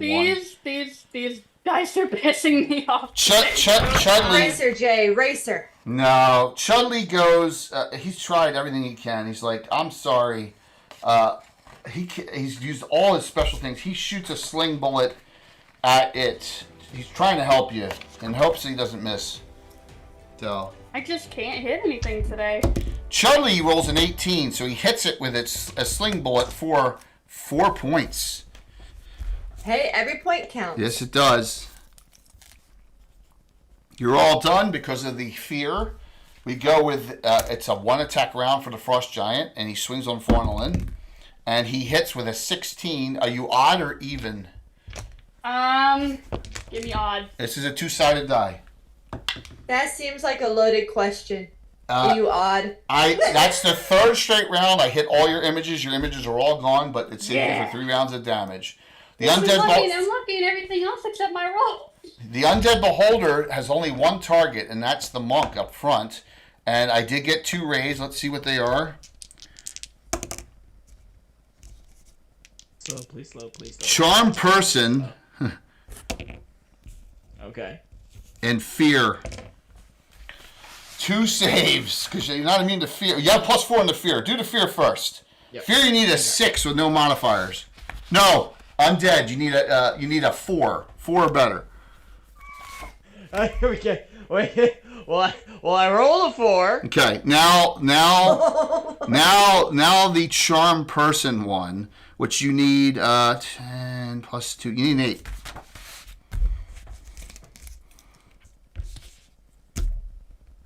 Okay, rolled a 9. Okay, you made it both. This dice is messing with me. You made it twice. Well, she goes, okay, fine. Touches you through the, by the way, she touches you through the spectral hand. Vampiric touch. Here's like, I need some of your health. +2 because that's mine. +2 because of through her spectral hand. She has also battle touch. +4 to hit through the spectral hand because of that ability. I rolled a 15 + 4, 19. So she sucked some of the life out of you. Remember, you had 16 hit points left. Yep. I still got plenty left. Yeah, you have 4 hit points left. 4 hit points? She did 12 from that, yes, and she got it all back in healing. Yep. Oh. Do you have any healing? No. Oh, okay. She's like, that felt, that was tasty. All right, well, what is left? Okay. What's left? A lot. All right, she's cast both her thirds. I guess you're happy about that. Give me an X. Are you guys scared yet? If my rolls have anything to say about it, just You want a nit every time. I mean, my hitting rolls. Go ahead. So your 6-sided die is doing good. I got a 6. That's good. 4. Okay, Maram, you're up first. I'm going to make a roll on something Okay. to determine what Maram would do in this case. Okay. Because he has a get out of jail free card, but I don't know if he would use it. So if I roll a 5 or below, he'll use it. On what? On what dice? On a D20. You mean your heroism potion? What does the heroism potion do? It's going to add fighter levels to you. It's going to add 4 fighter levels to you and heal you 3d10 plus 3. Wait, it heals? Yeah. It heals and makes you a 7th level fighter. Yeah. I didn't know. Oh, he chugs that. He looks this frustrated and dead in the eyes and chugs that. You're only a 3rd level fighter. It makes you a 7th level fighter. All right. So you can parry while you do that too. You're going to have raise on you. All right. So you get back 24 hit points. You're now the equivalent of a 7th level fighter, and you get to attack two attacks per round with your. Hey man, there you go. You gotta learn these things, man. You're now the equivalent of a 7th level fighter. You now have. Hey Jay. Yes. What happens to my character if I chug mine? You are 6th level on a regular heroism. You only gain 2 levels, so you'd be 8th though. Okay. Anything with my attacks or no? No, because you don't. You're not going to get more attacks from 6th to 10th. It's all the same.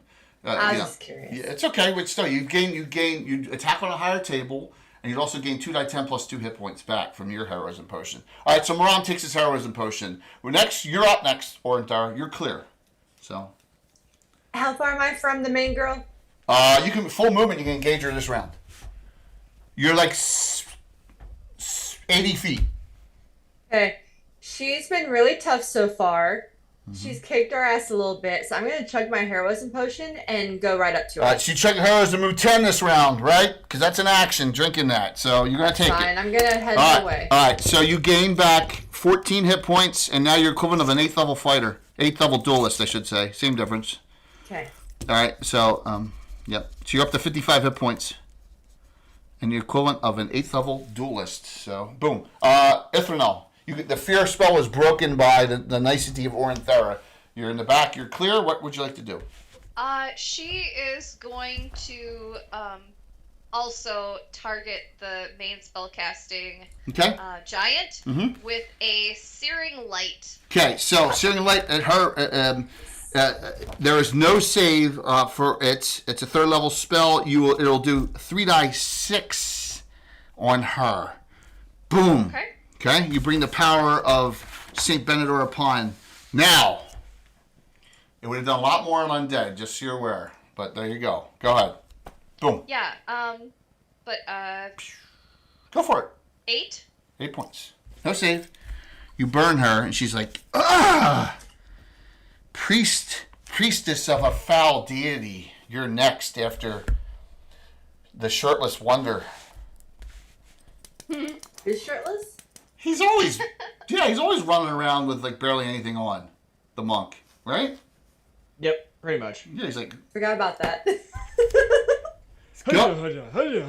Go ahead, Flaunelin. Okay. Get that. I know Flaunelin's just bad with a halberd today. I don't know what the deal is. Do you have it? Go for it. Oh my god! I have to use another special. I fumbled again. I'm gonna undo. Guess what? You have so many die. You're down to 3. You're down to 3. I'm gonna use my last special and put it back on you. Of course you. I'm using another one. Okay. You're down to 2. I know, I'm mean. Alright. Flaunelin says, "Peace out, you guys. I apparently can't do shit. I'm gone." He said, Chudley says, Faunolin, I'm sorry if it was my fault that I didn't give you as much attention as I did Ornthera, but you seem to be... Oh, Rob. You go back up to... I'm really sorry that, I should have been talking to you as much as I have Ornthera. But I like...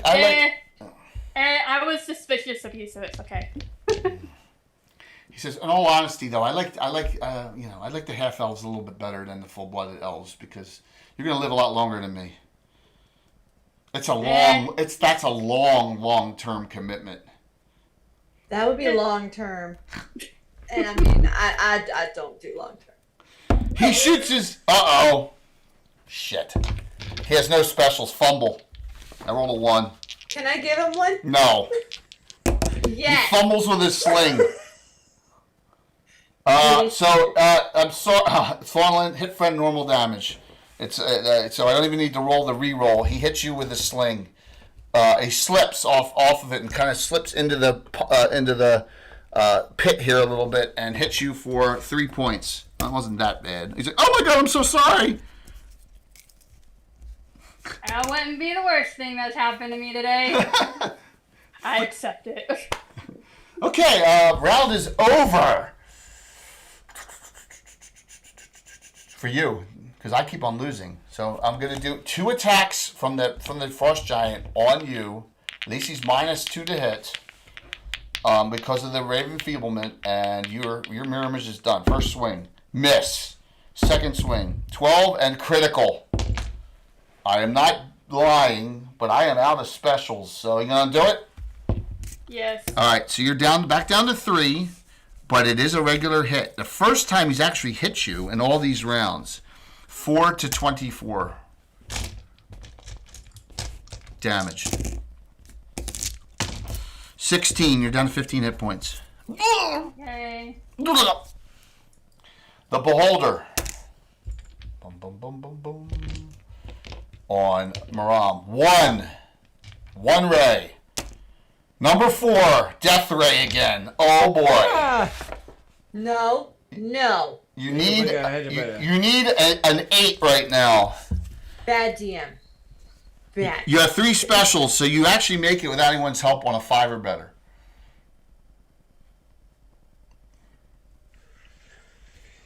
Really trying to kill you today. He is. That was random. I rolled a 9. So you're fine. I'm fine? Okay. No, it was only an 8. Because remember, the protection from undead is still in effect. All right, okay. So she's last, though, and she's like, you are a little annoyance. I wish I had another fireball, but I don't. But we love him. Shut your mouth. She casts this. I have to touch with this. She casts Bleeding Wounds, which is a 2nd level spell. So any wounds you have will do die 2 damage, and you'll just bleed out for each round per her level. I got to touch through, though, Maram. So here we go. Bleeding Wounds. Okay. 14 plus 4, 18. All right, you take die 2 a round for as many rounds as she has levels. You took 2 points this round. I will keep track of it. Okay. How much am I down to then? You're down. You're down 28 now because of the heroism. Yeah. Okay. All right. So you're bleeding 1 die 2, 1 die 2, 1 die 2, 1 die 2. All right. Okay. Your wounds are bleeding. Round's over. Now you go, Nick. Coco, go ahead. Come on. I think I deserve a win on this, don't I? You've won like 5 rounds in a row. I got a 5. Oh, you 2. Maram, 2 attacks per round every round. Spear of skewering on this son of a bitch. You're gonna poke every one of its eyes out. So you're using your fighter table now instead of your. You're good. No, okay. You were using your bastard sword. You're using your bastard. Bastard sword. Bastard sword. Okay, bastard sword on this son of a bitch. Okay. I rolled a 6. You're 8th level now, though, dude. You're on 2 whole tables up. You're an 8th level fighter. With you only need a base 10. That hits with pluses, dude. Yeah. Oh, the power. How long does the heroism potion last? 4 to 24 rounds. It's the whole fight. Okay. Let's go. And I rolled an 8, so that hits as well. Yeah, give me 4d8 plus 10.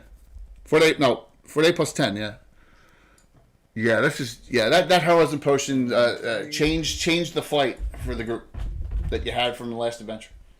29. It's dead. Yes! You killed both beholders by yourself. Yes! Let's go. Nice. One of them was a really lucky crit, though. Well, not even a lucky crit. I spent 3 specials to get it. Yeah, Orenthera, are you going to run up to engage her? Yep. Yes or no? Take out the big bitch. You are actually technically close enough to attack the giant next to, just so you're next to Forlin if you wanted to. I'm just letting you know, but you have spells and abilities as well. By the way, repair injury repairs like a split knee or a broken bone. It also does 1d10 plus 1 incidental healing damage as well if you wanted to use it as healing, just so you're aware. Okay. That's the 3rd level spell. I would like to drink my potion of healing. Okay, I'm going to give you another thing. You don't know what withdrawal does. Withdrawal allows you to cast on yourself as many healing or defensive spells as you want per your level. So if you cast your 2nd level spell, withdrawal, right? Okay. You can go Cure Light, and Resist Fire automatically on yourself. They're all defensive. So you can do 2 Cure Light wounds and a Resist Fire in case someone does a fire spell on you. And that's much more efficient than your healing potion because, you right? It's a lot more points. You understand what I'm saying? I mean, like, on myself, sure. Yes. So you go Withdrawal, that's a spell, and then you get to do as many as 6 spells if you had on yourself. So you go Cure Light. You can do Repair Injury too, the die 10 plus 1 if you want as well. Yeah, but I don't want to use up all my Do you want spells on myself. to? I understand that, but do you want to die? No. All right. So you want to do the 2 Cure Lights and the Resist Fire and say the Repair Injury? Sure. Okay. Cure Light. I always do the healing and Resist Fire, all cast. See, look, that's the wonders of old school spells. You get back 15 hit points and you Resist Fire. Now you're 26. Okay. Boom, boom, boom. You can move forward 10 if you want. Okay. All right. Sounds good. Fornalin, you're like missed the last 4 rounds. I'm gonna magic missile his ass. I'm tired of not hitting with my Bardies. 3 die 4 plus 3, no save. Let's see, 3d4 plus. Let's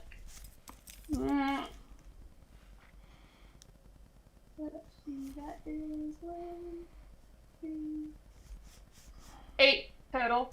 Okay. Dink. Chudley says, I have to prove myself to the group. He pulls out his daggers and leaps down and attacks, knowing that the giant's -4 to hit him. Dagger. He's got 9 hit points. Aww. Now I like the little fucker. Okay. So I rolled, on the dice you can't, I rolled 14 and 18 with pluses. They both hit. So he does die 3, so he's going to do 2 die 3 plus 2 on him. It's actually, he can do 1 more point than he can with a sling if he hits with both. It's kind of disturbing when you think about it. So he does a total of, he does 6 points on him. Still up with a lot of hit points. All right, I'm done. I got 2 things left. Forlin, this round he attacks you back 1 attack. Forlin, you're down to 15 hit points. Miss. Remember, the Raven Fieldman's on him still, so he's -2 to hit because his strength is weakened. She casts a spell on herself this round and looks at you, Orenthera, and says, this is an obscure quote, and I'm changing it. If anyone gets this, they get to add a special to someone. Finally, someone in this damn dungeon worth killing. The original quote is, finally someone on this island worth killing. Let's see if anyone gets that obscure movie quote. Finally someone on this island worth killing. Something that involved an island? Yep. That's a really obscure one. Gilligan's Island, no. Somebody you're killing on Gilligan's Island? I was thinking that too. Oh my god. I was totally thinking Gilligan. No, not Pirates of the Caribbean. Lord of the Flies. That's a good guess, but it's not. Nah. It's a terrible movie. And you expect us to know it? Why? Yes, because it's a D&D based style movie. Yeah, oh my God, Josarius got it. King Arthur with Clive Owen. Huh. Never would have guessed. Yeah, the Saxon says it to Clive Owen. Arthur. Yes, he does. He got it. So who do you want to give the special to, Josarius? Wow. That's awesome. Yeah. Oh, yeah, because he's the character. Yeah, that's right. Good job. Tell me who you want to give it to. Wow. So, Josarius, just let me know who you want to give the special to. Roll for a new round. My 2 things are done. Yeah, you actually like that movie? The movie's kind of a little bit cheesy, but it's okay. Coco, you got a special from Josarius. There you go. Oh, You thank see, you. look at that. From knowing a obscure. I roll first there. 3. Roll for it. Go ahead. You're so close. I got 5 again. You got it. Arnthar, you're up. So Howard Gertha says to you, swing away, babe. She still has the thing stuck in her body. By the way, that little sword stuck in her shoulder. Good. I like that she called me babe, though.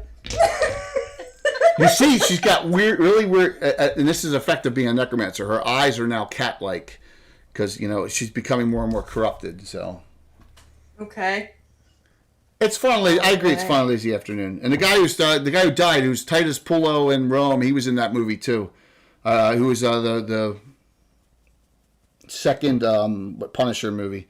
All right, go ahead. Roll your attacks. Use your armor classes 2.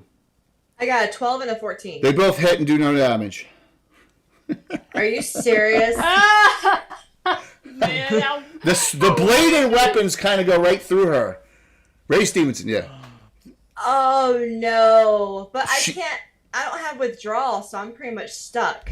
No, but you don't have. All right, so she has the spell Sword Shun on.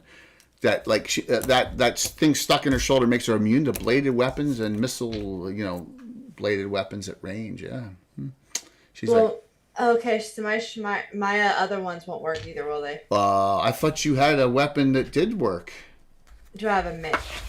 Don't I you? have a mace. You have a horseman's mace. Will that work? Yeah. Okay, I don't do that. The next round. Well, it's a blunt weapon, so but but you only have one. That's the thing. All right, next. Go ahead there, Maram. What are you up to? What are you doing? No. Maram is gonna charge up to her and he's gonna taunt her. Oh no. What are you gonna say to her? He's gonna go, "Hey, Frost Giant Necromancer! Throughout this entire fight, you've been looking down on me, but I've noticed 3 things we have in common. Number 1, we both seem to defy death in our own way. Number 2, we both look like shit. And number 3, we could both do a little bit better at our jobs, because if you were giving it your A game, you wouldn't be using such weak minions." That was the longest one. And then he's just gonna have his fists out. Okay. Because slashing won't do anything. Yep. He's got 2 weapons that can do more than that. Awesome. Ithranel, you're up. Oh my gosh, that was great.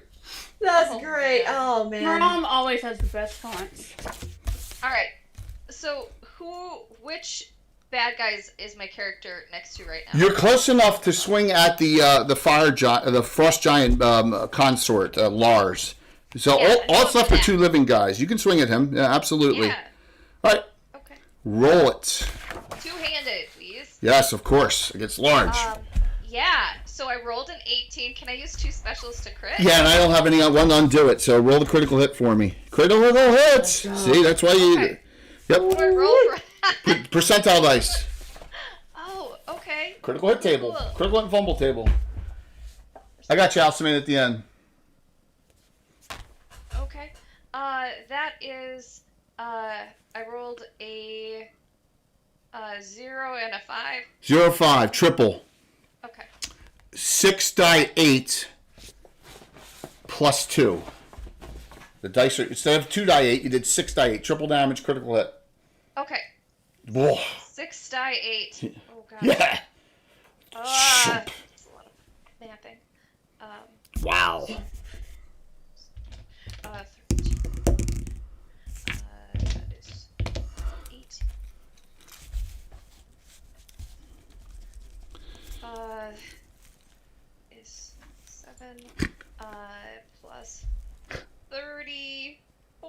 Nice. 34. Chudley did 2. Okay. Nice. All right. No, wait. What did I have to add to that?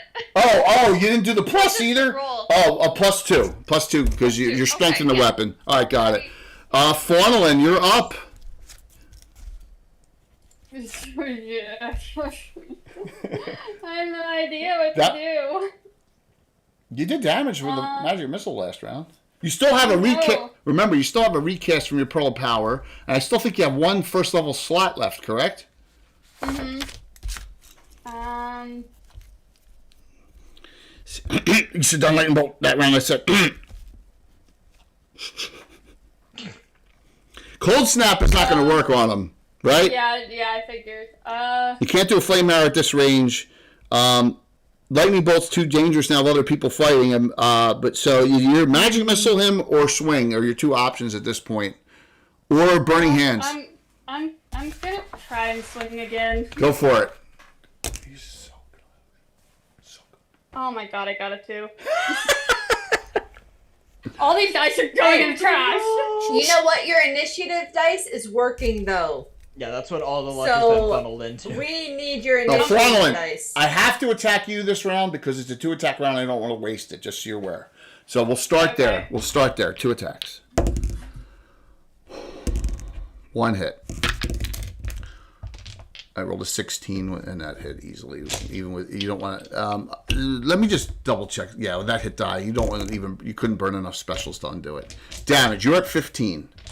4 to 24 points of damage. I rolled crappy. You're at 2. 13 points. Down to 2 hit points. Ugh! So close. All right. So Haragertha says, looks over at.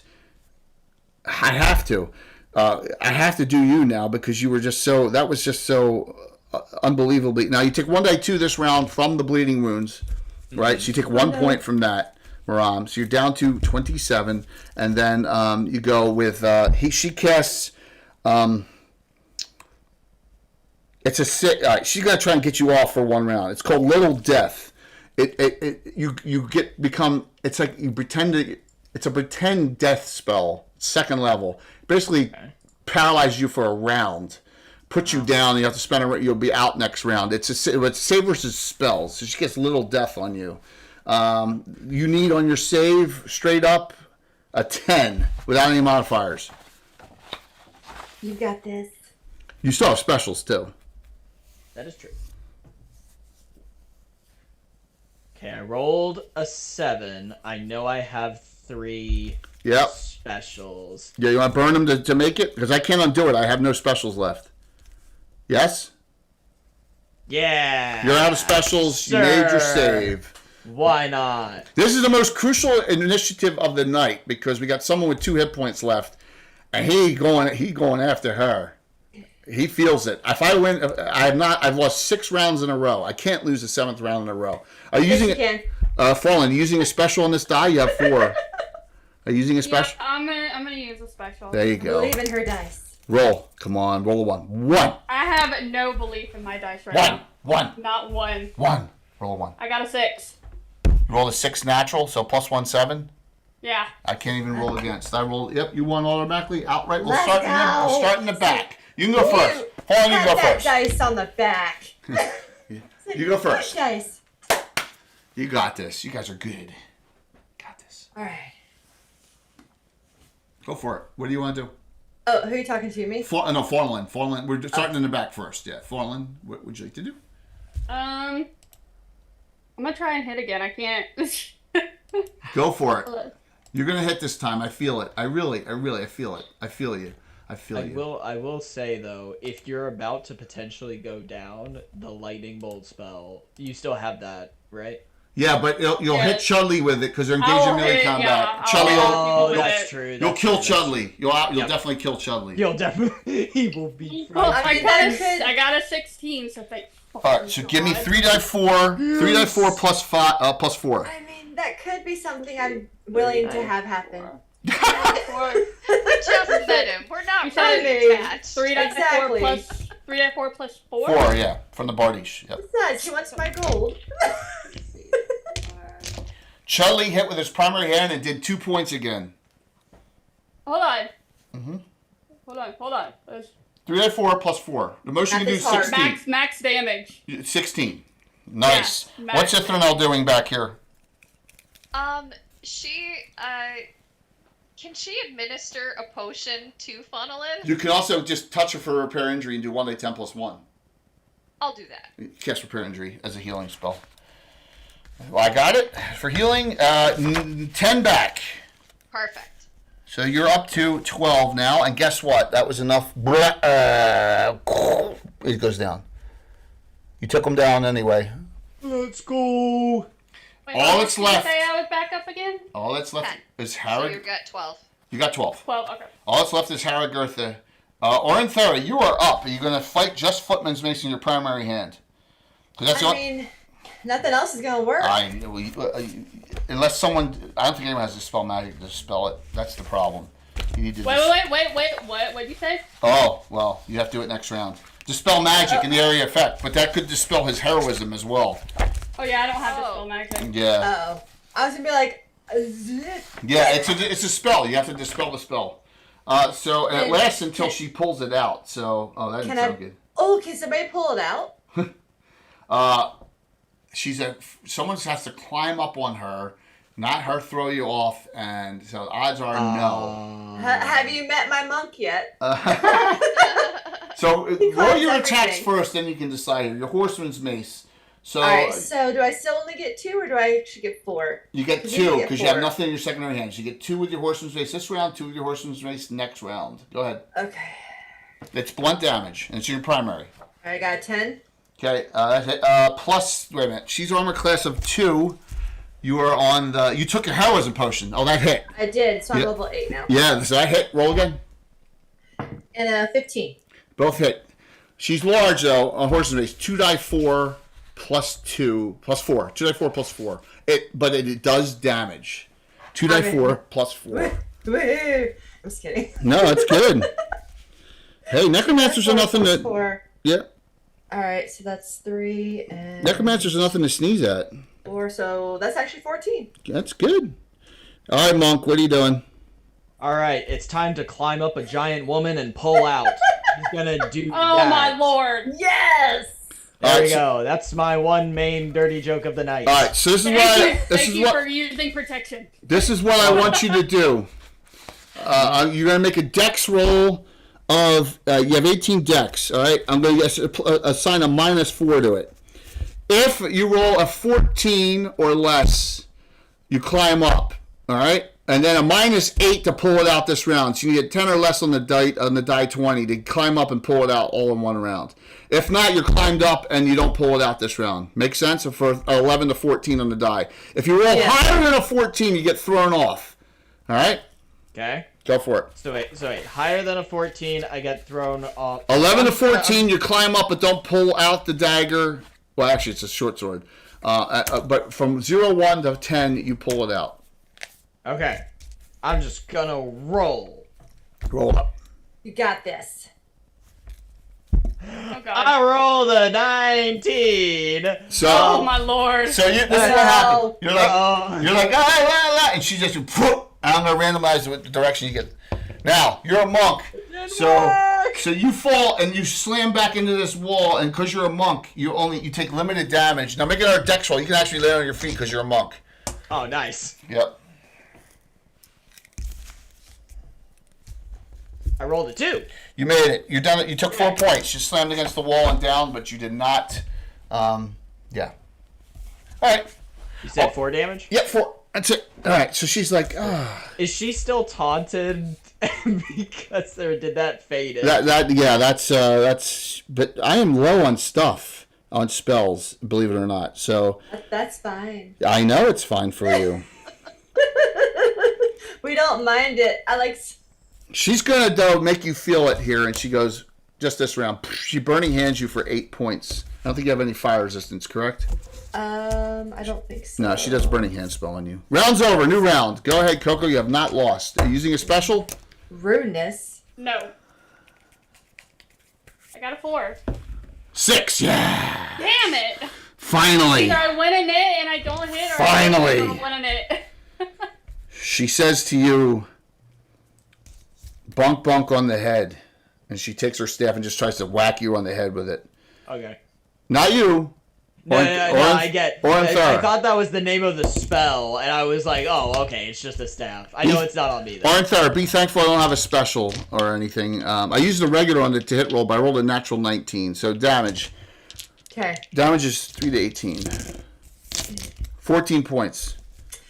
When she hits me, can I go, "Hey, mommy"? I like kind of come up like, okay. You're down to 33 hit points. You're fine. That's all I do this round. You're up, Ornthera. You're gonna now. You gonna attack with that horseman's mace still, because no one else has pulled anything out of her. Oh, she takes a die 2 from the. She takes 2 points from the. She takes damage from that weapon stuck in her every other round, by the way. But that makes her immune to edge weapons. It's kind of cool spell. I mean, I don't really have anything else because I don't have spells. Yeah, I know. So roll. Unless, can I borrow somebody else's weapon? If someone wants to hand you a blunt weapon, that they have one. Then I'll get a 4 attack this round. No one has one close enough that has a blunt weapon. I don't think anyone else in the party has blunt weapons. I should have grabbed the big stick that the giant at the beginning was carrying. Yeah, I didn't think about that either. Dang it. So go ahead, roll your 2 attacks with your horseman's mace. Hold up. Is there like a big rock I can hold? I could just grab a rock and go, "All right, you'll do." I mean, we're in like a inside thing full of rocks. You can't. Duelists pride themselves on not using improvised shitty weapons, and that's beneath you. I also improvise and not dying. But so you're a duelist. You're thinking, I get to use my horseman's mace. This is a challenge.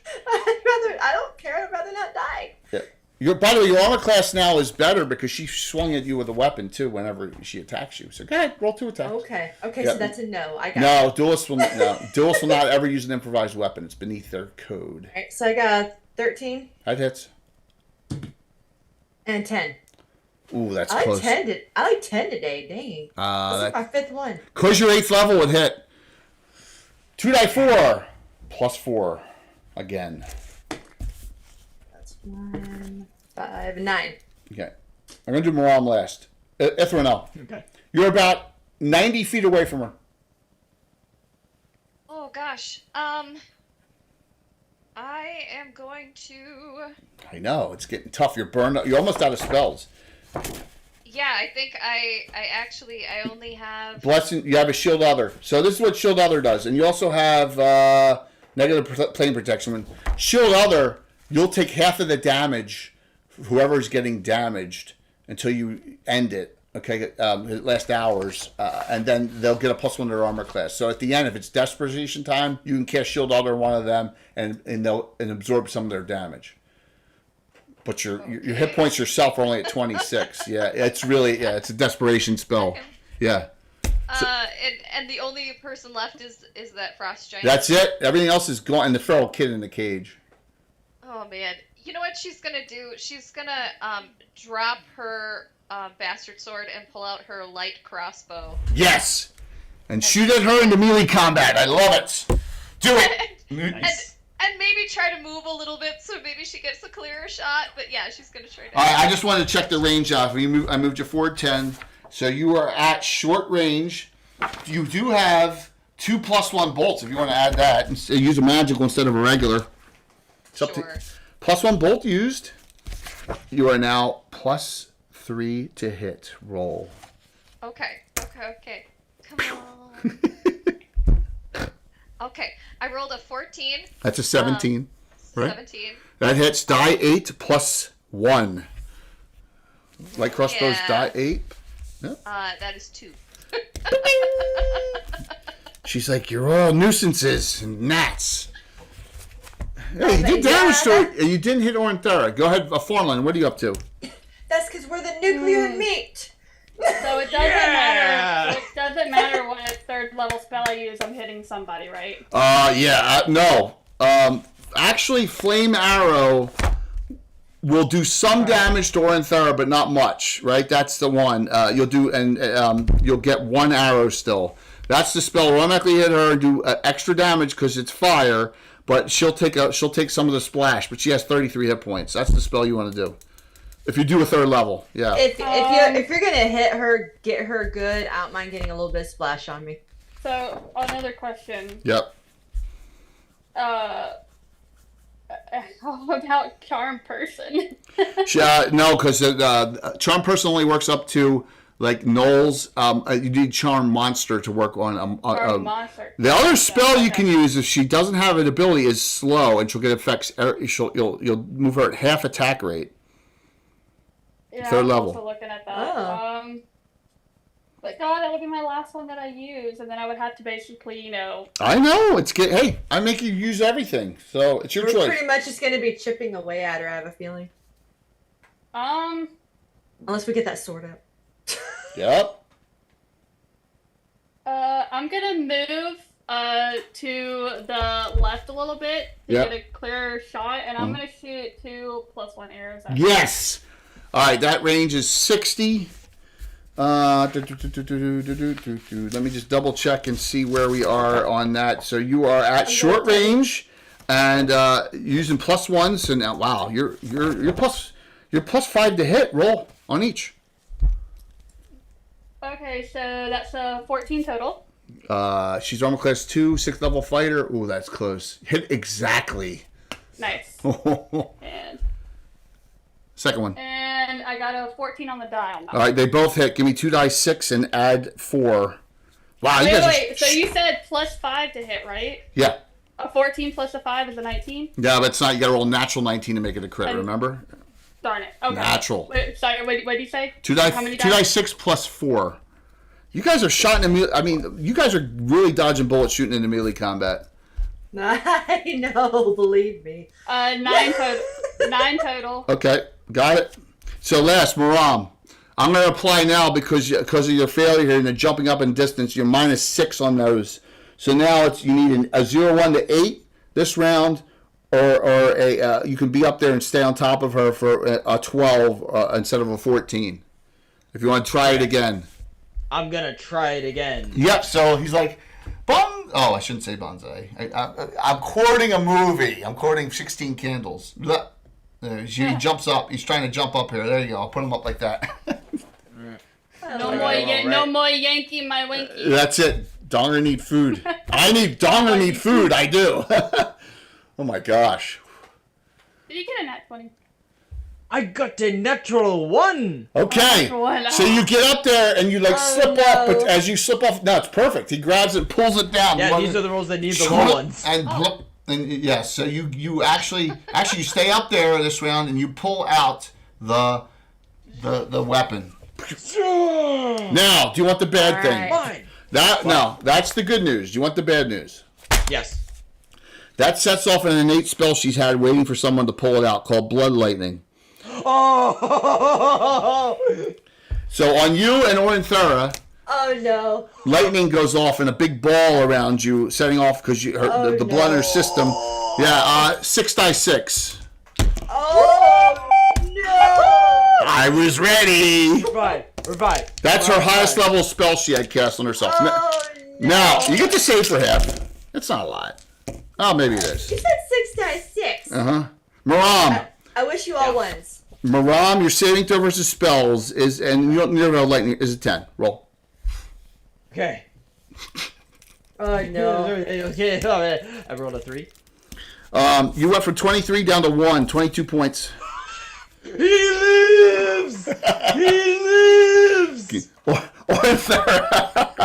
You need a 13. Oh gosh. I'm gonna use a special. No, specials are after. Why don't you use your regulars? Okay. You have 2 regulars. You want to use your regulars? You know what? For this, yeah. You need 11. Go. All right. You guys are doing great. Badass, because I got 11.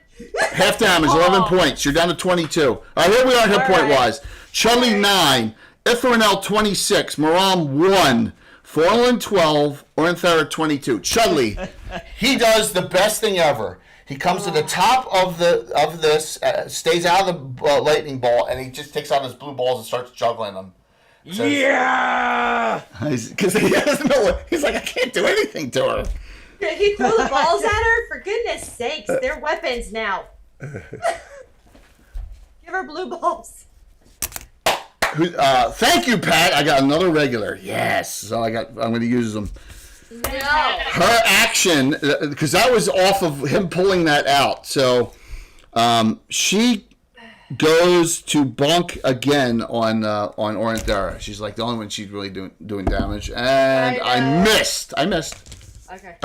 In that new round, go ahead, Korg, rolling it for the first time today. Thanks, Pat. Okay. I hope you're enjoying this. This is I said I made this difficult on purpose because you guys are Knights of Yulkin heroes.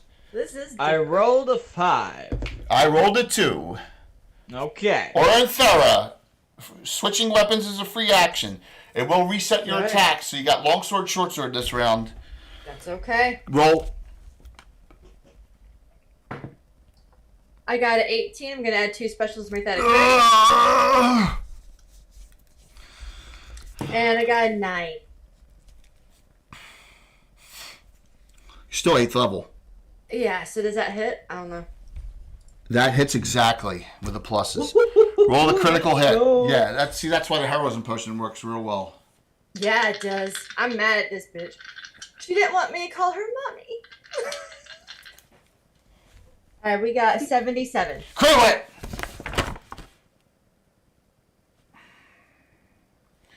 You just cut her primary arm off at the same shoulder that he's up there, so that actually knocks Moran simultaneously. Whatever Moran knocks her off, but you cut her arm clean off with that long sword. Shrieking out, there's just blood spurting everywhere. Give me 2 die 12 and a die 8 and add 6. All right, 2 die 12. Yeah, and a die 8 and add 6. 3. That is bad. That is really, really bad. The CTOs, the player who needs it the most would be right now Maram. So Maram has no regulars, no specials. So there you go. You said plus 6? Yeah. 25. Thank you. Maram, what were you going to do up there? You going to punt? So, let me ask you this, Jay. Would there be any repercussions to Maram suddenly going into a coma? No, you're going to pretend to be dead? Yep, he's gonna do a self-induced catalepsy. Yeah, so you're like, so you all now you aren't there. You see, when you cut that arm off, and he falls down, it looked like he hit his head and he's dead. You think everyone thinks he's dead. No. I'd like to think right before he does it, he just goes, "All right, I got the." Actually, he's probably like smoking from the lightning. He's going, "All right, I got the thing. You guys do the rest." Yes. And he just like punches himself in the heart and just goes limp. Yeah. He's like, self-induced catalepsy. You can do it for 12 turns. All right. So proud, the arm coming off, but then she's like, he looks dead. Yeah. So go ahead there, Ithranel. Yeah. Yeah, you can shoot across. She would like to run up to Miram and give him that potion of healing. So you're running over to him this round. Next round, you can administer it. As you see him froth a little bit coming out of his mouth. Yeah, he was dead. Oh no! This is my one job. no. Go ahead there, Farnelin. I guess he's gonna run up to her. Are you gonna run up to engage? You're gonna run up to engage with 12 hit points? Okay, that's fine. Remember, she's gushing blood everywhere. That primary arm is off, so she's. Oh well, not up to her, like right at the steps, right before the steps. Like here? There? No. Yes. All right. Chudley takes out. He stops doing the balls. He starts doing his he throws his 2 regular daggers at her. Why not? He's gotten up close enough this round, and he throws the 2 daggers. Not his magical ones. Oh my gosh, I rolled a 19. I don't have a special left to crit. I'll give him 1. All right. I'll let you do that. I'll let you do that. Let's give him a Chudley, special, roll percentile for Chudley, please. On a critical hit on missile thrusting with a dagger. Let's see. That is 27.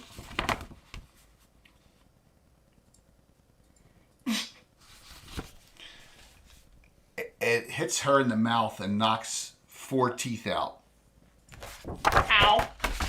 Double. And you hear just a shattering noise. She's in bad shape. Oh, that's gross. Now had. That is so gross. And the damage was double, and he did a whole 5 points instead of 3. 5 points on her. Everyone acted, right? Everyone acted. It's her action. I don't have much I can do now unless I have an item. And I'm looking here, and what else can I do here? I will. She's screwed. Maram, I'm just gonna. Maram, here's the problem, Maram. Your self-induced catalepsy. You're still taking the die 2 per level from the. Remember, you're down to 1, so you're not. You're like, and you're pretending to be dead, and now you're in the negatives from that. You're like, oh no! But you're about to. So you do see him convulsing from the bleeding wounds. She tries to say something mumbling. It doesn't really work as well, and she attempts to touch Orinthera. It's the only thing she can do with a touch spell from the one hand, and it does not fail. She's not successful. Actually, she can still do it for the spectral hand. She uses the spectral hand. It still failed though. She tried to ghoul touch you to paralyze you, and it didn't work. And that would have been a bad one. Last round of the encounter. Go ahead there, Korg. This is it. Wait, what am I doing? Initiative. Oh, initiative. You're still getting it, even though you are. I thought you were saying I was doing something, and I was like, brother, I am dead. No, you're in the negatives. Remember, negative 10's dead in the game. Okay, I rolled a 2. 4. Oh, so try to do the ghoul touch one more time. Nope, I rolled a 2. So I'm going to calculate out. There's 4 die 2 left. So the most I can do is put you at negative 9, but you go down a point around. So Ifnal, what are you going to do this round? I am going to administer a healing potion to Miriam, who is frothing at the mouth and is twitching a little. Because you try to bind the wounds, and the wounds are bleeding still. So you got to wait till the spell duration. So this will offset it for a certain amount of time. So you do that, and you get him back 8 points. So when the spell ends, the bleeding wounds ends, he'll be still in the negatives at negative 2. But you did save his life from giving him that potion. And you're like, oh man, this must be a spell that I can't negate. So you cast your hit. You gave him his healing potion, saved him from being dead. But like on your travels back, you can you do have a scroll, but I'm not going to make you burn it. You have Death's Door. That's what in old school that would put him to 0. Then you could heal him up, and they'd be fine. So, but I'm not going to make you burn the scroll. You can just get that Death's Door back the next day. All right, so you do that. Orinthera, you're up. I get 4-round attack. 4-round attack. Right? We'll just roll them. Yes. And Forlon, what are you doing? I'm gonna run up and engage her with my buddies. She has 4 attacks, and she's bleeding out the mouth, bleeding with the arm missing, severely damaged. You have 1 spell left. You have 1 magic missile left. I'm just saying, get damage on this last round. Oh, okay. Yeah. I'll use the magic missile. Yeah, go for it. Yeah. Roll your 4 attacks there, weren't there? I did. I'll tell you whenever you're ready. Go for it. I got 12, 7, 15, 11. Okay, 3 hits. 2 die 12, die 8 plus 10, and then 3 die 4 plus 3 from Fornalin. Yeah, I was going to say that's a lot of math. Yeah, you did 28. How's that sound, aren't there? You did 28 points. 12 points total. 12 and 28. Sure. 40 more. She's at negative 37. You killed her. Yay! Let's go! Cutting off her arm, knocking her teeth out. Chudley goes, we are all heroes, aren't we? Oh my gosh, what happened to him? Because you can't see him on the other side. Oh my gosh, is he all right?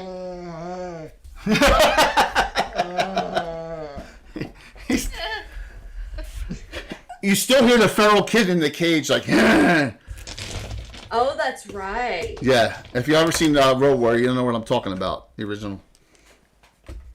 So, no. You never saw the original Road Warrior with the feral kid? Oh my gosh. He has the boomerang and everything? Oh. Okay. No. You guys are young. So, Sorry. what do you do? There's piles of stuff everywhere. There's books all over the place. There's piles of coinage in the corner. There's the feral kid in the cage. When you kill her, the coldness dissipates, and it still stinks in here. But you think that wow, you've defeated the individual who's been causing all this trouble all along. She must have come down from the high Lortmils for some purpose. So, if you knew background in the campaign, there was a teleporter at a keep that all these frost giants were coming through a little while back, and there's a lot of them got away, and she was one of the remnants from that. So just note that's how she. Okay, yeah. So she was one of the last ones left from that encounter a little while ago. That's it, because remember all the adventures cross-reference and stuff. A few years ago, Moose, yeah, remember that? Yeah, so you remember that. It was a Reaper special event. Yeah, Moose remembers. Okay, so, what do you do? Loot. So, all right, sticking in that, there's a whole pile of coins. I'll just, So, do you recast your Pearl of Power and recast Detect Magic, Fallen? I don't want to use it. Why? Why not? Because I feel like I'll need it for something better. It's once per day. The Pearl of Power? Yeah, it's every day. You get to recast a spell. Oh, I thought I lost. No. It's once per day. Oh, No. Yeah. I'll do that. I didn't know it was once per day. Oh yeah, no, it's once per day. No, you get to Oh, recast one of your spells in first level that you cast once per day. Yep. You okay. Yep, no problem. You recast Detect Magic. Ithranel, you're like, you take care of Maram. You'll Death Storm next, and Maram's always down. So that's like. Well, if I can do the Pearl of Power thing, I can recast Cure. Oh, repair injury, right? Repair injury. Yeah. Maybe Oh, you have wounds or something. Let me see. You do. You have a clerical one. So I'll let you recast the repair injury just to get him up. That's cool. Yeah. There you wake go. him back up. Yep. Much better than dragging a corpse. That's true. I'm alive! You did good! I am so thankful for everyone here! You there, cleric friend, thank you for healing me! Why am I forgetting everybody's names? I think I need to lay down. You can lay right on one of those altars. Charlie says, you won crazy ass MFer, man. It happens every wow. mission we go on. Holy! It hasn't been a nuclear meat I've never seen unless he's down. I've never seen anyone do the stuff you've ever done. Wow. That's amazing. So, this is what you find. Ithranel, you're like, oh my gosh. You look over there in this corner. It's hard to see on camera. Let me just see if I can relocate. Back here, there's a pile of coinage and some stuff. You see a shield, a nice shield, a bunch of coinage. You also, on her, on the arm, the hand got cut off. There's a ring on there. She has a cloak on as well. But you see the following. There's also one of the books radiates magic on top of the altars. All the rest, you believe, are necromancer theorem spells and stuff. Not spells, but books. You could probably give them to a college for study purposes in Altamira for some money. Or you could destroy them. It's your choice. There's a backpack that holds something in it that radiates magic. But the thing you see, there's a bastard sword sticking out of the coinage up. And it's got runes on it. It radiates strong magic according to Farnlin. Awesome. Yeah. Well, I'm just gonna gather up as much of the treasure as possible, make a big pile, and we can divide it up at a later time.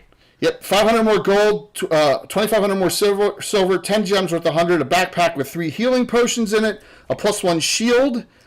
Oh, she's got that ring of protection and a caster's cloak that gives you a bonus second level spell to your spell repertoire. And the two big things are the bastard sword is +2, and it's in elven runes named Intrepid. Yes, and so it's got some special abilities to it. Now, I want you to make a wisdom check on a die 20. Ithranel. 19, and then whatever my wisdom is. I'll say you made it. It's okay. You believe this is a lost sword from the hateful wars that was wielded by a captain of the guard of the consort of Yolande herself that was lost a long time ago. Yes. This belongs in a museum. No, that belongs to it belongs to be wielded. Yes, by another elf or half elf. The last thing is the book that raised strong magic. Who's going to look at it? I'll look at it. It's in common. The cover title: Great Tyrants of Greyhawk Legend. I don't know what to do with this.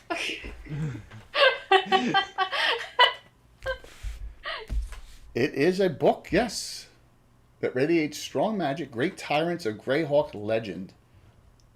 We could always return it to a temple. Hopefully they would know what to do with it.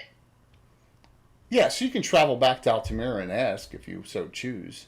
Remember, you're an Order of York member. You can ask someone in the Order what they think it is. Right? Oh, yeah, true. Mm-hmm. You got some benefits now. Well, I mean, if I am able to, I can just ask by, what is Lord Gazum going to be? Like my second cousin? Yes. Whatever it is? Yeah. Gosh, my second cousin. So, I guarantee you, all of the ladies are going to... It's a tome of leadership and influence. When read, will raise your charisma and comeliness each 1 point. Oh. Mm. Yes. I like a higher comeliness. Of course, I knew that would be the case. But yes, so that it just so happens you're going to have to read about all these crazy, because some of them can be very charismatic, right? Mm-hmm. Great tyrants. So yes, so that's a magic book there, that'll one-use item that will do that. So you are successful. No one died permanently. Once again, Maram's down in the negatives like he usually is. Charlie says, wow, what a wonderful experience. I thank you all. I wish I could have been more useful. No, Chudley, let me tell you something. You were one of the most helpful people today. You want to know why? I do.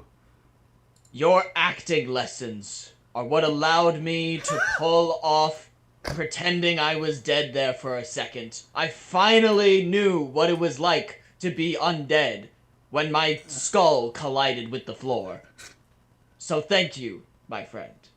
Yeah, Moose.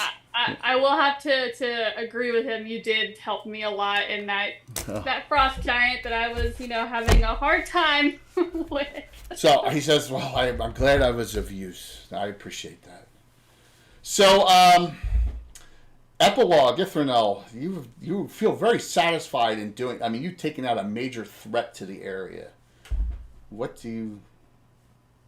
I write the party a lovely letter of reference and recommendation, based on their help and, clearing this out, which hopefully they could use in the future. There you go. For whatever they want. Yes. Sounds good. By the way, no one else uses bastard sword, so I'm assuming you're going to give Ithranel the weapon, correct? Yeah. No one else uses that. All right, sounds good. And then we can divide up the rest based on need. But I'll let you fight over who gets the Tome of Leadership and Influence. So there you go. So you're successful in Death in the Lortmils is one in the books. And adventure number 1044 is done. So good job. So hopefully you enjoyed. I'm sorry about the technical issues, but we made it through. We did. A little late. And I really apologize, especially to Bird, because I know you got to get to sleep. So you're good. Yeah, I'm about to bounce. All right. So why don't you do a quick shout out, then you go, and then we're going to do the giveaways real quick. Why don't you do your shout out here? Whatever you would like to say. Yep. Gotcha. Thank you. Hey, Alice, I had a lot of fun. Thank you for inviting me, though. This was a lot of fun. Of course. I'll never say no if I can do it. Yeah. I know you're great that way. Yes, but I'm gonna bounce. This was a lot of fun. Minnesota Muse is great playing with you. Oh, it was awesome. I love meeting you. Gary Con is awesome. And as a lot of y'all know, I'm Little Bird. I'm a variety streamer. I'm doing a 24 tonight. I'm supposed to start in 7 hours, so I'm gonna go nap. Yes. I have everything set up. I'm gonna go take a good nap. I don't blame you at all. So go crash. Go crash now. You can bolt, and we'll see. I'm probably just hanging out at home tonight. Oh, the wife is making fillets tonight, high protein. So yeah, because she's the Mother's Day thing's tomorrow. So yeah, so get some fillets in us today. So yeah, we'll see you, Bird. Take off. Go Oh, get you're some good. food. I'll see y'all later. Love It was you. fun. All right, sounds Love you. good. Bye. All right, bye-bye. Bye. All right, Korg, shout us out, please. What's going on, brother? Hello there, everybody. My name is Korg the Mighty, your local lore master in training, discovering the tales of the digital multiverse. If you are interested in learning about the lore of different video games or different worlds, I also create content on Twitch, TikTok, and YouTube. Specifically on YouTube, on Sunday, we are going to be doing a live premiere of a 1 hour and 30-minute long video that we've been working on for the past several weeks. Wow. That's awesome, It's man. going to be premiering tomorrow night at 7 p.m. EST, and it's going to be on every single Warframe in the game Warframe. Wow, that's fantastic. Thanks.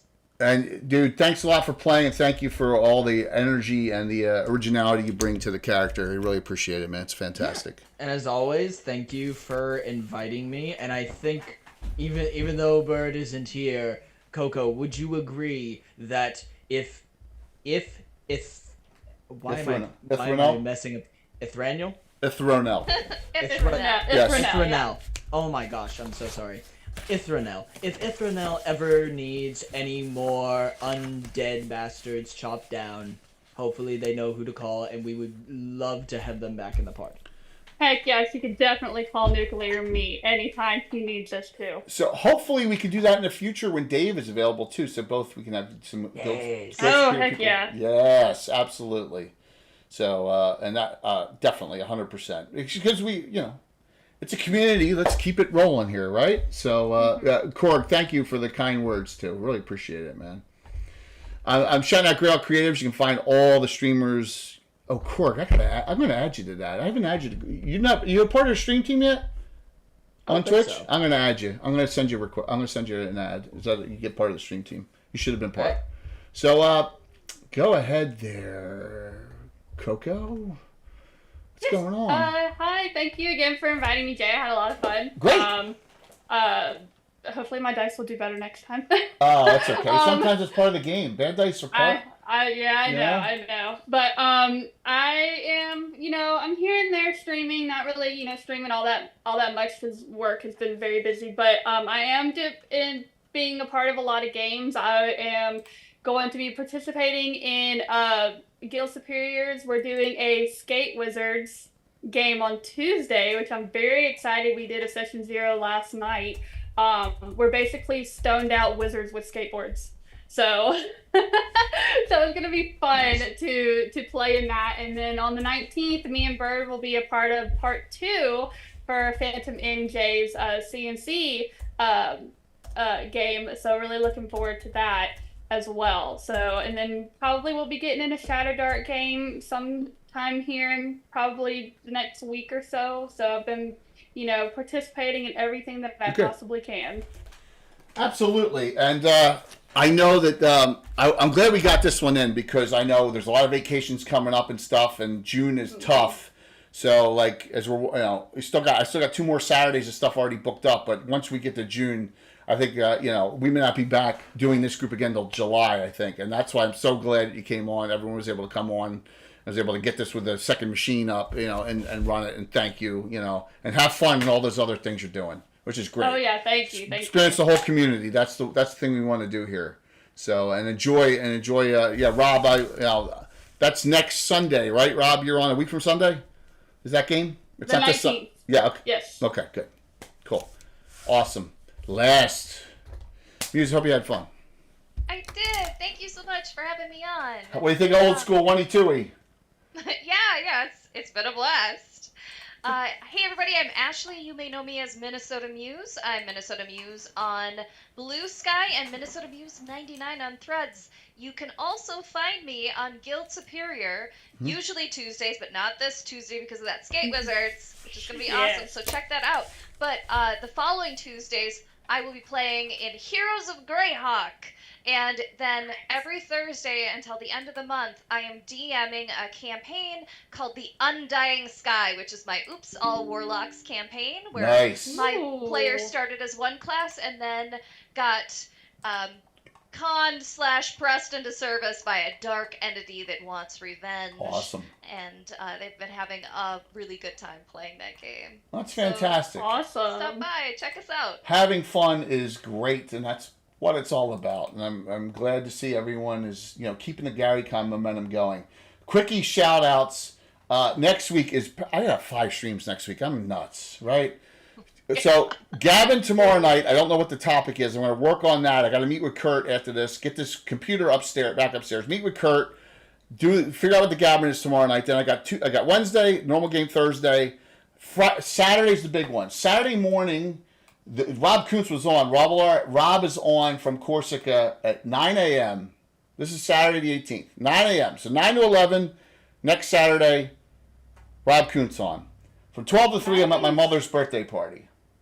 I get back from that, and then the big game of all big games, the Red Wedding. Oh, I'm so excited for that. Is Ed Greenwood, Eric Mona, Darling, Myriad, Bones, Eric Mengi, Tony Winslow Brill, the Slav Squad and 2 Drink Minimum from GaryCon, the wedding event between 2 characters of the Slav Squad with Eric Mona, Priest of Relish as officiating.